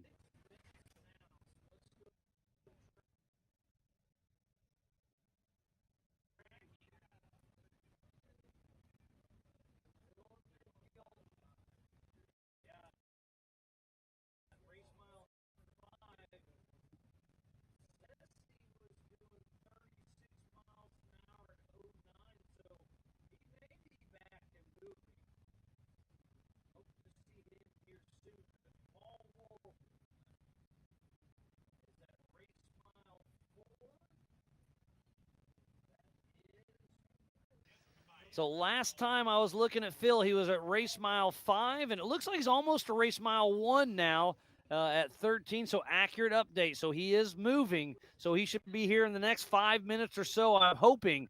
But, man, Paul Wolf is really starting to pull away. I think McGilton had an issue because I stopped an unofficial stopwatch, and now I'm up to 8 minutes. And McGilton started 15 seconds behind Wolf. So there isn't a whole lot of room on adjusted time. Paul Wolf, I don't want to jinx him. I did it last time. We'll see how it all shakes out. But Paul Wolf, 5 minutes ahead of McGilton, 5 minutes ahead of Ryan Webb. And we still got a camera in the woods. Justin Sherwin and Jonathan Dawes are some absolute troopers out there. I believe that was is that Justin Barth possibly? Yeah, this rain is really having these Starlinks struggle. I do apologize, but hey, this is off-road racing. Jeff Flanagan is definitely still moving, and the cars have definitely slowed down with that rain picking up. Obviously, their hands are muddy. Their visibility is not great.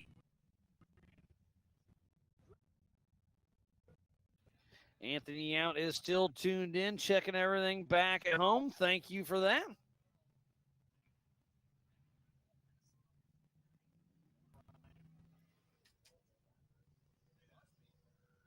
So we still only have Paul Wolf out on the lead lap through here at the Branik Quarry.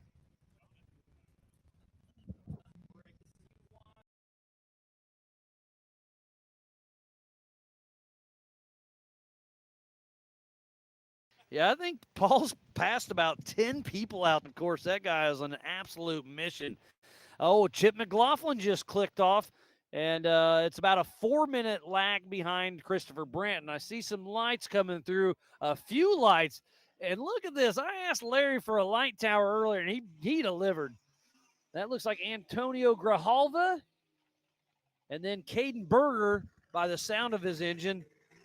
Yep, he's still down a cylinder, possibly 2. So Antonio Grijalva and Caden Berger coming through here. They are both in the 4,800 Branik Motorsports Legends class. And speaking about Legends class, Sean Reisky 1, Brian Tremp 2, Justin Barth 3, Scott Farley 4, Caden Berger in 5th, Antonio Grijalva in 6th, but obviously they're really close on adjusted time. Terhune is out of the race in 7th. Let's go to 4,400. Well, I got some headlights. Let's make sure it's not McGilton. It is not. That's Scott Farley, it looks like. I don't know. I think so. So in 4,400 is Paul Wolf, Philip McGilton, Chris Branton, Chip McLaughlin, Brandon Davis, Tim Hooper, and then Chad Hunt. Patrick Peterson still moving. And we know Tad Dowker and Josh Hacker are out. Haven't heard much from Brian Moore recently. And never finishing a lap was Casey Gilbert, Kevin Porterfield, Glenn Page, Stickman, and Jeff Price.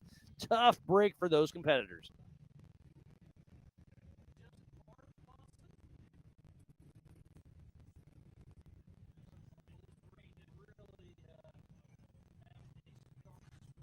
Oh, and I'm showing a stop for Phil McGilton again. That update is 17 accurate. He is just shy of race mile 1. Philip McGilton at a complete stop. Remember, he is in a single-seater, so he has no help out there. Ultra 4 USA is a no-chase race, no outside assistance other than fellow competitors and Ultra 4 and Badlands staff. And here comes a car. That's Christopher Branton, so that's going to move him from third to second. So Christopher Branton is driver record. Ryan Webb is actually behind the wheel with Chris Wyant riding shotgun. So now it's Paul Wolf 1, Chris Branton 2. And there's Chad Hunt, but he must be a lap down because he had a couple tire issues earlier. So, yes, he is 1 lap down. Let's see if I can find Paul Wolf out here.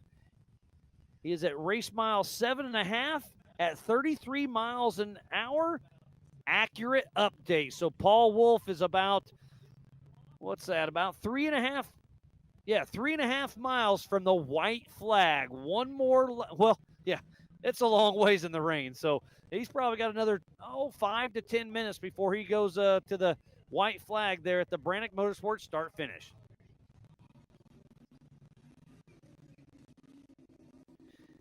Miss Karen's telling me the cameras have came back a little bit. The rain has not let up. But again, I love the hardcore crew out here having fun.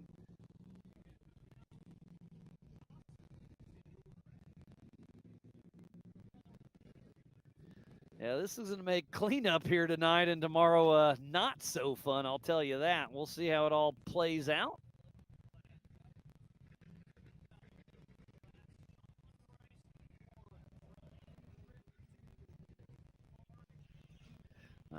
I hear some more horsepower, and just a quick glance, that may have been Chip McLaughlin.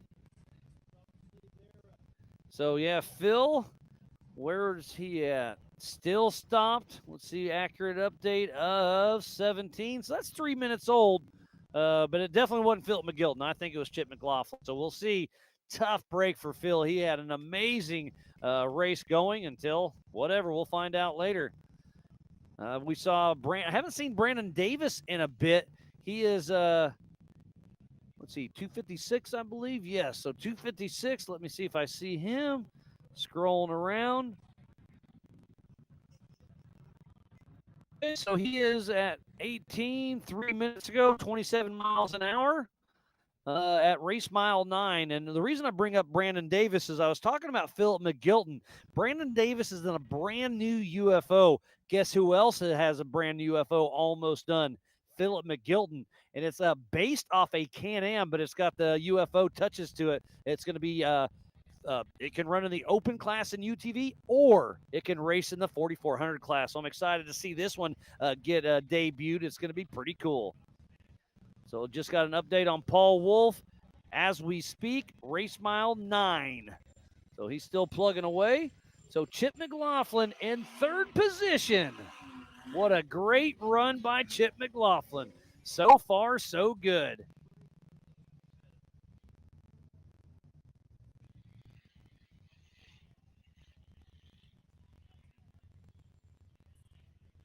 There's, man, this rain is brutal on these drivers.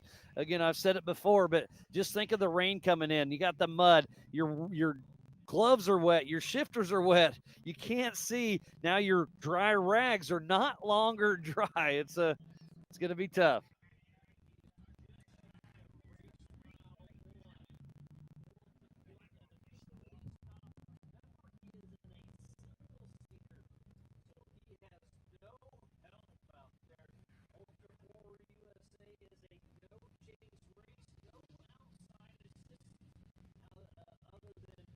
And you can see Cook jumped up here and splashed a little water off the easy up here in the Big B studio. You can see it splashing down. It's man, it's coming down. It's a solid rain. It's not pouring, but it's a very solid rain. Camera never does it justice.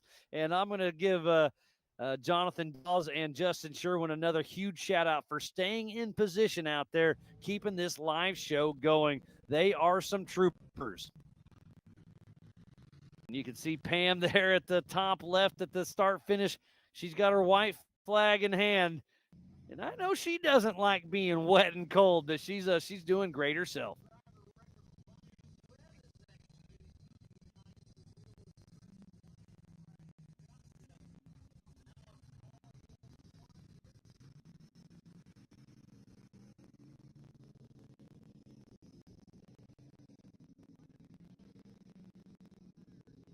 And here goes right in through the Branik quarry. That is Sean Reisky, physical first place in the 4800 Branik Motorsports Legends class. But I believe he is going to be let's see. No, he has not been lapped by Paul, has he? No. So he is on the lead lap. So yeah, I think he's going to get 6 laps in. We'll see. Trying to do some math. Oh, and we have somebody coming through. Uh-oh. That's a UTV. They're not supposed to be there in the bottom right.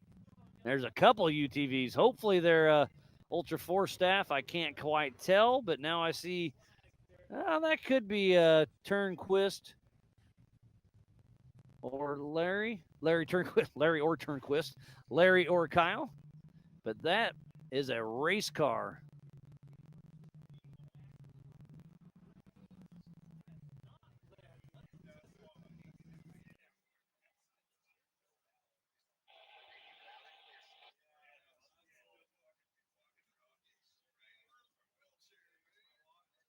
So we got a 48-14. We don't have a 48-14. Oh, 48-18, I can't read. So Brian Moore calls his race, just turned into his tracker. Tough break for him. Oh, and it was Brian Trotter, our race director, that butt dialed. All of a sudden, I got a weird 5-person phone call, but it was everybody that was important, but nobody was there. But he's probably getting wet out there.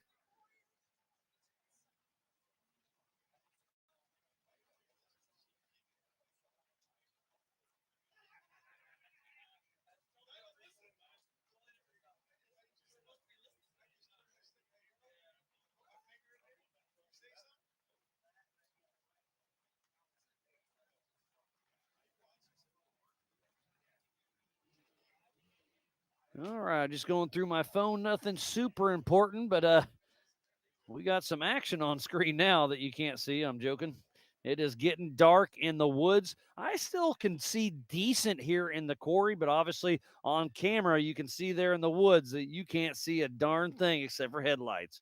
And now we'll switch back to the sand dune section.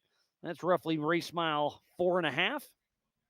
Oh, and who was that? I'm waiting on live timing. I'll bet you that was Paul Wolf. Gonna update.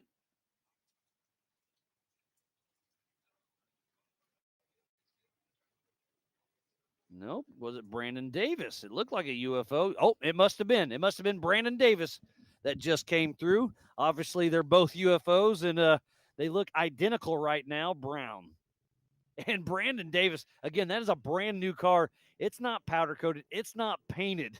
So when he gets home, I know you all have done the Scotch-Brite game. That's going to be a long week for him. Brandon Davis just came through the start-finish, so he is out on lap number 5.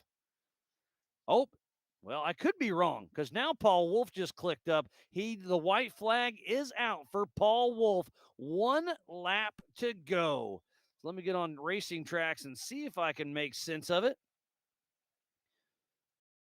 Oh, so Brandon Davis, that was Brandon Davis, and I missed Paul Wolf. So Brandon Davis is still moving, and then Paul Wolf is him. So we'll have 2 UFOs, I assume, back to back. So is Paul Wolf going to lap Brandon Davis? That would be pretty impressive. So Chip McLaughlin is in 3rd place. Christopher Branton, driven by Ryan Webb, in 2nd, and Paul Wolf in that 1st position. Philip McGilton, let's see if I see him. He was at race mile 1-ish, still there. What time was that? Update of 27, accurate update. Philip McGilton, not too far from us, but not moving. So Paul Wolf 1, Ryan Webb 2, Chip McLaughlin 3 in 4,400. Now let's flip to 4,800. Sean Reisky 1, Brian Trimp 2, and Justin Barth in that 3rd position. But you can't count out Brandon Davis. He's a little bit behind for sure, but Christopher Branton, Chip McLaughlin, or Paul Wolf, if they have an issue, he is there to take advantage of it.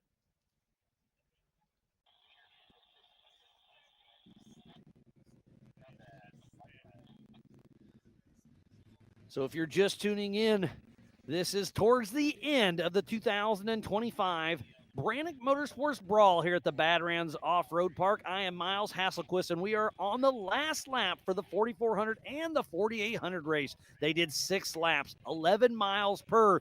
So that's 66 miles of some gnarly terrain. The first half of the race, beautiful weather.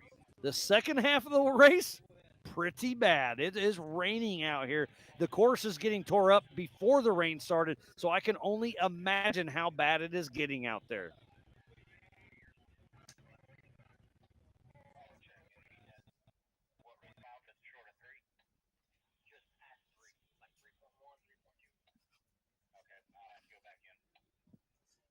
This coverage of Ultra 4 USA for the Badlands Branik Brawl is presented by Branik Motorsports and is brought to you by our official sponsors: Warren Racing, PCI Race Radios, Monster Energy, Metal Cloak, and by NorCal Rock Racing. And that is race mile 1.5, I believe. Well, that was a UFO. I think Brandon Davis and Paul Wolf are in very similar spots according to the tracker. Because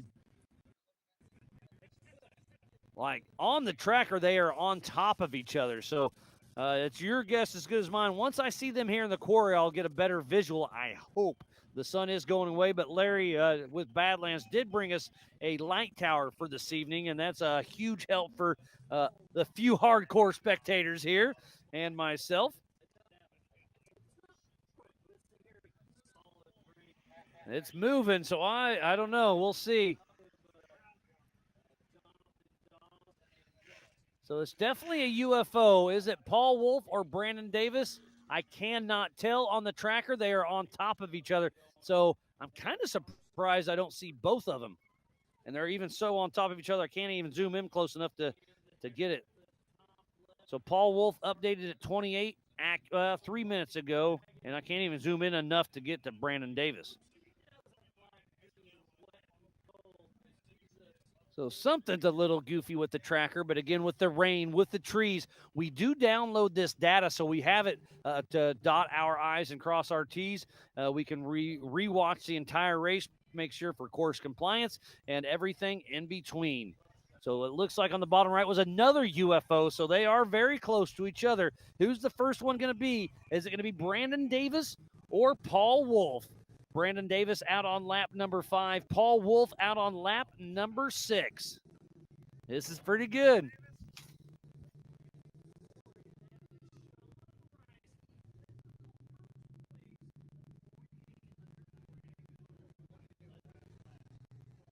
So here at the Branik Quarry, we are patiently awaiting, is it Brandon Davis or Paul Wolf? Now, I see some headlights coming this way, so we are about to find out. If Paul Wolf laps Brandon Davis, man, he is on a mission. We're thinking it's Wolf. Man, yep, I see the hood. That is Paul Wolf. Yep, 10:18. Paul Wolf has lapped Brandon Davis. So our physical race leader has passed Brandon Davis, Brian Trimp, Tim Hooper, Justin Barr, Scott Farley. So Paul Wolf has lapped everybody except, this is going to be shorter, everybody except Sean Reisky, Chip McLaughlin, Christopher Brandon, and, well, it was Philip McGilton, but we know he just did. So Philip McGilton still stuck there. Tough break for him. So Paul Wolf has lapped everybody except Chris Brandon, Chip McLaughlin, Sean Reisky. So Sean Reisky in a 4,800 car really holding to his paces. Fourth overall and first in class. He's got some bragging rights.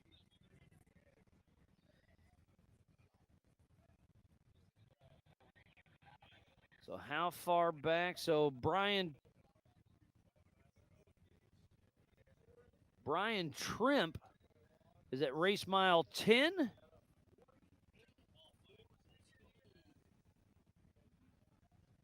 So I'm looking for light blue.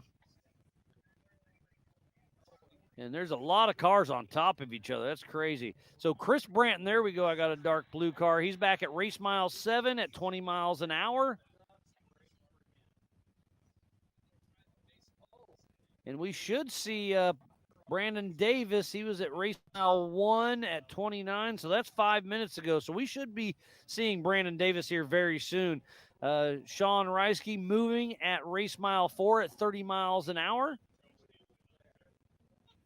Yeah, and somebody said Brandon Davis put a trash can lid over his air filter because they were prepping for the rain. So it's I love those stories because you got to do whatever you got to do. This morning for the Youth 170s, Aiden's the brother. Addison Gilbert was racing in the Youth 170s, and she was having electrical issues. Something was getting wet, so they went back to get some bags to put over and hopefully help out. So I see headlights.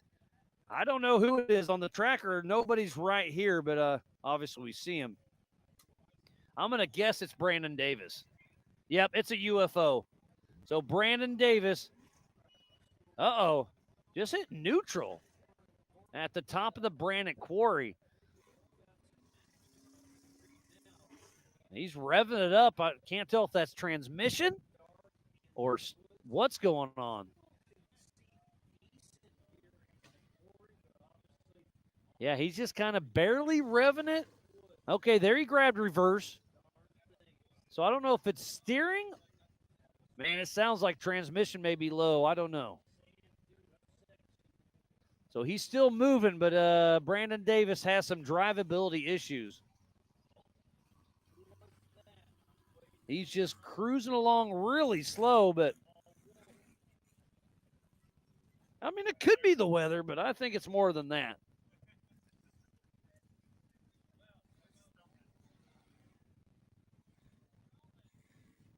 Yeah, I'm watching him, and he's still cruising along very slow, very off pace. It sounded like when he was up top, he was revving the motor just a little bit, so I couldn't tell if the transmission was slipping a little bit. Possible steering? I don't know. All a guess.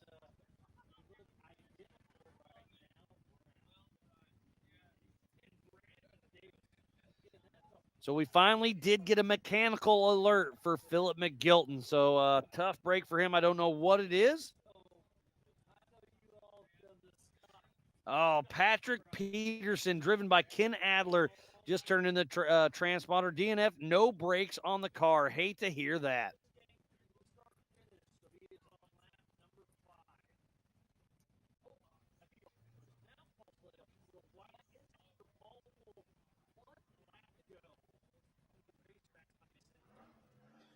Checking on my phone. Seems like everything is in order thus far.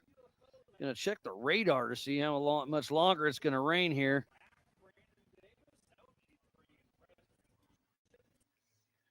Looks like there is a break that we might sneak into. Otherwise, if it rotates, we could be raining for a while. But, nobody knows, even the weather guy.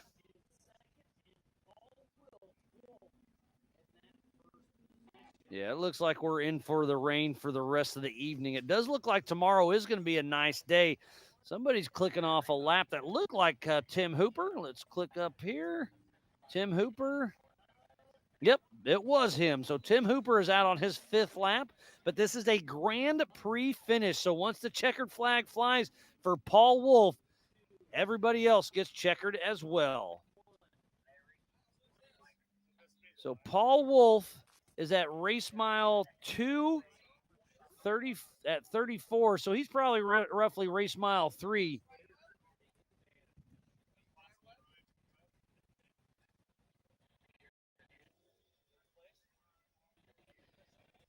So it could be Sean Reisky possibly.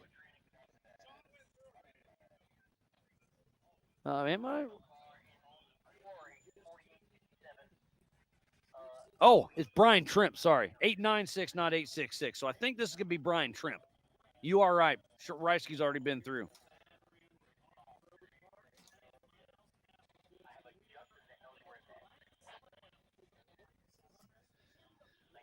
This is going to be interesting for our recovery crew, so I can't thank all of our volunteers enough. This is going to be a rough night for sure. You win some, you lose some, and tonight's going to be one of those nights.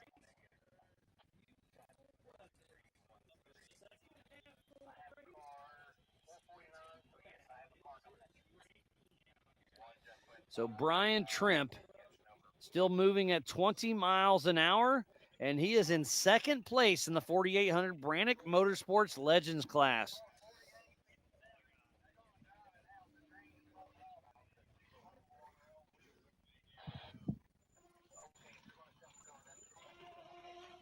This Chip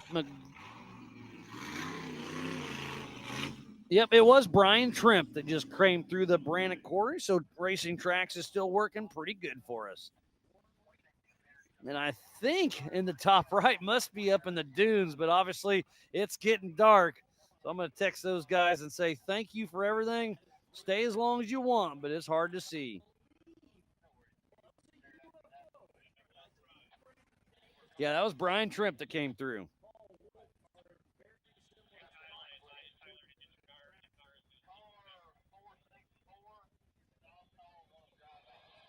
So Glennie Page out. Heard that on the PCI Race Radio.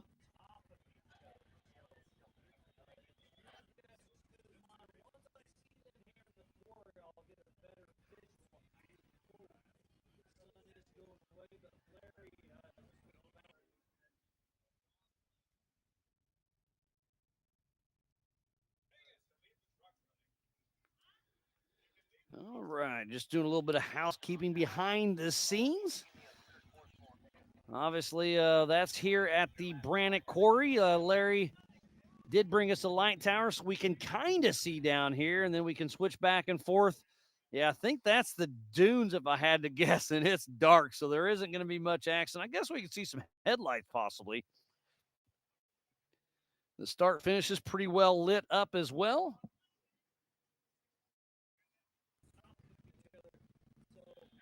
And then obviously I'm pretty lit up here in the Big B studio. So there went Christopher Branton, the number 4046 out of Bossier City, Louisiana, with Ryan Webb behind the wheel being his fill-in driver, with Chris Wyant riding shotgun with Diddy's Big Block. So let me go here. It's a 12-minute lead on adjusted time. Paul Wolf over Chris Branton.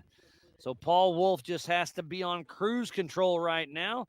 Let's see if I can find Paul on the tracker. There he is at 39, 2 minutes ago. Pretty accurate. At race mile, it says 11. That is incorrect. He is so at race mile 5 and 11, it's very close to each other. So the tracker thinks he's at 11, but then it just pings and he's actually at race mile 5. So I'll bet y'all look now. Now it updates race mile 5 at 50 miles an hour in this rain. He's hauling the mail. And actually, he's getting ready to get in the fast section. So I'm going to watch Racing Tracks right now because I want to see what happens when he gets in the real fast section, if he's in cruise control at 50 or if he's turning it up.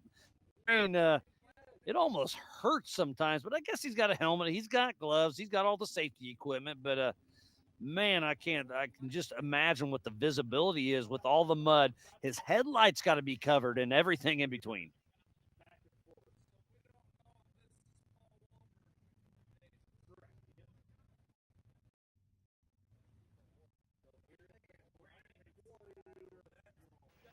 So I'm going to guess we're about 10 to 15 minutes away.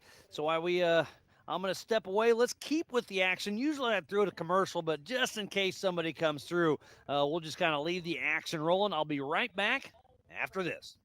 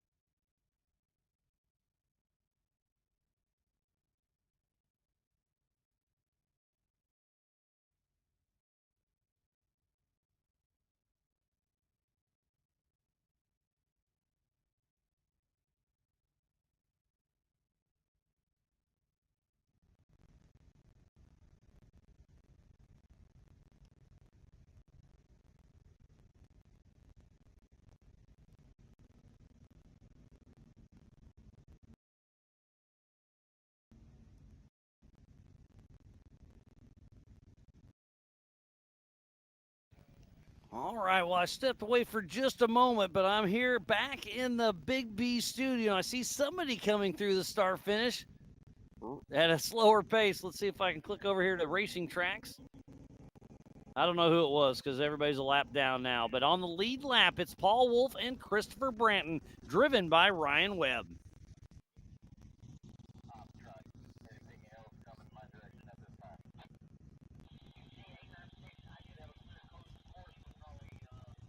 So I just released our Team Indiana guys with the cameras out there, but I forgot this is our hot race course. So they said let them know when the checkers fly so they can get on out.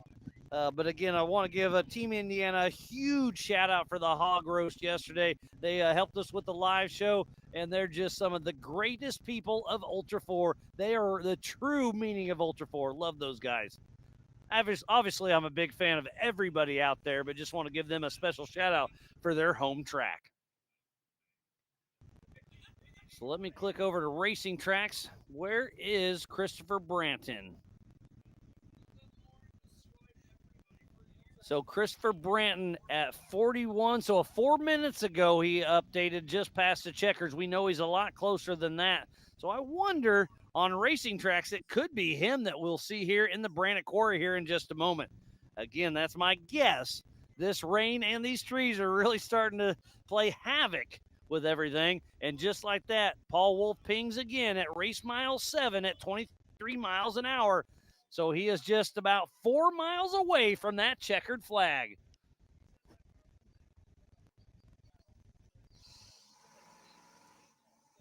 So at the top of the Branik Quarry, that's the second car that's had to back up. Not sure what's going on up there, if it's visibility or what. And I still can't tell who that is. That's Tim Hooper. Okay, so Tim Hooper coming through the Branik Quarry. So Tim Hooper is 6th in class, out on his 5th lap, so he will be a lap down. And I'm watching live timing to see who that was. Trying to see a green little flash, and I missed it. But I'll go over to Racing Tracks, see if they can keep me honest. I'm going to guess that was Chip McLaughlin. So even the rain is messing with the timing a little bit too, I'm going to guess.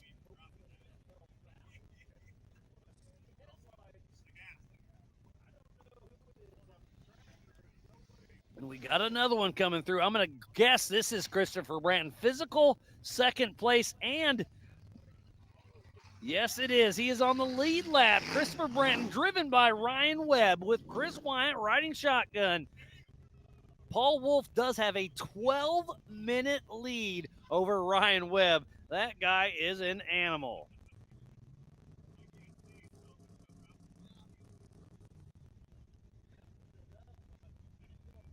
And Pam's just giving me an update that Philip McGilton officially called his race. The attrition is high. I think we're only going to have, I'm going to guess 5 to 10 that make hit on the lead lap. Let's go over to Racing Tracks. Where is Paul Wolf? He is at race mile 8.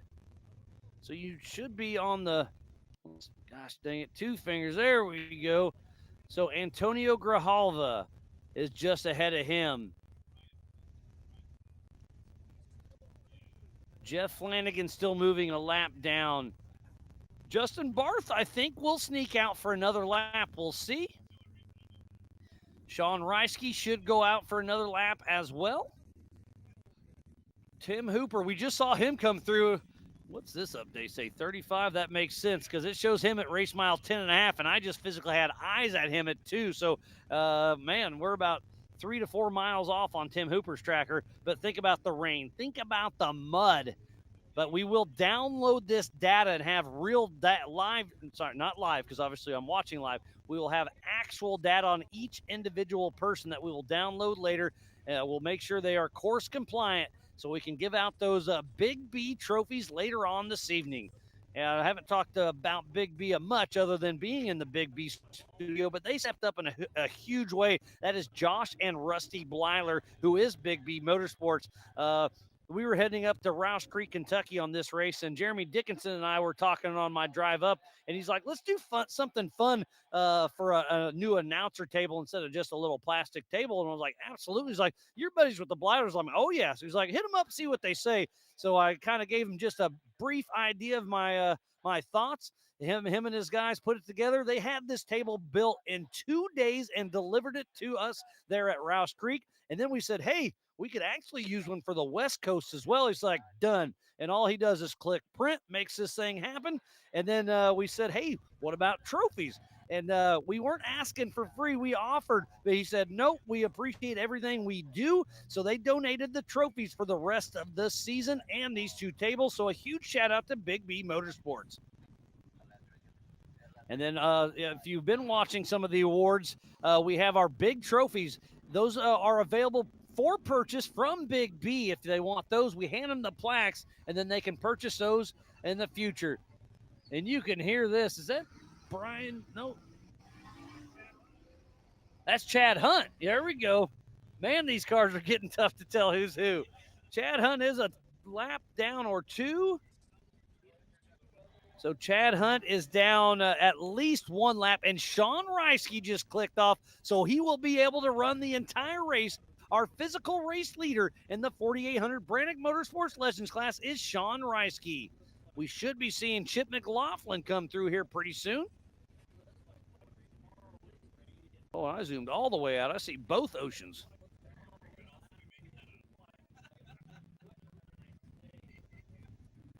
There we go. So Paul Wolf is up at race mile 8 at 47. So 3 minutes ago. So he's probably closer to race mile 9. So we're about 2 miles away from the checkered flag.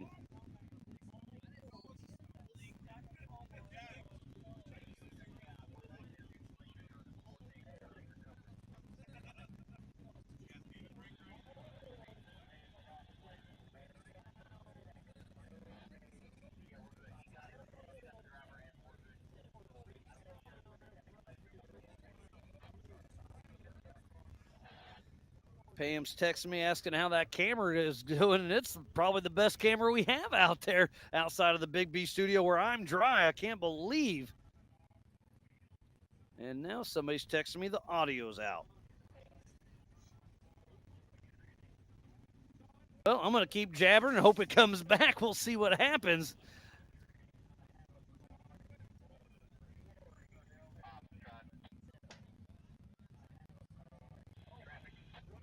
Oh, wow. Paul Wolf is through the PCI pit. So 1 mile away from the checkered flag for Paul Wolf. Everybody's, it's been a long day. They're giving me some grief, but I deserve every bit of it. So we'll flip over here. Matt Holtz tuned in. Heather, Flamingo Chick, Anthony Denny. Anthony Denny said he was going to come out and chat, but he forgot his rowboat, so I don't blame you there.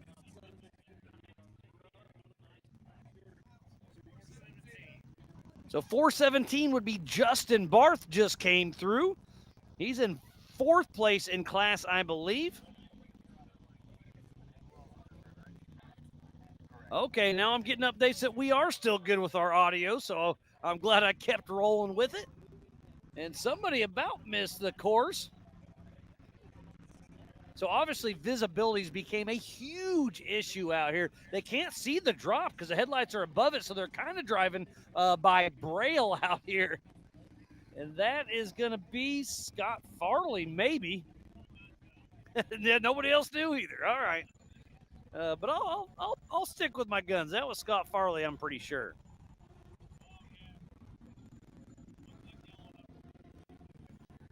Yeah, yellow number plates would be a 4800 class. Brandon Reed's keeping me honest, so he's just telling me I was right, I guess.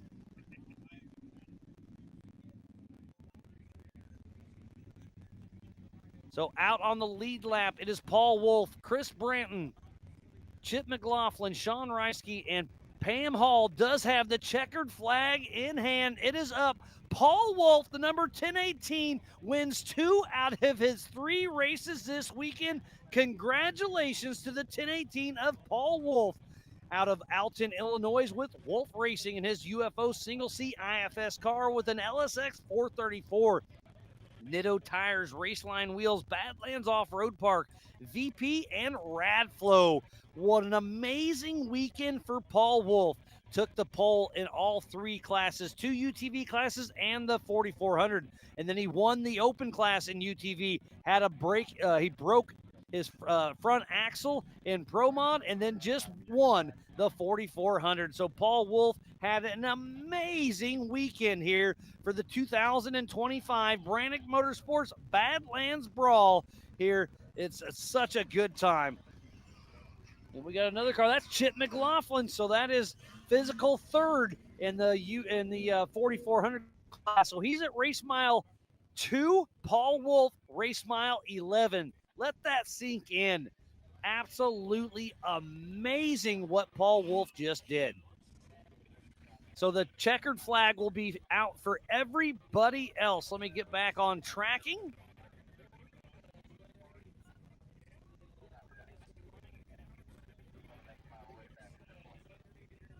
So nobody else will go out for another lap.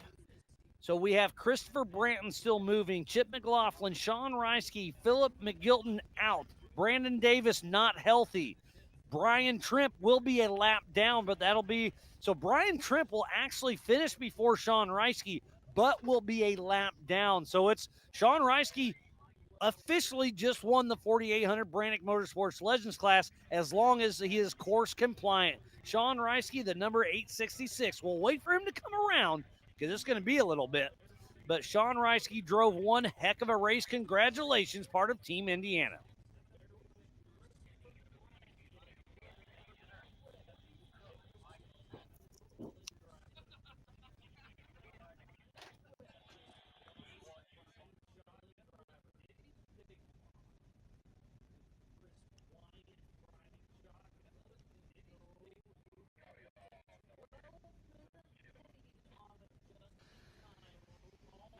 What a wild turn of events. The weather's been interesting here. The first day was beautiful. Second day, pretty nice. Rained in the afternoon. And then it's been off and on race all weekend.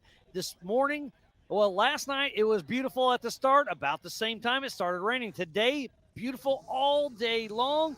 And then about halfway through this race, it started raining. So that was Sean Reisky coming through the Branik Quarry right there. I do believe our unofficial winner of the 4800 Branik Motorsports Legends class.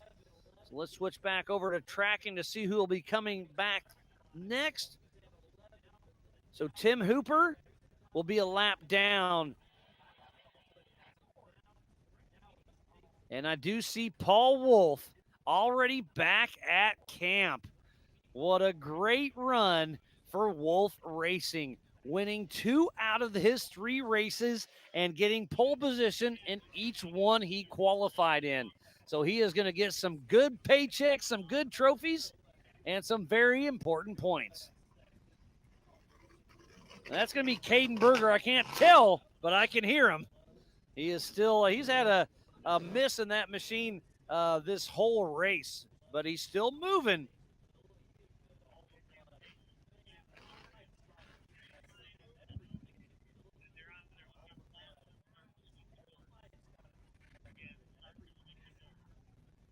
Getting some chatter over my PCI race radio that they're going to start sweeping the course because nobody else can go back out. So Larry Turnquist, the man that runs this park, he's not the owner, but he is Kyle's right-hand man.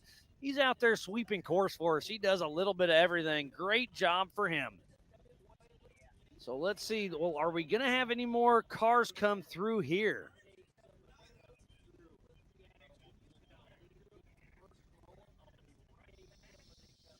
So Antonio Grijalva, 55, so accurate. So we will see 1, 2, 3, 4.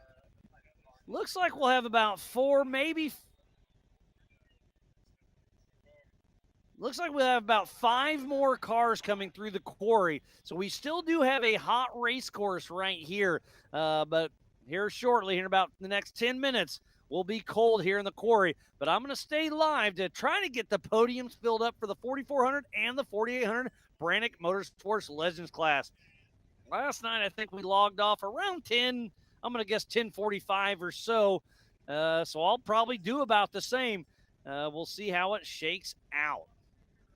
So obviously back home, make sure you're on racing tracks because we only have a couple cameras that are decent out here. One right here in the Big B studio and then one there at the Branik Motorsports start-finish. Everybody else seems like they're rained out. But be sure to check out the social media for Ultra 4 USA and Badlands Off-Road Park the next week or two. RDP will do his magic on his recap for us, and I know Badlands crew has a great social media. I've been following them for years, and I can't wait to see the stuff they got out of the helicopter, RDP and the Badlands. So actually, I'm going to call up RDP right here. He's going to come up in here, have a quick chat with us. I want to hear your experience from the helicopter. You can tell me no all you want. I'm going to say RDP is about to come up here right now and have a chat. Keep coming, RDP. Hey, Cook, will you bring him up here? Give me 1 minute, buddy. No? All right, how was the helicopter? Good. Okay. I guess I got blown off by my buddy. Oh, hey, see, you should have came in. You wouldn't have got soaked. Yes. So he's over here putting up some speaker stuff for me and saying, I'm not coming up. And then karma hit him instantly. A big old splash of water hit him right in the head.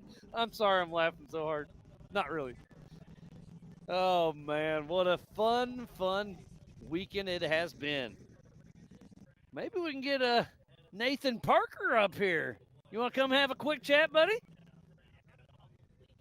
Chris Hickman, he never finished a lap. He did make it by here, but both tires were doing this.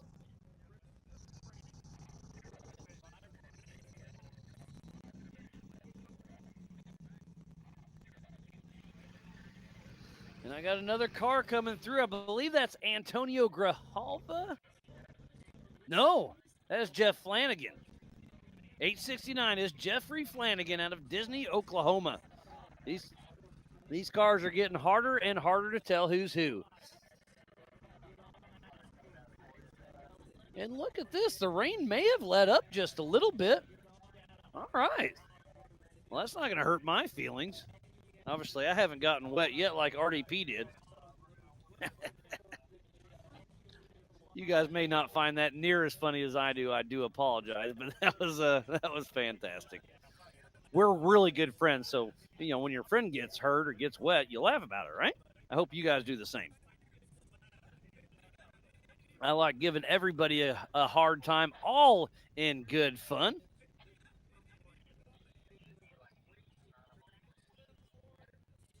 Yeah, if I don't give you a hard time, we probably don't quite know each other well enough. And Mama Ann just checking on Scott Farley. Scott Farley looks like he is 4th in class right now. In front of him is Justin Barth in 3rd, and then it's Brian Trimp. And we know Sean Rice is going to win his class as long as he's course compliant, because he is going to be the only 4800 Branik Motorsports Legends car to complete all 6 laps. So hopefully you're tuned in and watching. I don't have to text you back.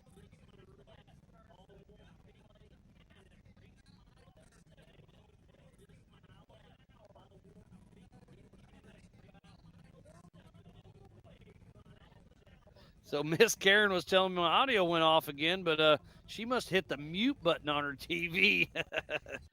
All good. So checkered flag is out for Paul Wolf. He just won this.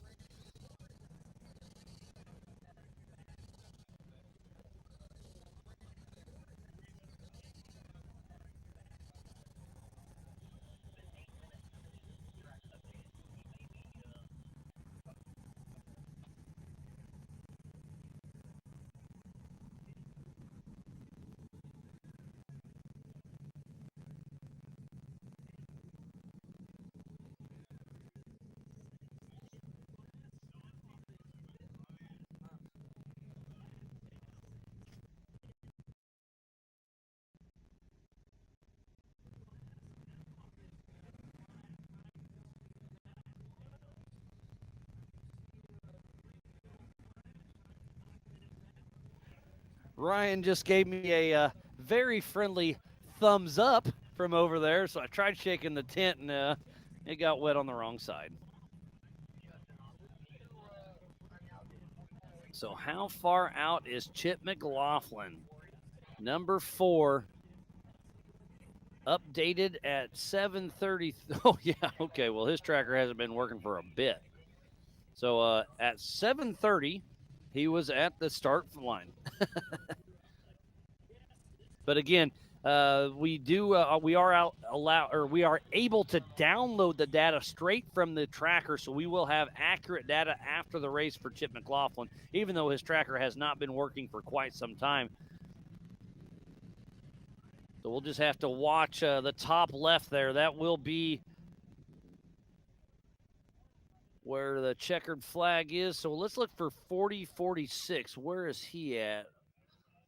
Looks like he's at race mile 8.5 at 20 miles an hour at 01. So 4 miles ago. So he's probably at race mile 9. So we're about 2 miles away from second place getting the checkered flag.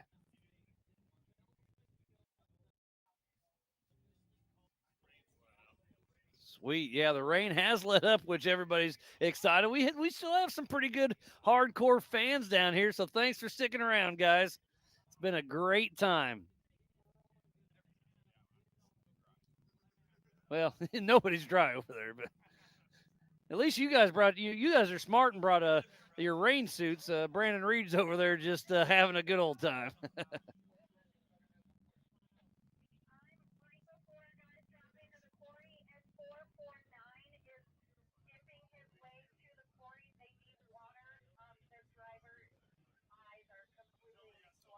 Ooh, getting an update from Antonio Grijalva over the PCI race radio that he needs water. His eyes are completely bloodshot, so tough break for him.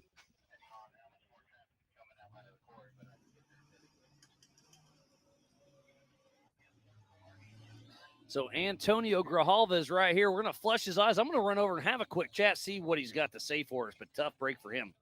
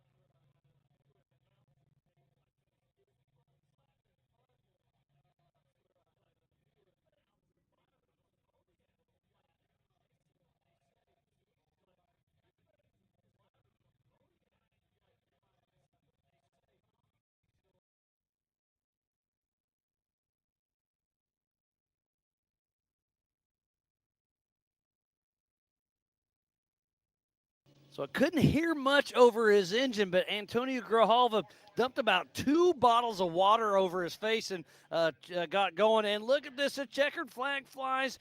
Who is that going to be?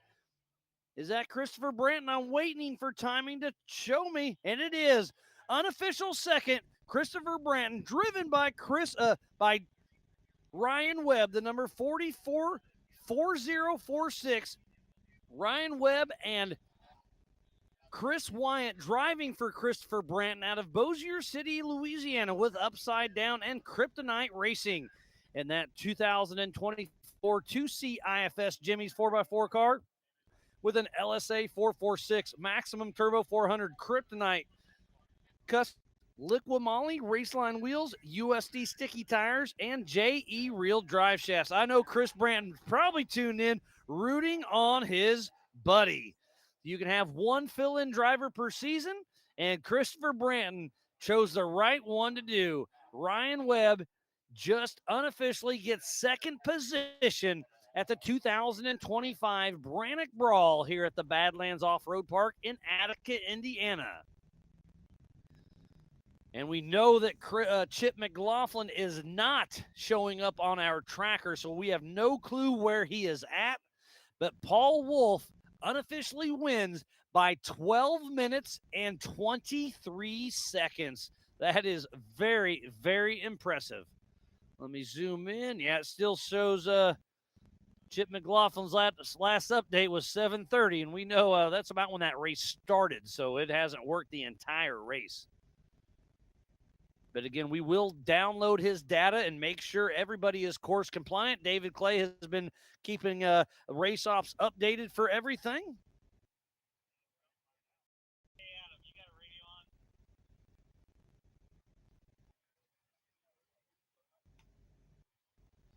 Hitch is still tuned in watching. Let's roll over to the YouTubes.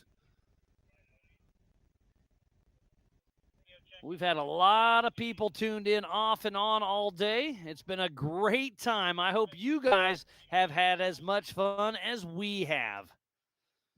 This is round number 2 in the Central Series, and it has been one heck of a race to watch.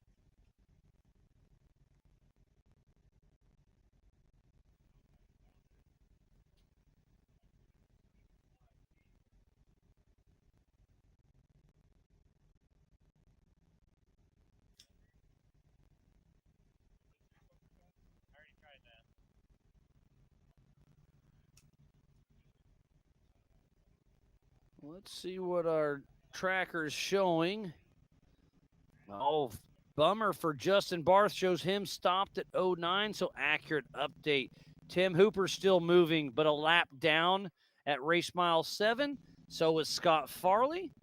So Scott Farley, I think, just moved into 3rd position. Where is 896? There's a lot of cars up in the hot pits that are, that have finished the race, because this is a Grand Prix finish. So once Paul grabbed their checkers, so did everybody else. So I'm looking to see if I see Brian Trimp. He may have already crossed the line.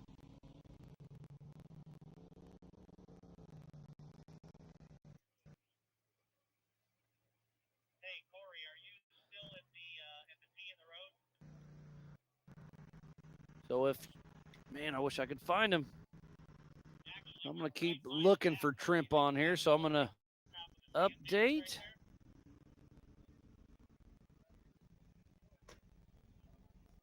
Update again. There we go. Menu. Let's do 4,800 class. I can scroll down.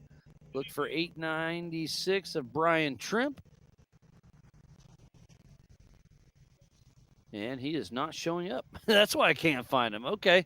So, again, having a little bit of tracker issues due to weather and everything in between, but I'm still a huge fan of it. But just like technology and here on the live show, sometimes it is not perfect. So I'm going to guess it's going to be Sean Reisky. This is 4,800 Branik Motorsports Legends class. Sean Reisky 1, Brian Trimp 2, and then it's going to be depending on Scott Farley or Justin Barth. Scott Farley updated at 11, accurate update. Justin Barth at 11, accurate update. And Barth is back moving, so I'm not sure if what happened out on course, but Farley, I believe, got around Justin Barth. So unofficial 3rd is going to be between Scott Farley and Justin Barth. And then in 3rd should be Chip McLaughlin. Still hasn't crossed the start-finish line, I do believe. So Chip hasn't been on the racing tracks the entire race, so I have no clue. And just like that, the rain picked up again.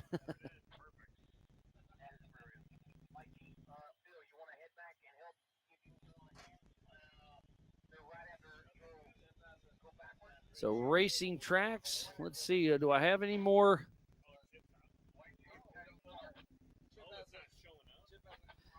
And on the racing tracks, it does not look like we'll have, well, no, he just finished. So Brandon Davis just finished a lap down. So what's that put him in? Oh, there we go. I should have been paying attention to racing tracks. Brian Trimp did finish unofficial second. Brandon Davis finished unofficial fourth, a lap down. So Chip is should be in third place.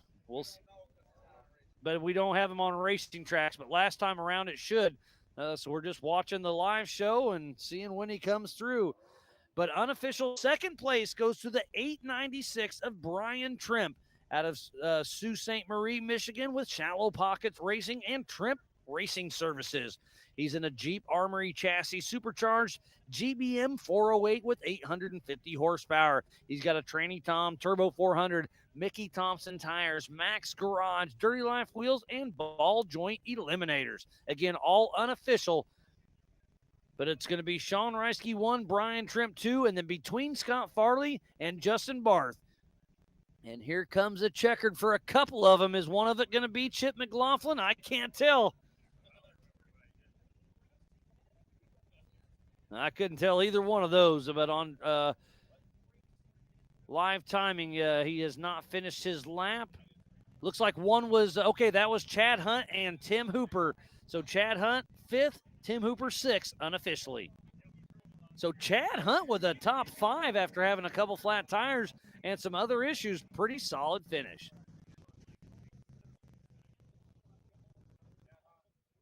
So Philip McGilton out. Justin Barr still moving. Scott Farley still moving. Caden Berger still moving. Antonio Grijalva. Oh, it got exciting when the race won. But Antonio pulled up here. We heard over the PCI race radio he wanted some water to rinse his eyes. So I went over there, threw him a couple. He rinsed his eyes, wanted a couple more. He gave me the thumbs up and took off. So that guy is a trooper for sure. Patrick Peterson out. Flanagan, I believe, is still moving. Terhune out. Brian Moore out. Josh Hacker out. So the rest of the course is out. So moving right now is probably Jeff Flanagan, Antonio Grijalva, Caden Berger, Scott Farley, Justin Barth, and we're waiting on Chip McLaughlin and Sean Reisky. Sean Reisky is going to be the winner of the 4,800 when he gets – he's already won. He's already beat everybody else in his class because he got out to make his last lap. But once Paul Wolf came across, Trimp and everybody else in his class was unable to make the rest of their laps. So let's see. 48.24 of Scott Farley is at race mile 10 at 28 miles an hour 2 minutes ago. And now I do not see, Barth is still back here. So Barth at 11. So 6 minutes ago, I think it's going to be Scott Farley in that third position. So we may have Rufus Racing on both podiums. It's going to be a party tonight.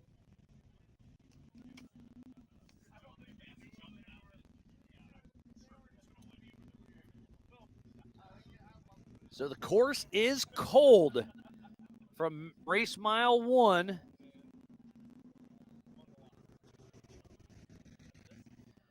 to, I'm going to guess man. So Flanagan, 13 minutes ago, there he just popped up. Okay, so Flanagan is at race mile 3.5, still moving.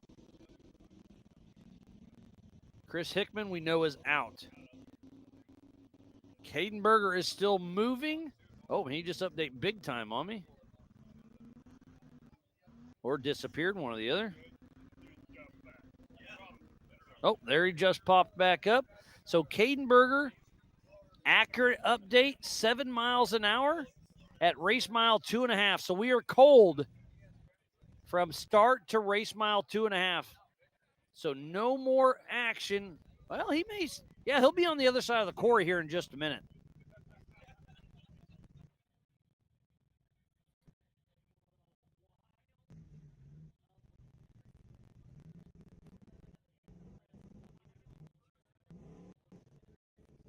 So our furthest back car is going to be Caden Berger at race mile 2.5. Uh-oh, and now I see Jeff Flanagan stopped 2 minutes ago at race mile 4.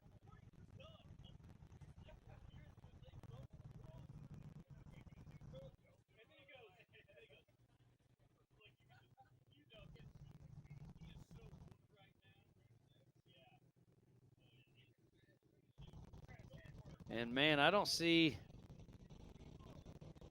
Oh, Sean Reisky looks. Let me go back to timing. He should still moving. He should have finished his race, but it shows him kind of off course 6 minutes ago. Surprised we haven't seen him come through. Not sure what's going on with him. Stopped just barely shy of the start finish. So did he come through and we missed it? Timing doesn't say it.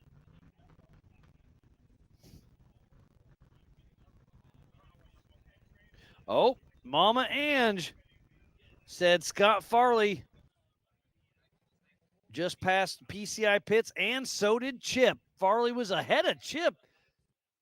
But Scott Farley's a lap down, right? Yeah, okay. So Chip tried to pass his teammate Scott Farley, but was unable. So the checkered flag will be flying in the next 5 minutes for Scott Farley and then Chip McLaughlin. Scott Farley will be a lap down, but should be unofficial third in the 4,800 Branik Motorsports Legends class.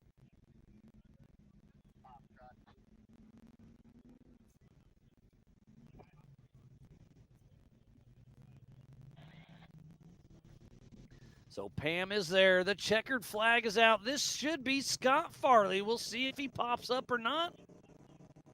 Man, I can't tell on the screen. Let me see if it shows him finished. Unofficial third goes to the 48-24 of Scott Farley and Kevin Sullivan out of Irving, Texas with Rufus Racing. He's in a Tribe 16 chassis with a Grom Racing 427 with 750 horsepower. He's got EcoStaff, Maxxis tires, Vision wheels, Meridyne, and Mama Ange. So congratulations to Scott Farley, unofficial third. And I hear somebody off in the woods having some fun. And the checkered flag flies. This should be Chip McLaughlin. And it is number 4, Chip McLaughlin and Brad Christensen out of Corinth, Texas with Rufus Racing in his Tribe 16 two-seat IFS chassis, Irene, with a Grom LS7 900 horsepower, Maxxis tires, Vision wheels, EcoStaff, Baja Designs, Dynamic Motorsports, Mama, and the man above, Zandy Willems. So we do have our podiums filled up. So unofficial 1 in 4,400 is Paul Wolf, then Christopher Brandon, and then Chip McLaughlin. In the 4,800 Branik Motorsports Legends class, it is Sean Reisky, Brian Trimp, and then Scott Farley. Again, unofficial, but it is looking good. Let's go back to the tracker and see if we're going to have much more action out on course. Looks like the only one that's actually moving right now is going to be Caden Berger with Branik Motorsports at 13 miles an hour at race mile 7. You know what? Since it's Branik Motorsports, I will stay live. Let's see, it's what time? 10:23. We'll do like last night, 10:45. If he doesn't come through, we'll close out this show. So let's go over races that happened earlier this week. In the UTV Open class, it was Paul Wolf 1, Nick Anderson 2, and Cody Willenberg in that third position. In the stock class, it was in the UTV stock class, it was Jeremy Blackburn, Reed Murnahan, and Nate Richardson. In the Youth 1K, it was Jet Peyton Dunford, and Hunter Biddle. In the 4,600 Spider Track stock class, it was John Hall, John Lachey, and Corey Day. In the 4,500 modified class, it was Cody St. Clair, Bob Humanchek, and Austin Pyatt. And then earlier on this evening in the Pro Mod class, it was Nick Anderson, Tim Abner, and Rusty Bray. In the 4,800 Branik Motorsports Legends class, who just finished just a moment ago. In that top spot is Sean Reisky. In 2 is Brian Tripp. And 3 is Scott Farley. Again, unofficial for these last 2 races, but it's looking pretty good. But in the 4,400 Limited class, in 3rd spot, Chip McLaughlin. In 2nd spot, Chris Branton, driven by Ryan Webb. And the top of the box for the entire weekend goes to Paul Wolf, the 1018 and 4,400.